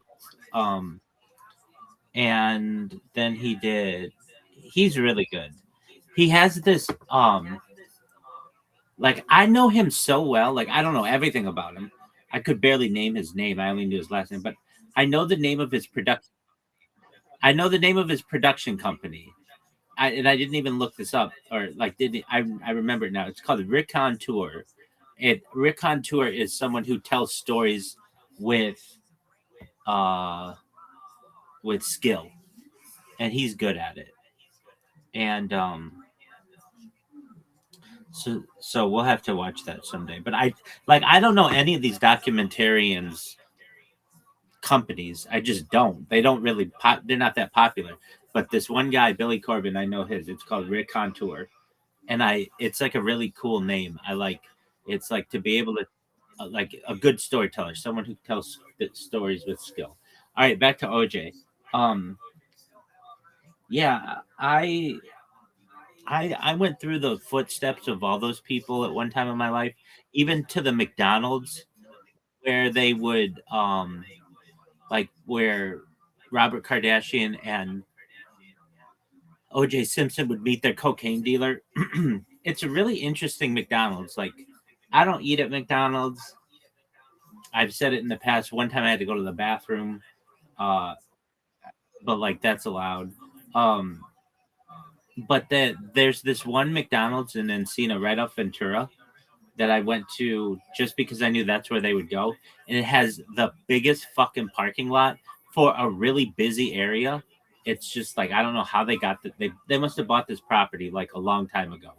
But all kinds of drug deals would go on. Like, and I'm not talking like rough drug deals. I'm talking like high, like really important people would go there. They would get like a bag of McDonald's, put cocaine in it, and then just make an exchange in the parking lot. But I'm not talking like gangbangers. I'm talking about lawyers and doctors and like Hollywood executives and such, and athletes. Now there's just like that the documentary we just saw. So are you in agreement that maybe you don't know for sure, but like, oh, there are a lot of questions regarding OJ Simpson's son?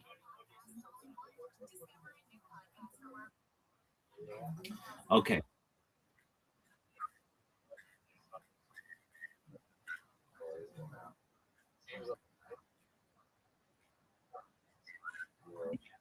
No, no, no. It definitely was real. They were trying to plant. They were trying to frame OJ Simpson for that murder.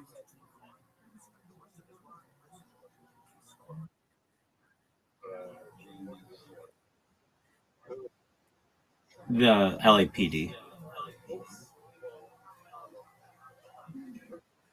Yeah, dude. The guy, Mark Furman. They,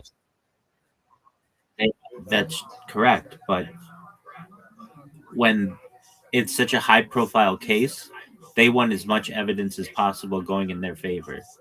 I mean, this made the LAPD like even more famous than it already was. But arguably, like,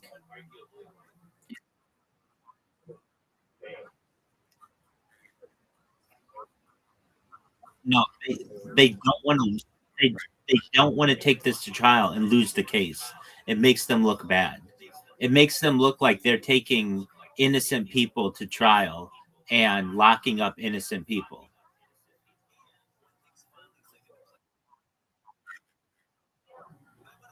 Well, like basically the argument is if they're going to lock up O.J. Simpson, who is a multimillionaire, famous person, then your random guy on the street has no chance. So the idea is this: let's weigh the scale in our favor. Let's plant evidence against O.J. Simpson. And then when he's found guilty, we'll look really good, like justice was served. But it backfired for them because he ended up being found not guilty. And then there were all these questions about their dirty practices.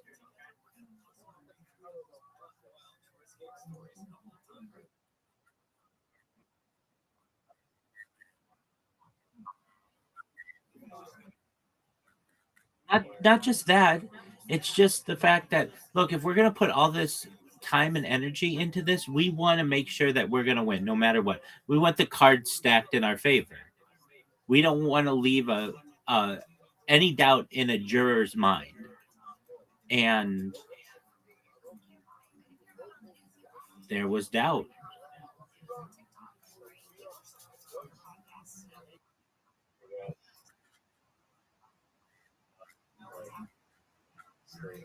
Because there's a better chance that they could lose that way.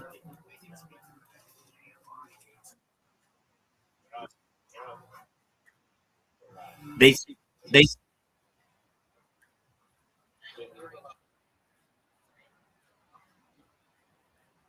it's extremely bad looking though if they quote unquote got away with it. Because then it makes the whole department look bad and people lose faith in their police. They don't want to fund the police as much as they were because they're like, look, they're taking innocent people to trial and trying to convict them and they lose. So we need police. Um, we need perhaps. I mean, it's like, how do you know? How do you even know what a what a murder? No, no, I agree, but I mean, like, what do you consider a murder? Let's say you have a husband and wife. The wife gets cancer, and the husband doesn't let her seek treatment. Is that a murder? There's there's an argument to be both. There's an argument to be made both ways. But what I'm saying is like, right, right, and that's another thing too. Let's say the LAPD. This is in Brentwood, which is there are three places in Los Angeles County that traditionally they're called the three Bs. There's Beverly Hills, there's Bel Air, and there's Brentwood. Now there are some areas that are as nice or nicer. There's Malibu and there's some other places, but those three are major places. That's not just where millionaires live, but multimillionaires and billionaires. And if they find out that there's a murder in cold blood in their backyard and the police can't solve it, they lose all faith in the justice system and they lose all faith in their law enforcement agency. So it's in the best interest of the LAPD to skew the deck, to weigh the scales in their favor, to tip the scales in their favor. It would be like this, right? I mean, I don't know if this is a great example, but let's say you and I are playing chess against each other, and we know this chess game is going to be on national television or international television. It's in your best interest, if you don't want to get embarrassed, for you to use some kind of AI assist so that you don't lose. And that's essentially the same as what they're doing when they're planting evidence. They know that all eyes are going to be on them and they don't want to lose. Because if they lose, there are very powerful people who are going to say, what are we funding with this police department? Not only that, if they could kill this woman and this waiter, could they kill me? Could they come to my house and someone kill me? So it's in the best interest. No, no, no, no, no, it's not that. It's just the fact that there's a murder that took place or multiple murders. You have a suspect. If you really feel that the suspect did it, then put them away. And the police department recognizes that sometimes they don't always know who did it. And so they will add some things to their favor, like planting of evidence. And that happened in this case. Not only that, I didn't go into it too much, but in other documentaries they go into um, the racial aspect um, of some of the police officers. Like they would say the N word on recordings, and it's like, okay, if you have somebody who's comfortable enough doing that, like, look, I mean, today it's different. Today you might have somebody who's like, look, I'm not going to say the N word on a recording for any reason because I just don't think it's a right thing to do. But I know at least one of the detectives of this case had major um, aspirations to be an actor and was in acting roles and eventually would be hired by Fox News as a consultant.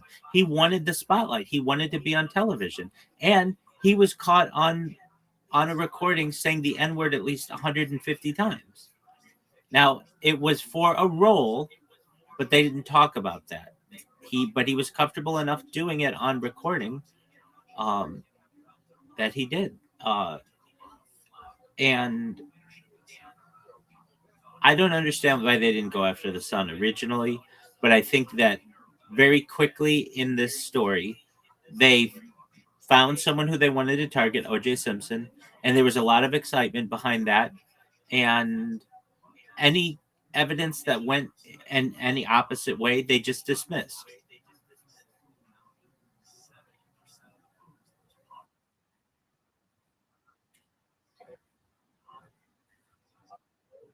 Yeah, that it did. In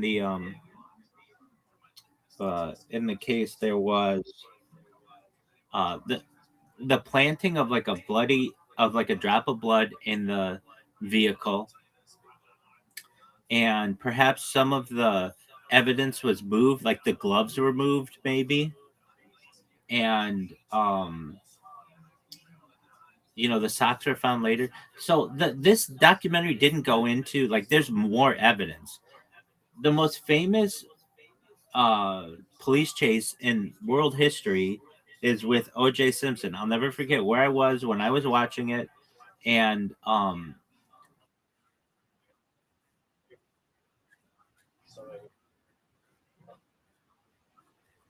yeah, that's true. But yeah, but what they don't show is when he gets to his house, the first person who greets him at the door is his son, and the police grab the son, and he puts his arms around his back like they're going to arrest him, and OJ Simpson just says, "Get in the house. Don't say anything to anybody." Basically, and I don't know exactly what it said. I can see their bodies though, because there's like a zoom shot from a helicopter, and they never go into that. There's a lot that this documentary. He wasn't rushing home. He had a friend drive, but they shut down the 405.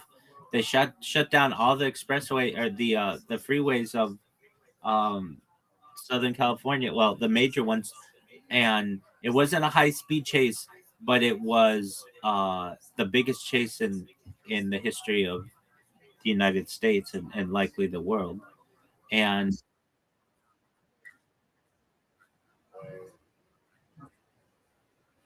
they were on his tail the whole time. And there were people on the bridges as this was going by who were cheering him on. Yeah. Um, and like, I'm not gonna force you to watch anything that you. Um, why did they drive straight home? Um, he wanted to go to his house.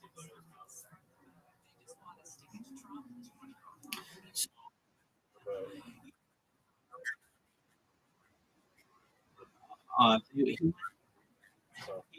wanted for questioning. They don't ever really get into this story, but allegedly he was seeing his cocaine dealer in South Orange County, and they were on their way back from that, and that's when the police caught wind of where he was. But they never talk about. I've never heard it on American anything that wasn't on the internet that OJ was coming from these drug dealers. There's all kinds of other issues about this that like they don't go into in this documentary. That's why I say like the 6 part documentary they go into a lot more, but I don't want to watch it now. It's too much. But maybe someday. But I'll just give you an overview. Um, so OJ Simpson, if you don't know, was oh we are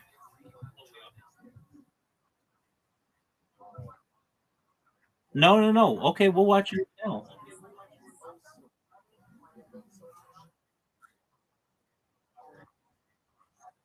Well, no, if you're down to watch it, I'll watch it.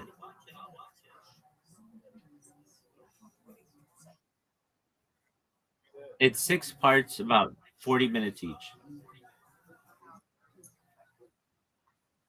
Dog, dog, it's not 6 hours. Okay, so let's watch it. It's called I'm getting it for you. It's really good.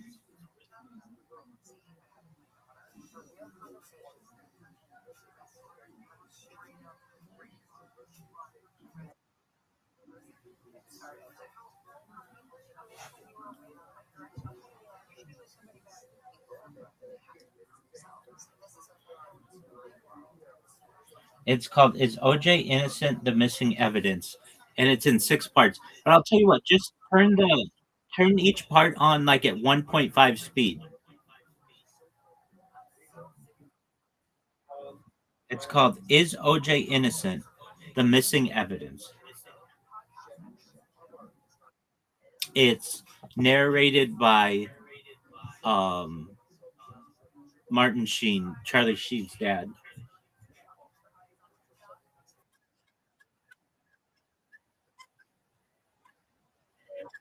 All right, I'm ready when you are.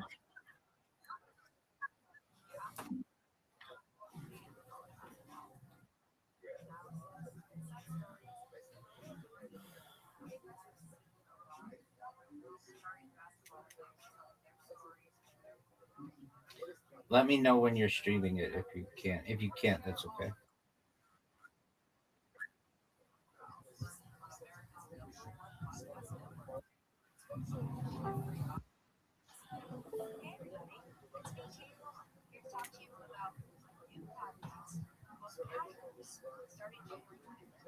It's a sports podcast for people who don't necessarily consider themselves as listeners of sports podcasts.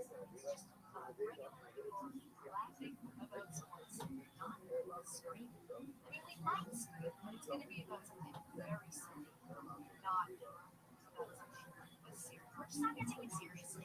It's making sense. Let's kind of get the vibe. Tuesdays and Thursdays, if you want to follow me, I follow button. Because listen, it's unbelievable. You know, it's unclick it if you like that was a bad decision. It's on my information. So bad. But if you click it now, you'll never miss an episode. And that's ideal. Because it's going to be oh, it's going to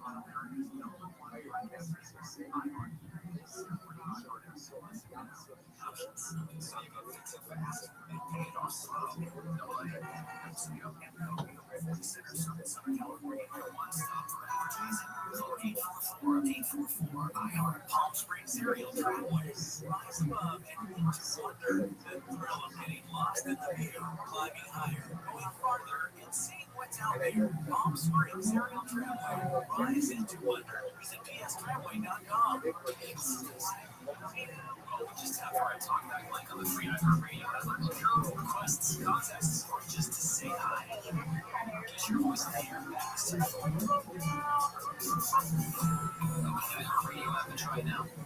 You're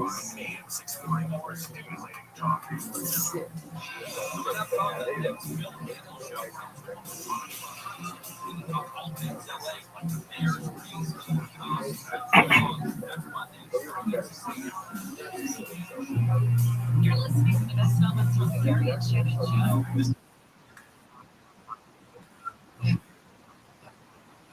That seems to be obsessed. Wait for that documentary.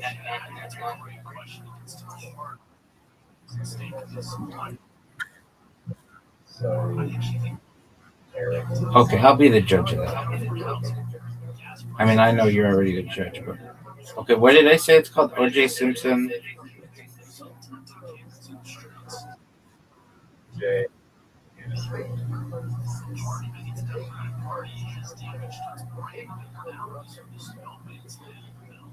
Okay. So it's a playlist by Judy W. I'll, I'll be the. No, it's perfect, dude.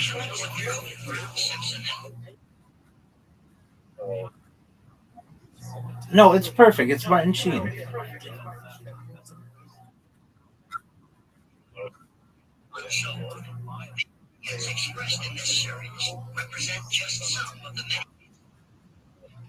Dog, I've seen it. I've just watched it.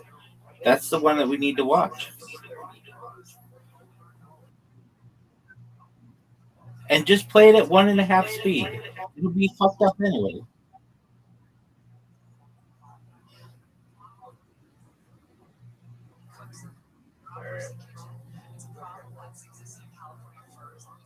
And the reason why they have to do it that way is because they don't want a copyright strike. So they have to have that weird thing in the background going, and then they show it in a smaller window.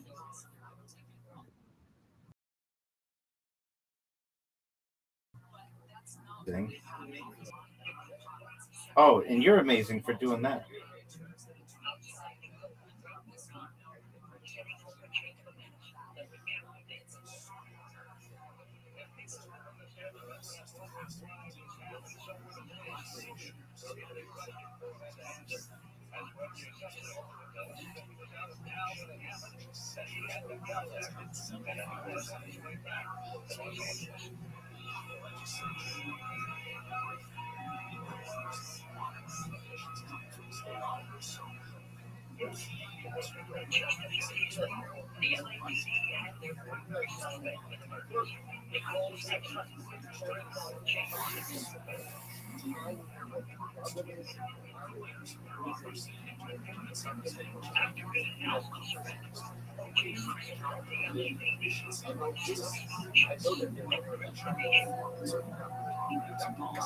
Can you hear me or no?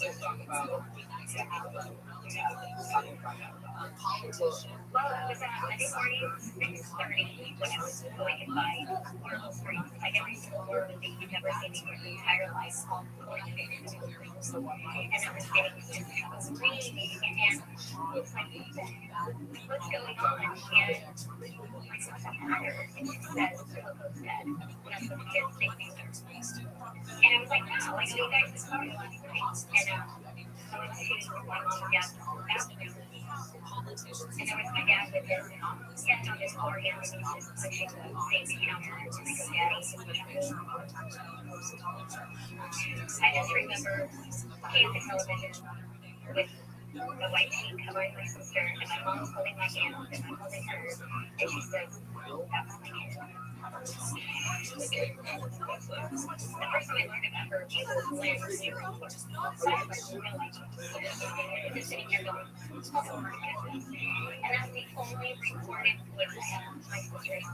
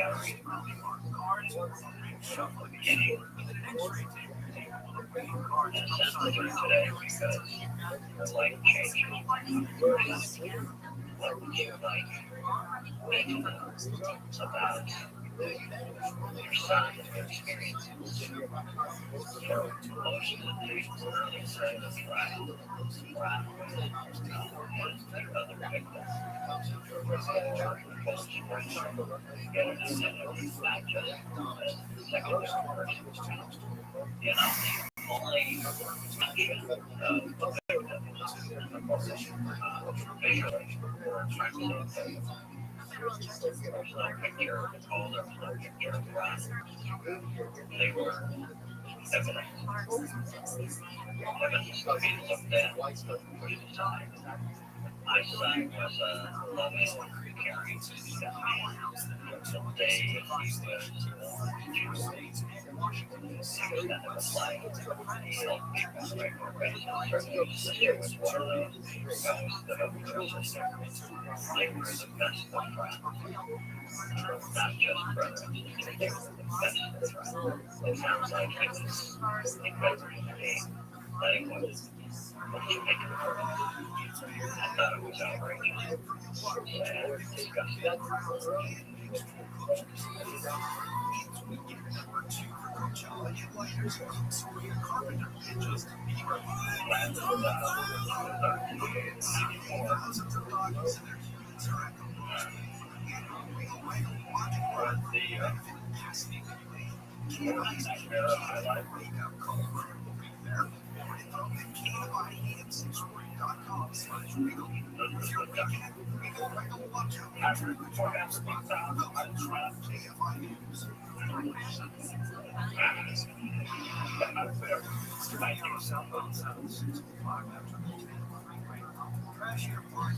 It's about like taking out the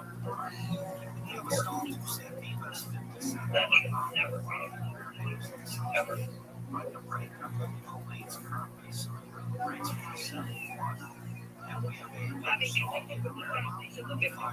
Investigator Lauren Sylvester and Chris McCarthy are now ready to meet with Bill Pierce and listen to the details of his story about creating technologies from the future.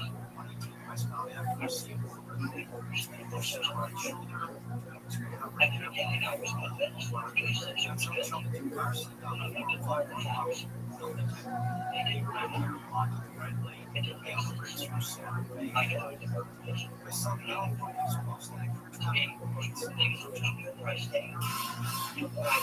It's almost Friday. That's why I like to grow things like pizzas and honey with my market and market. Tough reasons to change.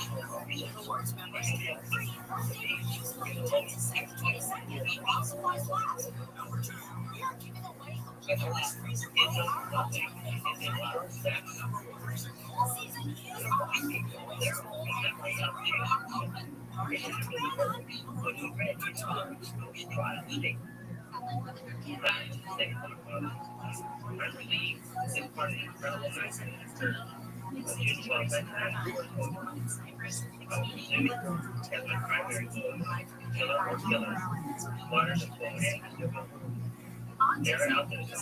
Whatever it takes to identify the right and Autism is recognizing our strengths, not being defined by our struggles, seeing challenges, being inspired, inspired. Autism is being accepted and loved for exactly who we are. For resources and to support our mission, go to autismsociety.org. Autism Society of America, celebrating 60 years.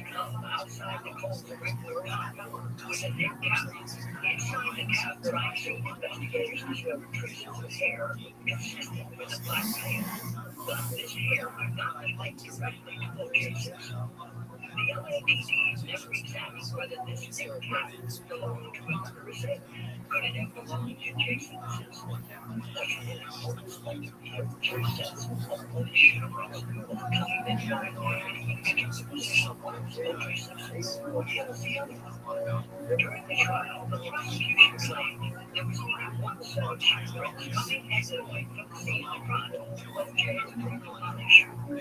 But the defense claimed that there were actually 26 fingerprints. In fact, there was another set. It would suggest that 2 witnesses were involved.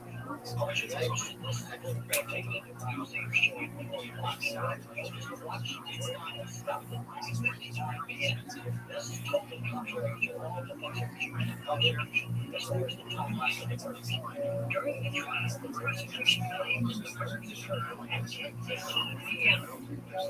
But this crime scene photo that has never been released until now shows the girl's watch running down the 59. It gives the picture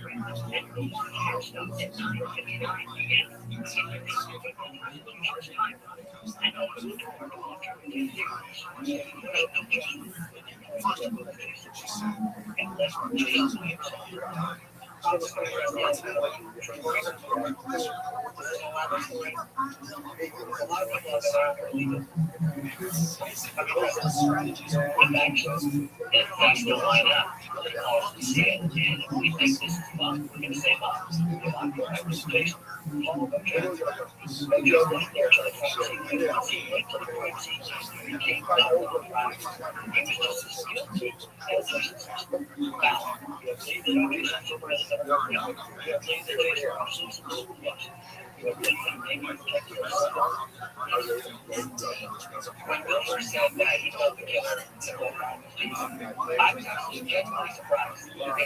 But obviously, he approached everything objectively, so I can find out much more. Now, it was shocking to watch. I have this night, Jason Simpson's mom, so I get the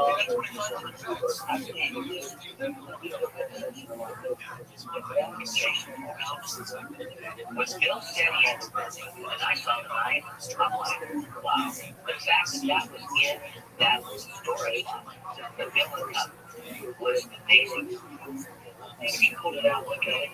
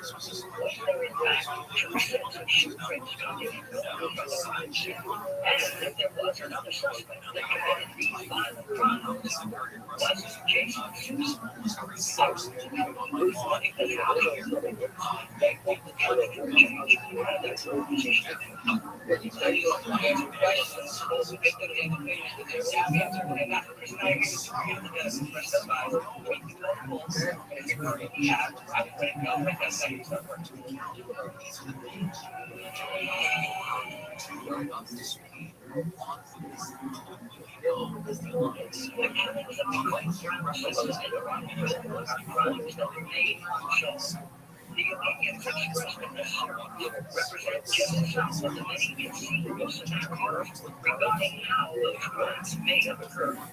Jason's sources has never been questioned or charged in relation to these crimes, and he has not made any public statements about any allegations regarding his involvement with the custody to reach their full punishment. So now, the federal judge criticizes criminals and forensic psychologists have begun their investigation into Jason's murder case. They started their journey into something to go around searching for him. Okay, so during this series, which exposed immediate life in the house.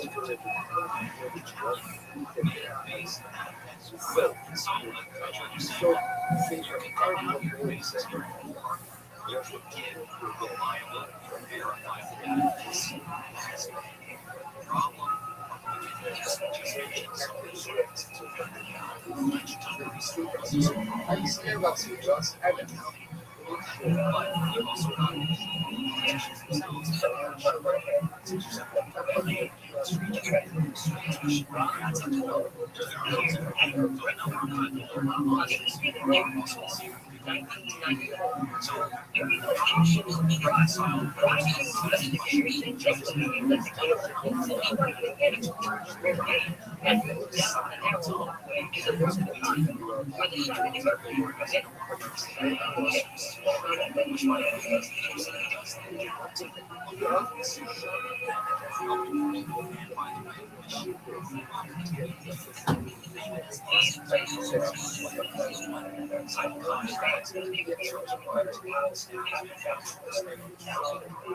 The county's taken on a lot of responsibility.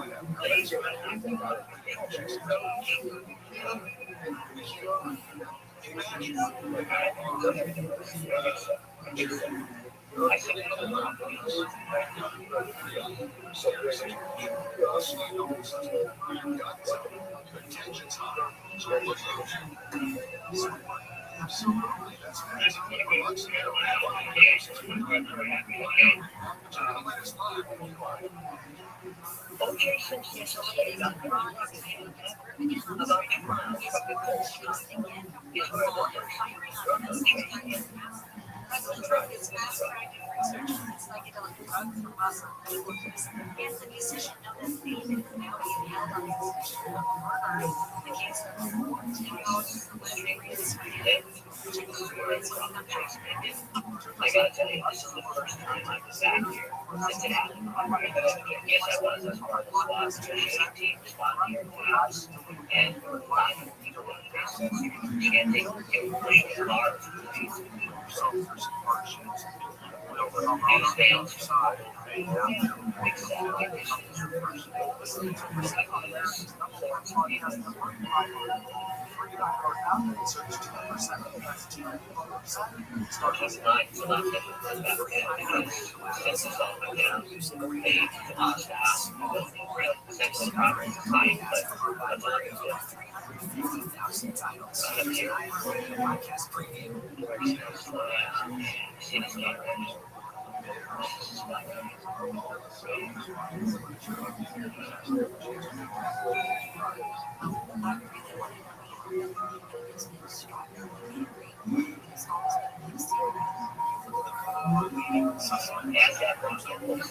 out of nowhere, this man comes running up and he's yelling, "What you gonna do? What you gonna do?"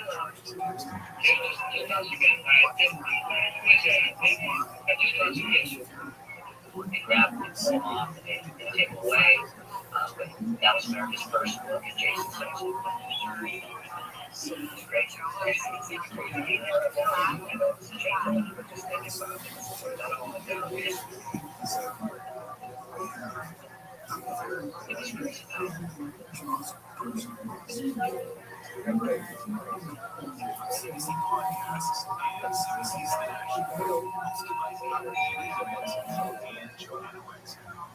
Investigating the largest unsolved mass murder in Canada. Some of this presentation will be but if you have difficulty in yourself feeling very uncomfortable, please feel free to let me know.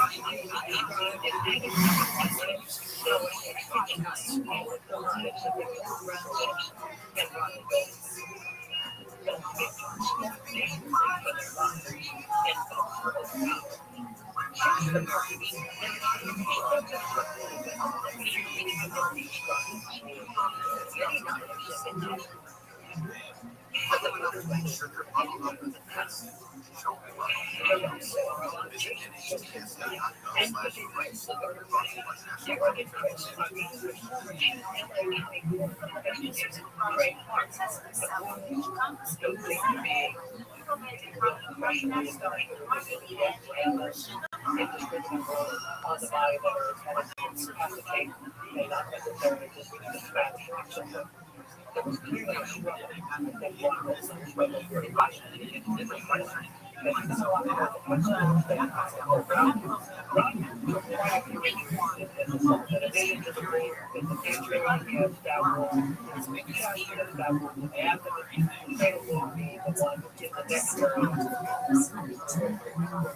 did you expect to see on the adventure? But what you saw on the you might see mercy, you might see isolation, you might see spectrum, that type of thing. You say there's a pretty good chance that there'd be a fair amount of those injuries. If you took all the pills off the suspect, the pits of his body, that you would probably see some evidence of a type of injury. If you're the suspect, please be there. You have to take everybody. What defensive moves did you notice on full rounds? The defense moves are primarily the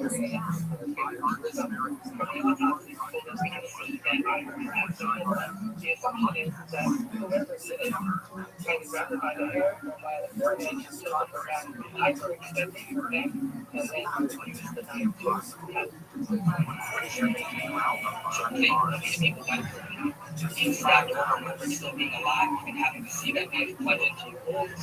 I can't imagine but you have to because it puts you in there in that position to make you more to bring something up for you, get your opinion on based on everything that we said. Growing up under segregation, caught up in America's prison boom during the 20s. I came music and culture. For the past 5 years, I've been talking to the S3 surviving members. Jamal Jahadu, Bill Case, and Gary Cupcake. What do you think about this in comparison to some of the movies? Campus, additional weapons, having been used in some ways, possibility.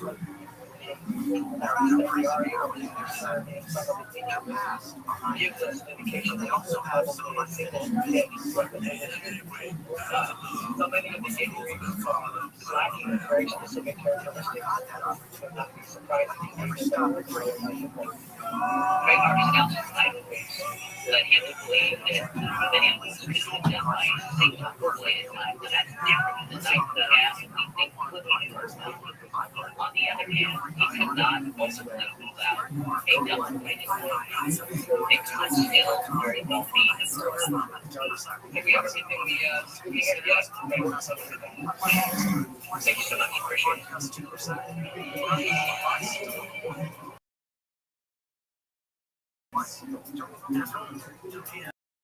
And the second one is we made this right. In advance of our machines, information of the DNA value.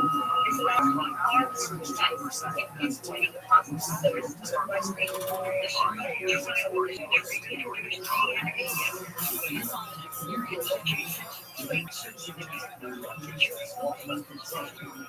in part of the game. That happened in 57 billion people. They could have left that button. Over in the answer, the answer was no. There is so little DNA.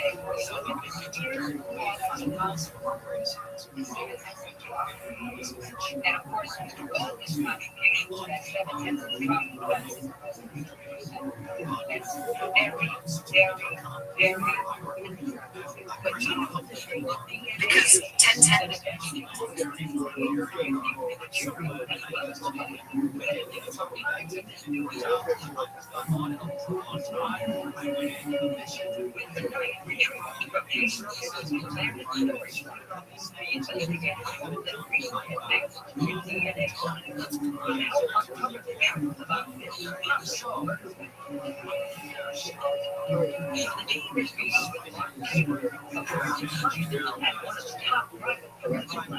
in Southern California. The lab examined the knife and the microscopic amounts of blood. If they found any, they could use DNA testing to see if the blood belongs to the whole ground.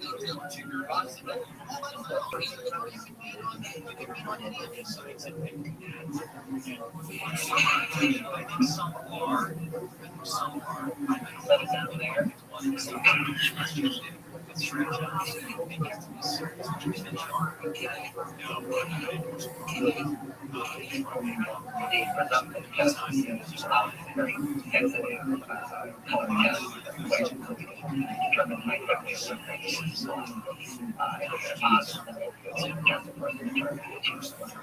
long have you been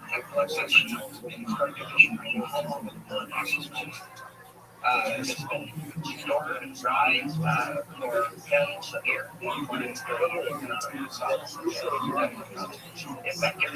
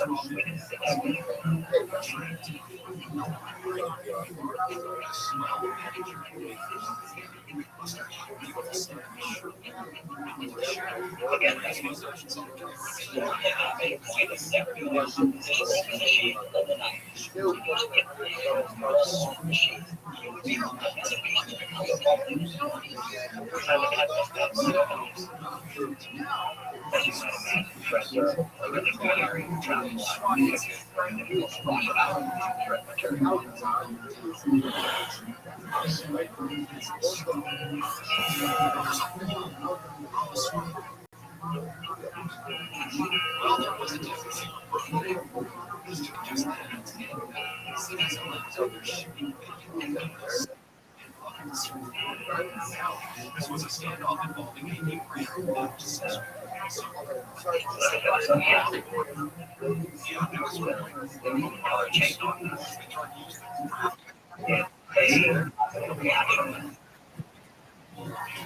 We're watching something zoo.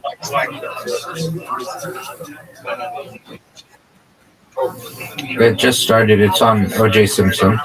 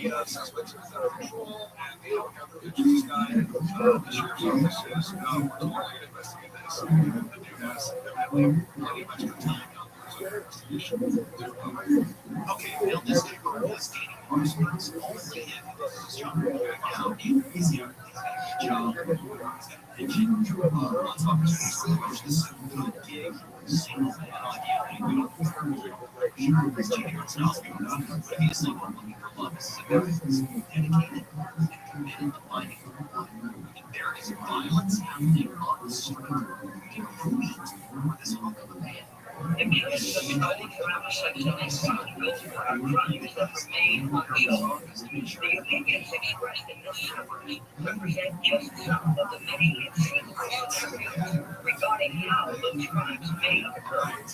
We encourage you to reach their full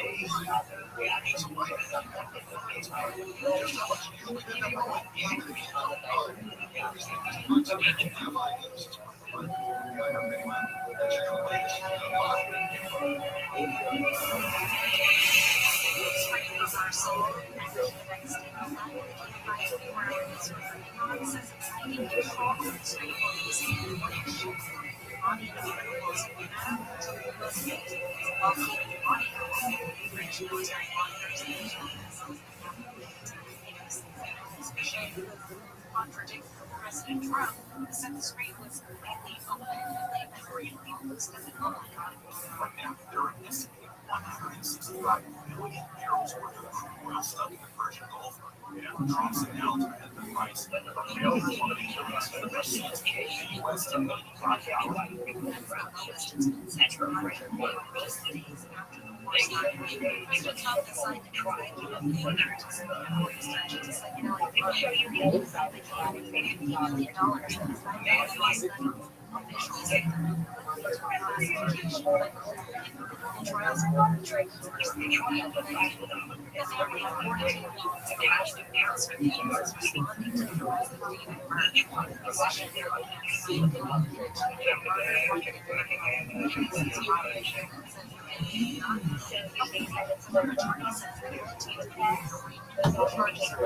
attorneys say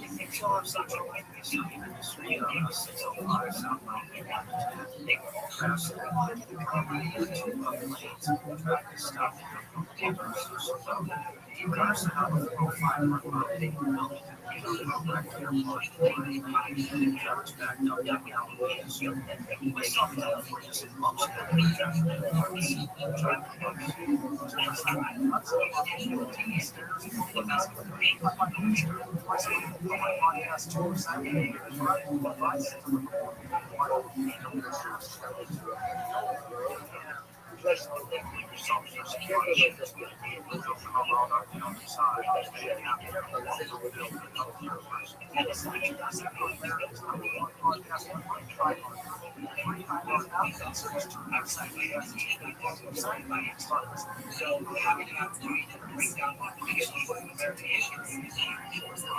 the evidence that you tend to point towards in terms of what actually occurred?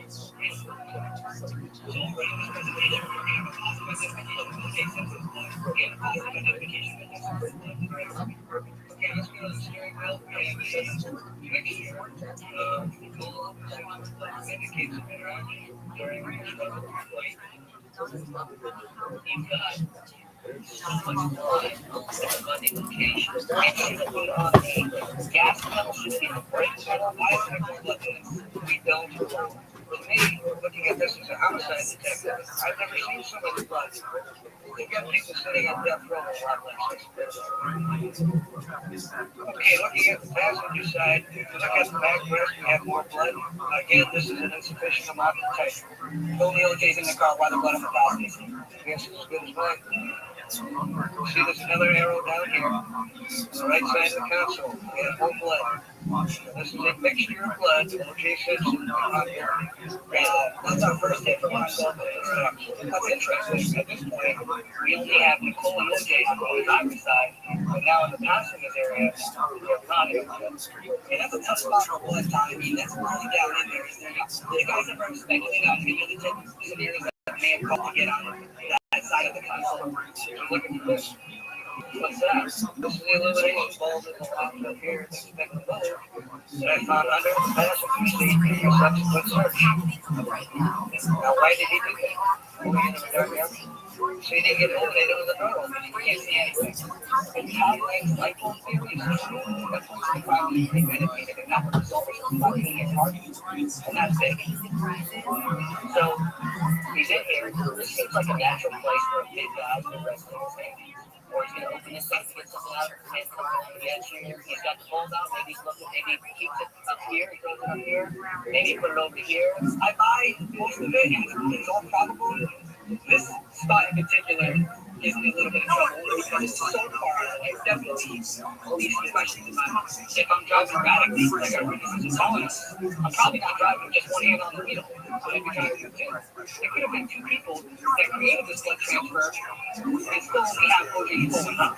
Maybe the other person is not injured. They had some blood on their gun or one of the victims. Or OJ, this is not taking. That makes no sense. It isn't weird that there's blood drops on the passenger side of the driver car by himself. I don't know. I wasn't there. Just like the cases, the blood evidence found on the passenger side of the Bronco seems to grow more perplexing the more you look at it. So we had a enigmatic side. We found blood on the outside of the passenger door. Right here. Again, it was an insufficient amount of type. You read that more than likely he was one of our individuals that we identified inside the car. Not really. You don't know that. So it could be a third person who's down here. We're never going to know. Show me the evidence of that. Passenger door adds more to the theory that there was somebody else involved in these horrible crimes. Could it be Jason? Some other unknown person? These are the two questions. Even though Tom Lang strongly believes that O.J. Simpson acted alone, Derek and Chris have run two blinding questions online, and these investigators failed to test a piece of evidence that could have proved exactly who the killer was. Now, I met with a woman by the name of Andrea Scott. She was actually the owner of our car, and she stated that the police officer couldn't remember who handed the keys back to her. Still came with blood, still revealed an evidence bag that she cut open in front of her. I'm going to say, well, man, I would not believe that. I don't believe that for a minute. She didn't seem like she had any motive. She was pretty naive to the whole process. I don't know why she would say such a thing. Let me throw it back at you. Roger can hear me. Well, I think I would end up there through the theory that the best source of evidence from the attacker was his blood was actually on the scene. That's really happened. That's just sloppy voice. It's not these 50 things that you do. It's going you're going to be questioned about it. So one thing you don't do. And because it wasn't done, now we're questioning it. To learn more about the FIFA World Cup coming this June, visit Los Angeles Stage26.com. Well, Derek and Chris Neal, they're on the trail to the truth. Have they found enough evidence that someone other than O.J. Simpson possibly have murdered Nicole Brown Simpson and Robert Goldberg? They went there to meet with Detective Lang. A detective had to get lost through that Bronco from an investigative standpoint. I don't think. He knows his stuff. On the other hand, there was two spots of blood that he couldn't explain. One on the passenger side door and one on the passenger seat, which opens up the possibility of the second person, which he knows. I mean, he knows the fact that they couldn't identify what it was, and he accepted the possibility that it could have been another person. If he had a reason to skip that theory, he would have. No, one issue yeah, it lines up with the part I have and yeah, the captain's a whole different set of questions. Coincidence, perhaps, but it sure is intriguing. You know what I think? it's time to protect Jason. That's always a big struggle. But I think we should get more attention to Jason. The killings of Clark Brown Simpson and Ronald Goldman are crimes that remain unsolved. The opinions expressed in this series represent just some of the many conceivable scenarios regarding how those crimes may have occurred. Jason Simpson has never been questioned or charged in relation to these crimes, and he has not made any public statements about any allegations regarding his involvement. We encourage viewers to reach their own conclusions. Previously, on the fence, O.J. never really charged. It was O.J.'s son, Jason Simpson. A lot of people have been out there. This is not what we're going to say about it. We fought to check it. The physical evidence suggests that this Dr. Haley adamant about the fact there was a second sentence in that there was some emotion that doesn't no evidence that anyone else Okay, so he's never seen or even been full caps. But Jason won all the time. When his dad borrowed that money, and that's the one that was left to say, you could have been two people. That's what he was saying. So there you ever say, I don't know about the killing is involved in one suspect. We have a tremendous eye for Jason. I understand Jason.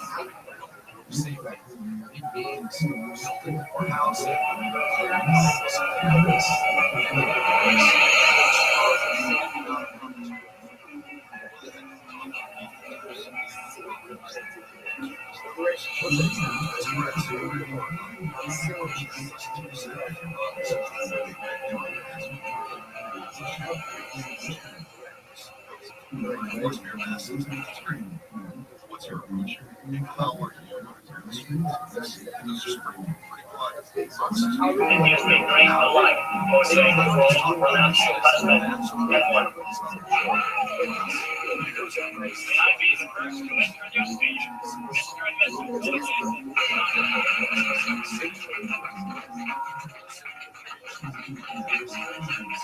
A lot of people that they just get married, right off the bat, stuff like that. They don't know each other, but they end up getting divorced after a year or so, stuff like that. I think this relationship will last for a long time. It's going to be a strong, loving family. A strong, loving family. These referred to Jason Simpson on the day his father, O.J. Simpson, married the love of his life, Nicole Brown. To the rest of the world, they were strong and loving, the perfect family. But these ideal images told only part of the story. The recent life with O.J. Simpson was actually dark, dangerous, and ultimately deadly. In 1994, O.J. was arrested and charged for killing Nicole and her friends in Rockville. We, the jury in the Boston Title Action, find the defendant or his job or all things Simpson not guilty of the crime of murder. Although a jury acquitted him, many people believe O.J. got away. But investigator Bill Deers is convinced that it wasn't O.J., but rather his son Jason who committed these heinous crimes. Bill has spent the past 23 years assembling evidence to prove his theory. Several clues were found inside a box in a storage unit rented by Jason Simpson. When he failed to make his payments, Bill acquired the box and the secrets hidden inside. As investigators Derek Levasseur and Chris Mahoney conduct their own investigation into Bill Deers' theory, they turn their attention to Jason Simpson's checkered past.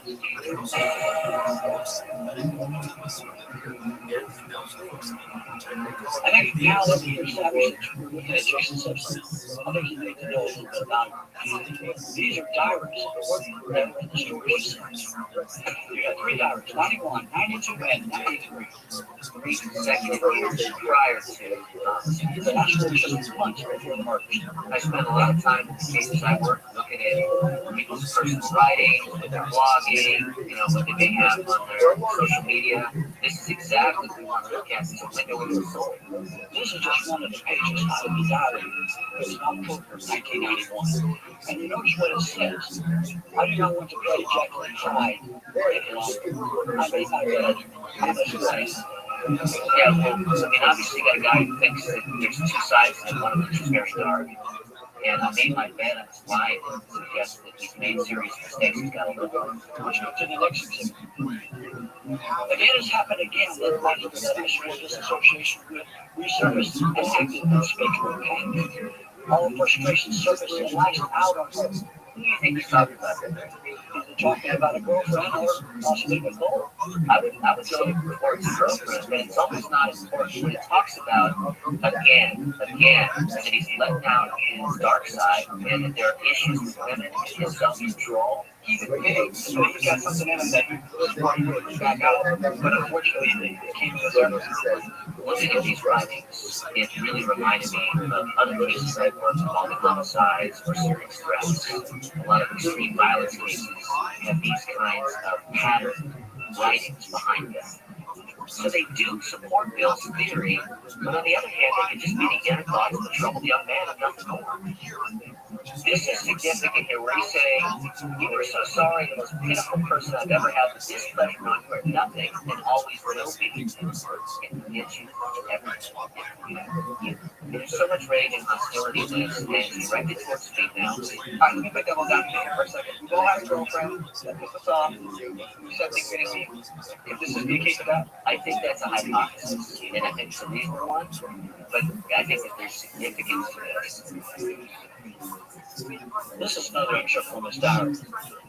Give me one good reason why I should go on living. I can't remember the last time I had called you just to see how I was doing. Yeah, I mean, this is a lot of suicidal thinking here. This is a person who is looking down a very narrow tunnel and not seeing any light. And I sense he's talking about suicide. One of his last thoughts before talking about maybe ending his whole life is his father. You think there's any correlation? Absolutely. I mean, he's feeling abandoned by his father. Like, the disappointment in the sense of abandonment that he feels by his father is what is underneath all of his feelings of worthlessness. I also sense an undercurrent of anger and deep ambivalence towards his father. On one hand, he wishes his father had been there. On the other hand, now he'll never have to worry about me. It's almost kind of hostility. It's deep. Look at this one.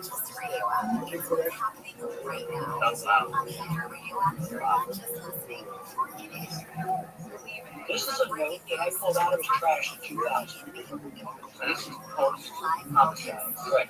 As I look at this, my reaction is how aggressive his attack of the pages with the writing in the book. Obviously, we can only guess what was going through Jason's mind when or if he actually wrote this and made this words. I couldn't make it out, but there's definitely something right there. Clearly, he wrote a lot of things that he didn't want somebody to see. Just because you've got some, difficulties in your life and your mental health nature doesn't mean that you are going to be a murderer. There's a lot of people that have these issues. They never do anything to hurt anybody else. Would it be unusual for a person to eat his son and somebody that's a murderer to have mental problems? Probably not. These are all things that play into the big picture. I want to show you some video. This is a film deposition taken of Jason Horst Simpson during OJ's 1996 civil trial, where he talks about his father. It was not uncommon for your father to miss family functions because of business, correct? Correct. He was gone a lot, right? Correct. That was true throughout your lifetime as well, right? Correct. That continued to be true all the way up until Nicole's death, correct? Correct. He missed lots of family functions involving you, right? Yes. Yes.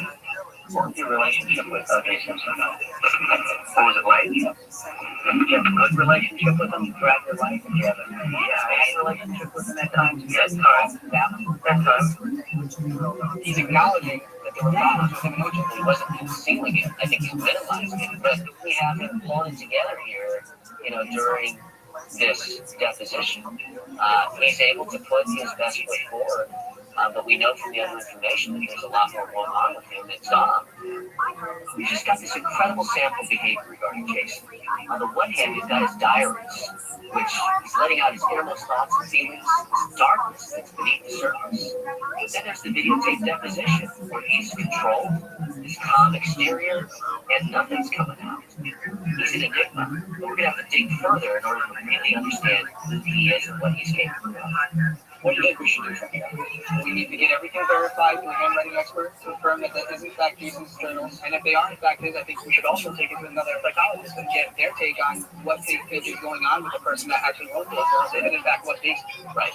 In addition to the psychologist, we've got to try to reach out to any friends, acquaintances that may have known him both before the incident and after. You know, like you said, he's college here. How is he off camera? How is he when he's in his own environment? How does he, conduct himself? And I think the best indication of that is family and friends. Bill seems convinced of Jason's guilt, but Chris and I both agree that we need more evidence from third parties. Jason called himself Jekyll Hyde and a monster. There were people that know him as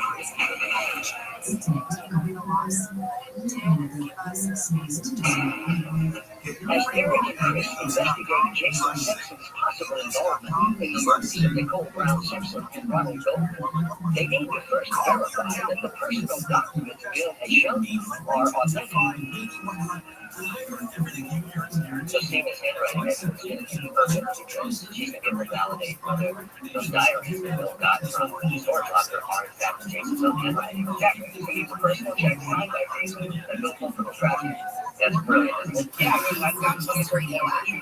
Just what I found in the trash can, so I'm okay with that. Once it's the sidewalk, and the property, Breaking news to what's happening in your community. Live moments. It's so important for us to have not only the diaries, but also personal check by Jason. Because without that, we wouldn't be able to figure out everything else. First, I just want to show this personal check out and everything else. Okay. Here's the first one. What do you think about that? Okay.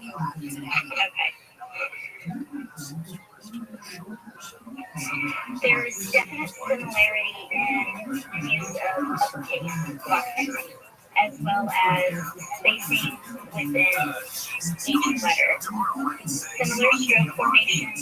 I can look at every letter here, and it's written similarly. So in your opinion, the person who filled out this check is the person who wrote this contact? Yes.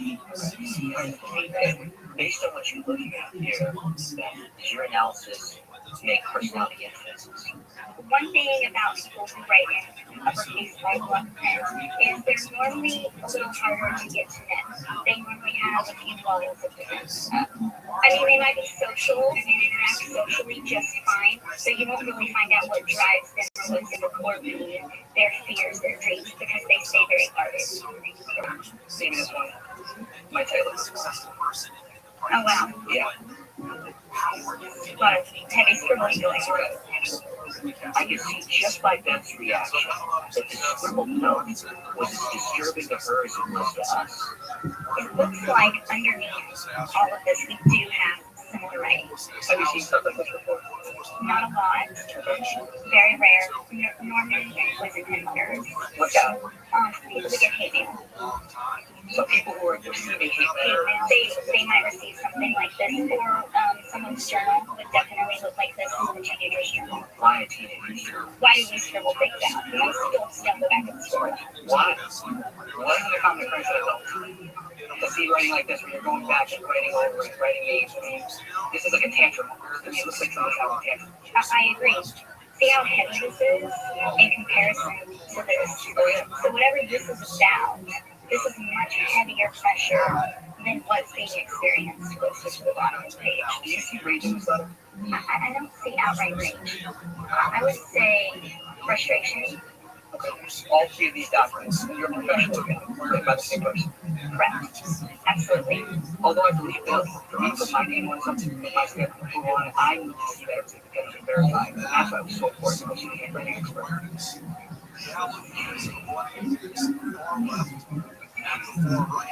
Growing up the son of O.J. Simpson, we seem to be a dream binding with extensive vacations, famous springs, and everything else a kid could ask for. But our investigators are running that Jason felt his life was more of a nightmare than the dark shadow of his father's harsh mistake. Jason started experimenting with drugs and alcohol at an early age. Jason began to experience remedies from Jesus, and Jason was sent to university at the age of 15.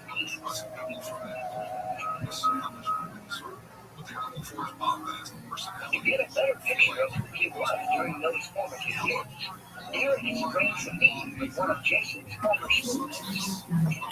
Thanks for meeting me, I appreciate it. Listen, I know you want to keep your identity private, and you understand it, but I'm just looking to get a little more insight into who Jason was before all this stuff happened. And I thought the best place to start would be people that understand anything that he did before the news.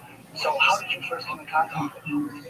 He was the senior at the school that I went to. Which school did you guys go to? The Army Navy Academy in Brooksville? There were like a few of the upperclassmen that you knew that wanted to get upset, and he was like one of the three that I can think of. There was hazing that gone when I was in school sometimes. You know, you get roughed up by the upperclassmen, you made them upset, you did something, you know, they would kind of slap you around and make you do a lot of push-ups. And he was one of the ones who usually wanted to be on his bad side. Kids just do that. Yes, he had a temper, and I witnessed that on a couple of occasions. Were there any ones that stood out particularly that really you remember? There was a big bank of telephones that all the kids would use to like call their girlfriends or call home and talk to their parents. And it was like a gathering place where the kids would be at night. And there was one time that I was on the phone talking to somebody, and a couple phones down, Jason was on the phone arguing with somebody. And I wasn't really paying attention to what he was arguing about, but what got my attention is he had like taken the phone and like slammed it down on his finger. He said, "I hate that white bitch." And a friend of mine who was phone right next to me, and I said, "What was that all about?" He said, "Oh, he was arguing with his mom." I'm like, "Okay, the guy's black. What do you mean?" He's like, "Oh, it's a stepmom." It was like something like, "Oh, it's a stepmom or something." Yeah, and I didn't know who Nicole was that time. I didn't know what her name was or anything, but he just said that out loud. He was pretty angry. And it just kind of stuck out at me. You know, it's just one of those things that just sticks in your mind. When I saw him around, he was a very quiet type guy, and then this just stuck out. It was very different. He was very mad. He was very upset. It is surprising to see that sudden change, that such a drastic change of behavior. I've heard other people arguing, but it would really stick in my mind like that. But it was very let's fast forward to when they started to become public. Sure. When you first hear about the fact that Paul Simpson was killed, what are your first thoughts?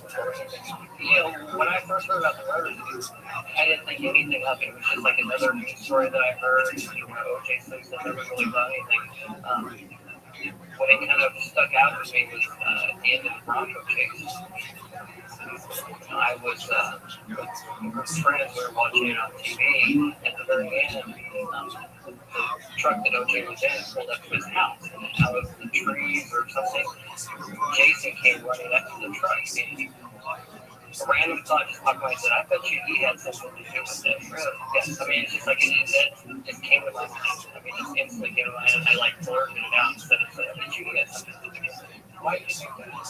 Probably because, I knew the guy had a temper, and he was kind of, just hothead, and it was somebody we had to watch out for, and I guess seeing him get mad that time, it really stuck out in my mind. It's knowing what you knew about Jason and your experience with him on campus, and obviously what you heard about, is that part of the reason why you want to keep your identity to this point? You're fearful that a guy that would make him after you?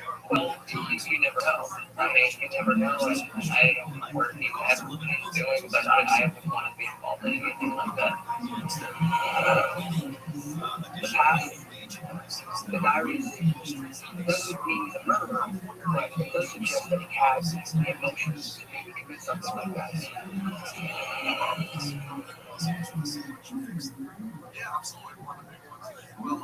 Jesus Simpson's journal seemed to reflect the inner workings of a young man named Turtle, but doesn't present the distinct mind by taking time now.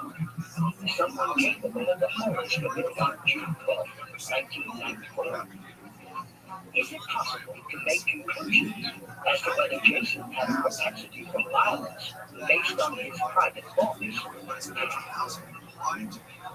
Bill and Chris are meeting with forensic psychologist Jane Beresford for her opinion about Jason Simpson's state of mind leading up to the time of the murder. Consultation with other psychologists is a usual part of my forensic psychological procedure. A second opinion from somebody who regularly works cases with extreme violence is well versed in threat assessment. They can look at these writings to form their own independent conclusions. This is a very troubled person, going through a lot of challenging circumstances. It strikes me that this person is struggling with chemical dependency, family relationships, not feeling supported by family, with word alienation. I think if this person feels a little bit more distant to his father, but I do read someone who really wants to fit in, someone who wants to connect. There were a lot of troubling references. Looking at an entry here, this is the year of the knife for me. That's really troubling to me. What does a knife mean to this individual? Is it something that this person has used as a weapon in the past? This is someone who sounds like he would like to get rid of something. It's hard to know. This is an aspect of himself that he'd like to shed, or this is another part of his life he'd like to eliminate, perhaps? So we have an entry here that says, I'm scared of myself. I don't know what to believe. This is a statement I've heard before when someone has done something that they regret, or when someone feels out of control. This sounds like a person who's afraid of who he might become, depending on the situation and the stressors in his life. Would you say that this individual who especially has the potential for violence? Potential for? Yes.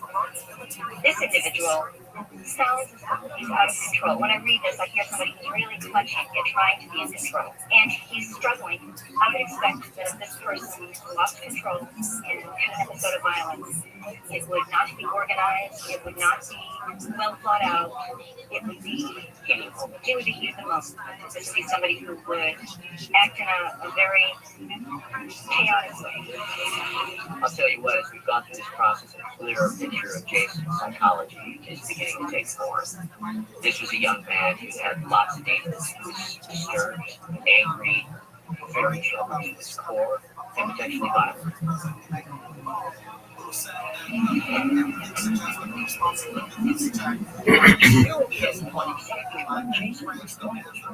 Derek and Chris have set up a meeting with one of the few people emotionally allowed into his family's inner circle, a familiar face to those that follow the Simpson trial.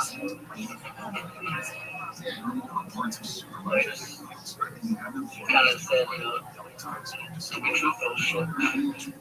I've had dreams. So I kind of chuckled. Ron Ship is a former LAPD officer and was a close friend to the Simpson family. Ultimately, he would testify against O.J. as a prosecution witness. My comments, my opinion, I would not have the blood of the cold in Ron Ship. I can speak with my to me, they were two of the most beautiful people I've ever met. It's always a lot of fun. I mean, she's one of those people that she would tell like it was. I know she likes me a whole lot. And hopefully there's certain people around the world. It almost seems like an incredible, inaccessible under control. I didn't realize it. You didn't understand. I never seen anything like that until the 1980s. That's when he first came up. And I was completely like his character. You've never seen him get mad at this point. No, I mean, I knew, he had a problem with Jason. And Nicole had told me one time he got what he had to know. It was hearsay. What was that incident about that you told me about? I got a call from Nicole's brother, Ralph. Nicole and OG were out of town. I guess Jason had a few cocktails. And he took it back to OJ statue. I remember there were two full-size statues in the backyard. Was it one of those statues? No, it was one of those. Yeah. Did you ever take a baseball bat, by the way, and beat up a statue of your father in the yard? He got mad when he had his bat. He couldn't hit the tree up about it. And they hit it completely, pushing and stuff like that. He hit the statue. And he was taking a bat, saying how much he hated. I hate my dad, I hate my dad, I hate my dad. If he hit him a lot of times, just one shot. Yeah, right? Yes, sir. Okay. Can you explain to me, so now my dad, he never had any time for me, he's always on my case, I can't do anything right, basically, and I just started feeling frustrated. So OJ comes back to town, I think, next couple of days, and I get a call from OJ. But I'm just going to get come to the house. What did he say? Not that much. And he goes, Ron, you understand. He says, I love Jason. He's my son. I'm going to have the best relationship that I can with him. Just anything you can tell me. Just anything that I can help. He said, I appreciate it. I really want to connect with my boy. Man, I got that. And I said, okay, look. I said, it's not a really bad thing. I said, this woman's going to cry. And basically, that's all I get, you know. So I think I called the house a few days later, and I go into the phone. And I said, hey, is everything okay? OJ and Jason and you guys? She goes, oh, yeah, it's okay. She goes, yeah, a little bit, whatever you told them, treat me get crap out of Jason. She said, and I mean, she told me that, and I said, wow. And I was like, wow. I think that's really, how much do you think? How do you think it made it feel? I think it made it feel old. I mean, you know, it's your first and only time in Vegas. I don't think, I mean, retrospect, I think he probably did a lot of times. A father that would beat his child for expressing that he wishes he could have more time with him and talking to somebody about that suggests it's more important to protect his image than to address the emotional needs of his son. Are you considering Jason to be in trouble too? I think Nicole, I think she had mentioned to me that, you know, that he had a couple of problems with she said, you know, Jason has a tendency, you know, that he has a lot of arguments with, you know, a lot of conflict with him. What was your relationship like with Jason? Jason, I always felt like she was like Jason's sister. She would constantly tell me, you know, like, you know, she's like, yeah, me and Jason was friends, we went out to such and such, and we were dancing, you know, we had a great time. Jason's just good kid, something she felt good, you know, having fun. And then after the homicide, did you contact OJ afterwards? The day after the murder, for the house, me and Bob Kardashian, the last one, and I walked Bob out to his car, and I guess that's where they invited me to come up to his room. And that's what we engaged in a conversation about, he asked me about DNA, I wanted to take DNA to come back. I mean, God, God, man, why do you want to know how long they DNA to come back? What you need to know. And in my mind, this was a horrible moment for me, because all of a sudden I'm confused.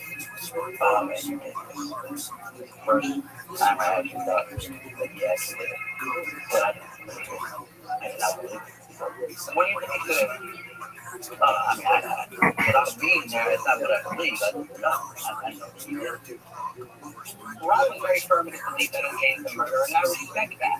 But I need to find out if he's basing this on evidence or on his own personal beliefs. When he was asking you about the DNA, is it possible he could have affected somebody else? Because that was a real question that Jason doesn't care about things. There was so much evidence to get to this. How much evidence do you see of Jason? How much evidence do you see of Jason? How much evidence do you see of Jason? If there is evidence of Jason having a violence history, is it surprising to you that Jason Simpson was not even interviewed as a witness to what was going on in the family by anybody within the media at that time? No. And everybody else. If for other reasons, say, hey, what did you see going on between your dad and Nicole? Did you see it? They didn't cross a lot of their T's and got their eyes connected. The suspects, they really didn't know.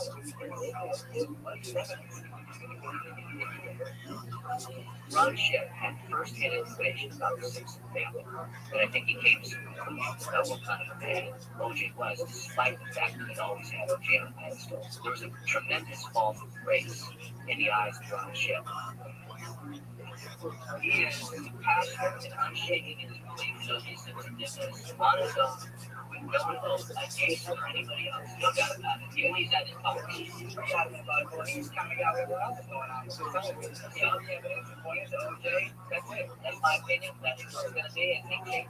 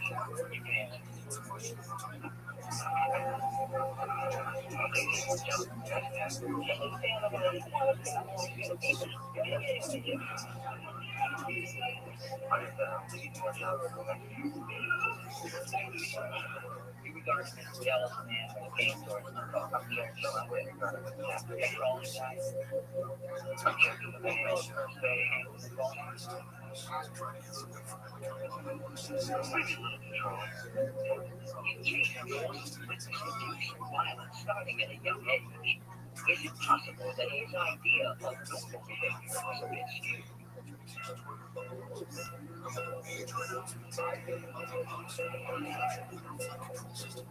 For a closer look on the inner workings of sensitive family, Bill, Chris, and Derek are meeting with Barry Hostetler.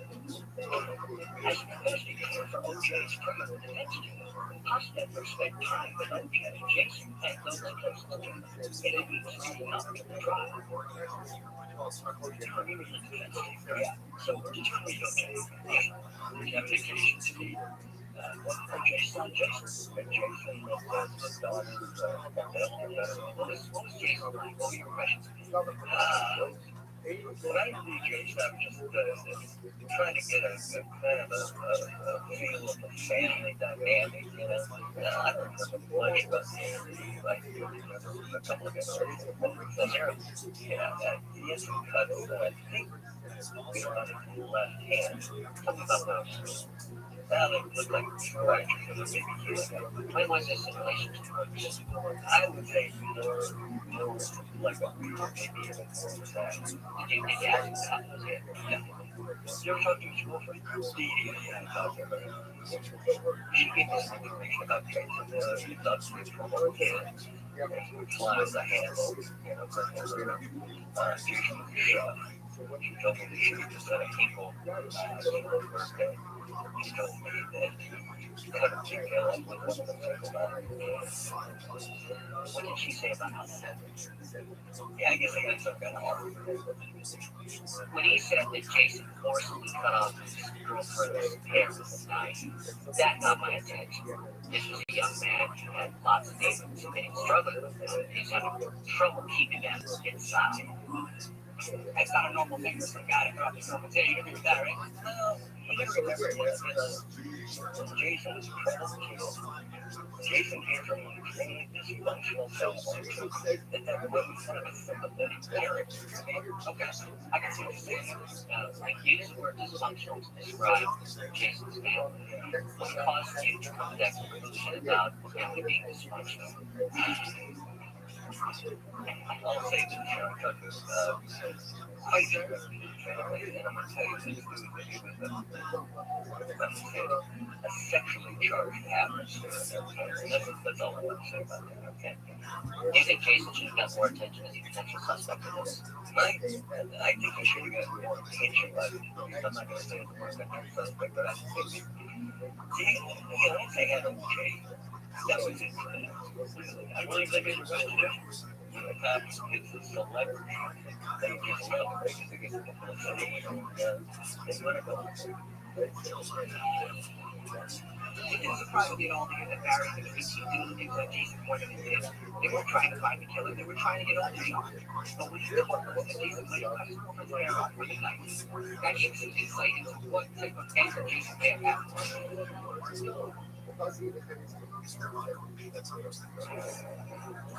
Following the murders of Nicole Brown Simpson and Ronald Gold, the LAPD and the news media quickly focused on O.J. Simpson as the primary suspect. Unlike his father, Jason Simpson largely managed to stay out of the limelight and out of the LAPD's murder investigation. but he wasn't a stranger to law enforcement in the years leading up to the murders. Have you ever been convicted of a crime? I have as well. And is that the only time you've ever been charged with a crime? Yes. Isn't it true that the charges were brought against you by the city of Los Angeles for an assault on a guy named Goldberg at a restaurant? Yes, yes. Well, charges were brought against you for assault. Right, right. You didn't tell us about that. I totally forgot about it. Okay, well, it's crucial that we not forget about that. This was a case brought against you by the people of the state of California in January 1993, correct? Yes. And you assaulted a man named Paul Goldberg, correct? Paul Goldberg was Jason's employer in 1992. And 25 years later, the team has tracked him down to hear his story. So, it was probably about 26, 27 years ago, I decided to open a restaurant. When you say open a restaurant, you're talking about this very place, this very place. Now we're going to what's this? At the time, I named it Revival Cafe. During that time, I had signed up that I was looking for employees, and I met Jason Simpson. I mean, he was a great guy. He waited months for the job and instantly took over and was everything I needed. Later on, as we were talking, so what was like being OJ's son? He said it's very bittersweet. I hate being compared to him and everything I do. He said he got into food because it was his chance to stand alone and so the beginning of your relationship with Jason started off really nice. You thought he was a great guy. So how did things progress? If I remember correctly, he was quite young here. And then all of a sudden he took over. He thinks that's a no problem. And then when he came back, he was talking about what is his freaking out. That means you're going to be all the day. Then this girl came in and the president and the waitress were going to schedule for that time. And she started saying her favorite thing was her go home. And all I did was go home. She went in the kitchen and told Jason all of this power. Jason came out like a freaking maniac, and he said, well, nobody treats my friends like that anymore. Then he came back, a week or two later, next thing I know, I got taken back to the head every time. And it's scary, it's very scary. After committing this crime, Jason walked away with a sentence of 10 community service and 2 years probation, which is response served at the time of the murder. We got no fight. I encouraged our meeting was the fight to people and attack. I was standing watching behind the counter. Paul Goldberg gave me everything to what happened. It was a Sunday. Extremely busy. Jason came flying through the door. He's very upset, yelling, screaming, disturbing customers. And he told me he felt that I cheated him out of a week's pay or reminded him that he'd taken off with me.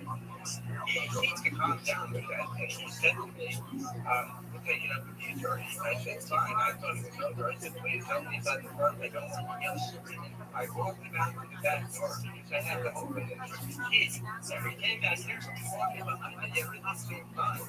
Once I stuck the key in the door, I opened the door, and I got punched in the back of the head. And I didn't know if you were rushing me or picking me up, but I was flying down the open hill. And I landed about here, and he picked me up, and again took me, and he threw me. I landed, I would say, exactly right here. My head was facing the wall. He started kicking me in the ribs, and then his girlfriend started screaming like a man, like, Jason, you're crazy. Stop. He kicked me a few more times, took a step away, came back, kicked me another time or two. He said something like, next time I touch you. It's best when your future behavior is past behavior. There's a monster. It's not that guy. There's something here. Having someone confirm what Jesus is capable of. The game of life's indication of the fact that Jesus could be the guy.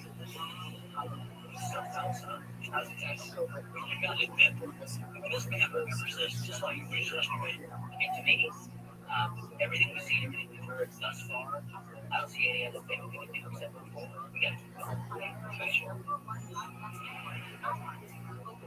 Next time, we're going to get Jason to be on the phone for that stuff. We're going to talk about but thank you.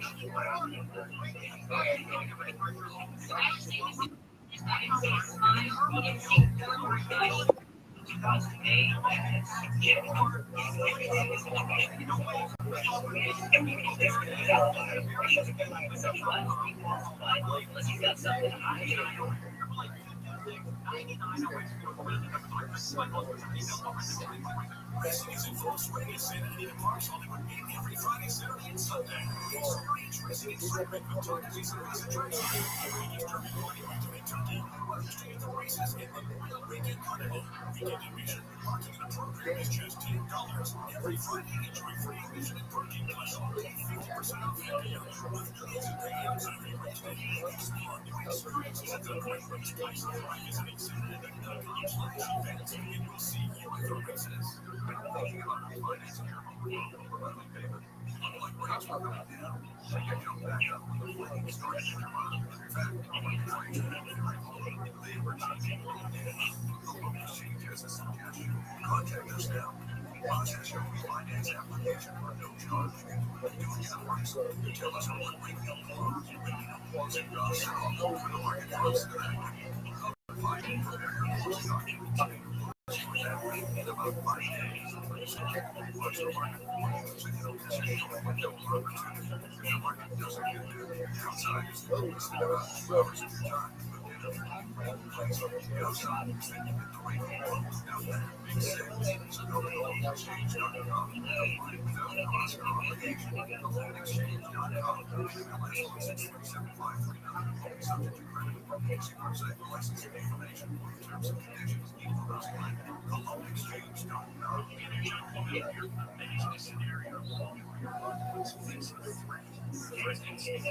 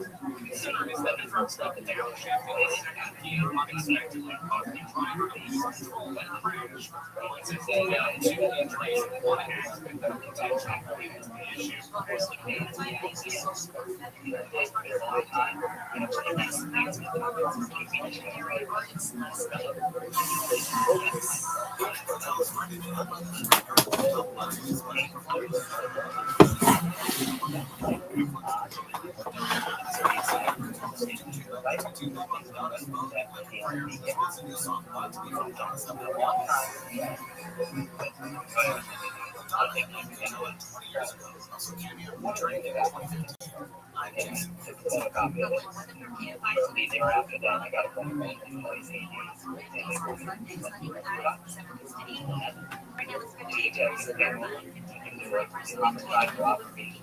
And, I kind of felt like they were like, get that body to work.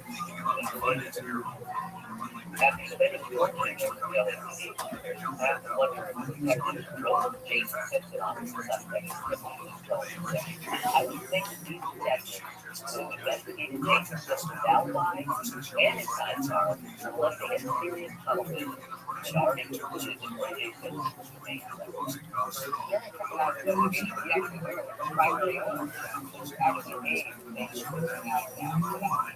Something that well, that's my experience because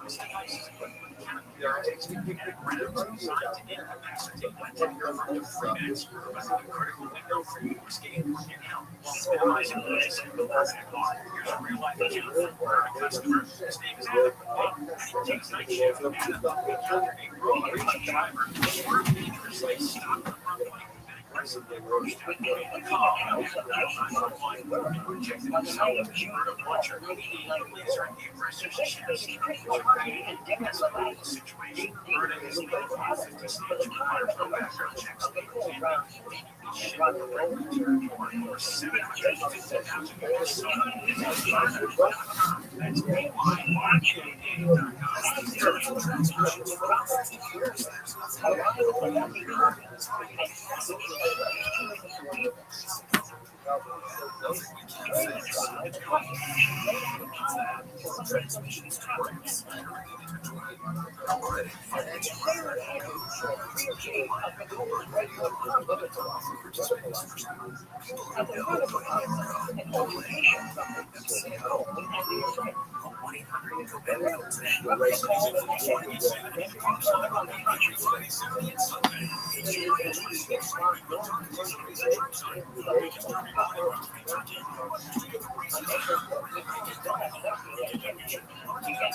the primary owner is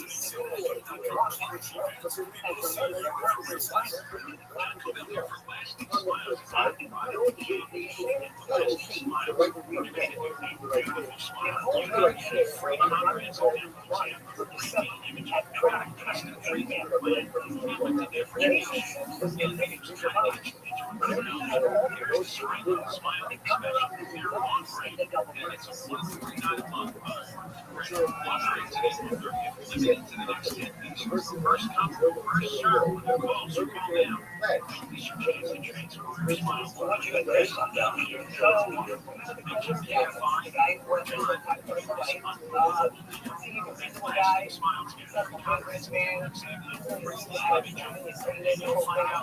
at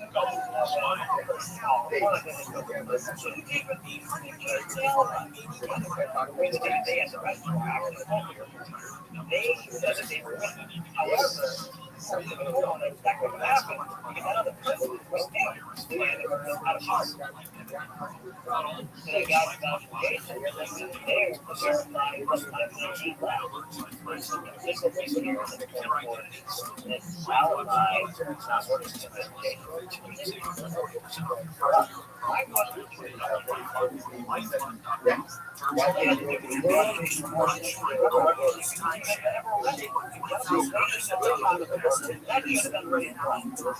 Doesn't matter how far that is. It's all about the outcome. You have to accept the fact that Jesus was not the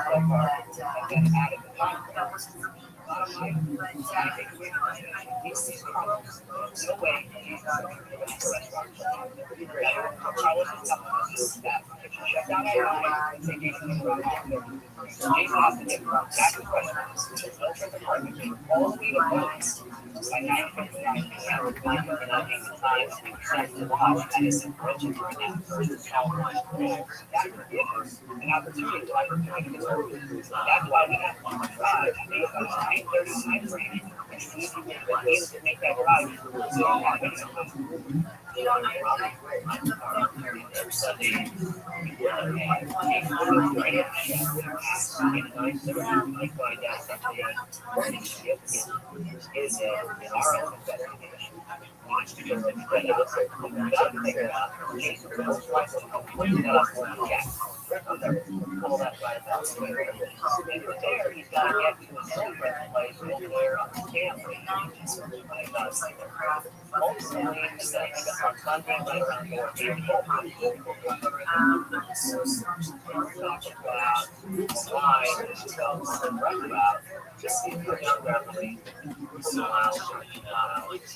back the other direction. Using a starting point was the rush route, meaning come down Saturday to point Wilshire. I went around Wilshire, under the 405, well, not even at the first place. What we're talking about, if they don't have to go with one of the most congested areas in Los Angeles, I'm not trying to figure out the few years, and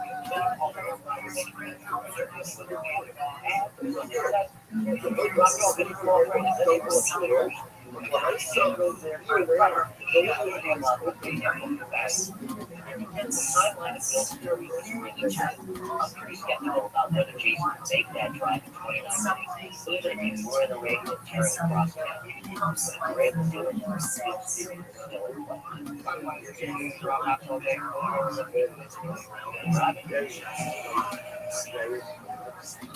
I think that's just a given. You know, I think that the thing that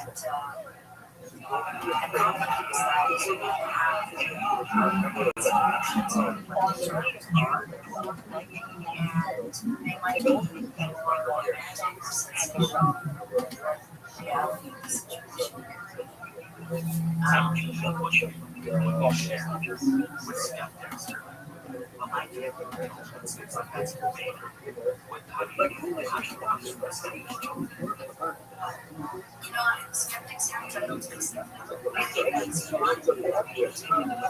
And actually,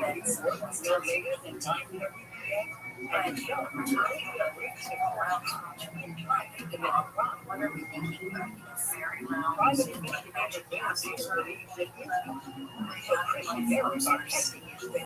By driving the route that Jason would have most likely taken on the night he robbed everything. But if we were driving the rest of the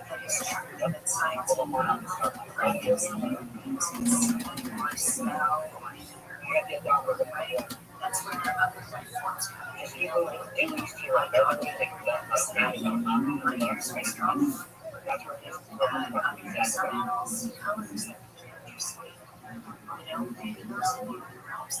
probably got out of the according to Bill's theory, final assault began at 1959 with Lowell Brown's watch stop right below, putting out picked her up from Jackson all the way over to her apartment, dropped her off, and all the way back to her. Name's right to her quote. But we're going to have to back it after it makes sense. But it's going to give us a sad idea.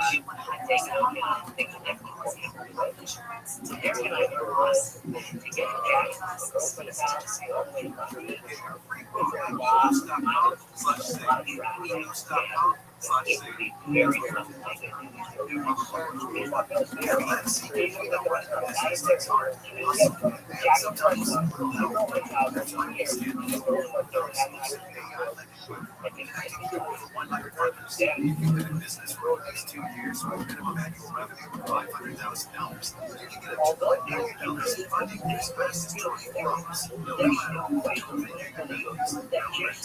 Apply today. No cost or obligation. Lexi.com. That's I got a lot more than I thought I would. How about the other corner? Giving Jason Simpson an alibi, and then this guy telling us, welcome back. I found it a lot because I was sitting on the bar. I got a lie. Where is that? I do too. I had no idea that he was interested in so close to time to it was a day or two after the homicide. That's just bad. I think about it a day or two after if that time card that we have is correct, the year of the time the card for Saturday and Sunday already comes out at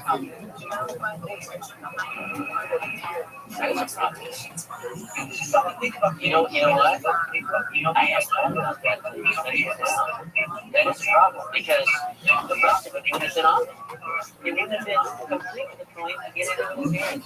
It wouldn't have been a day at the app. Maybe his time frame's off. That's what I'm saying. I got a lot out of it today.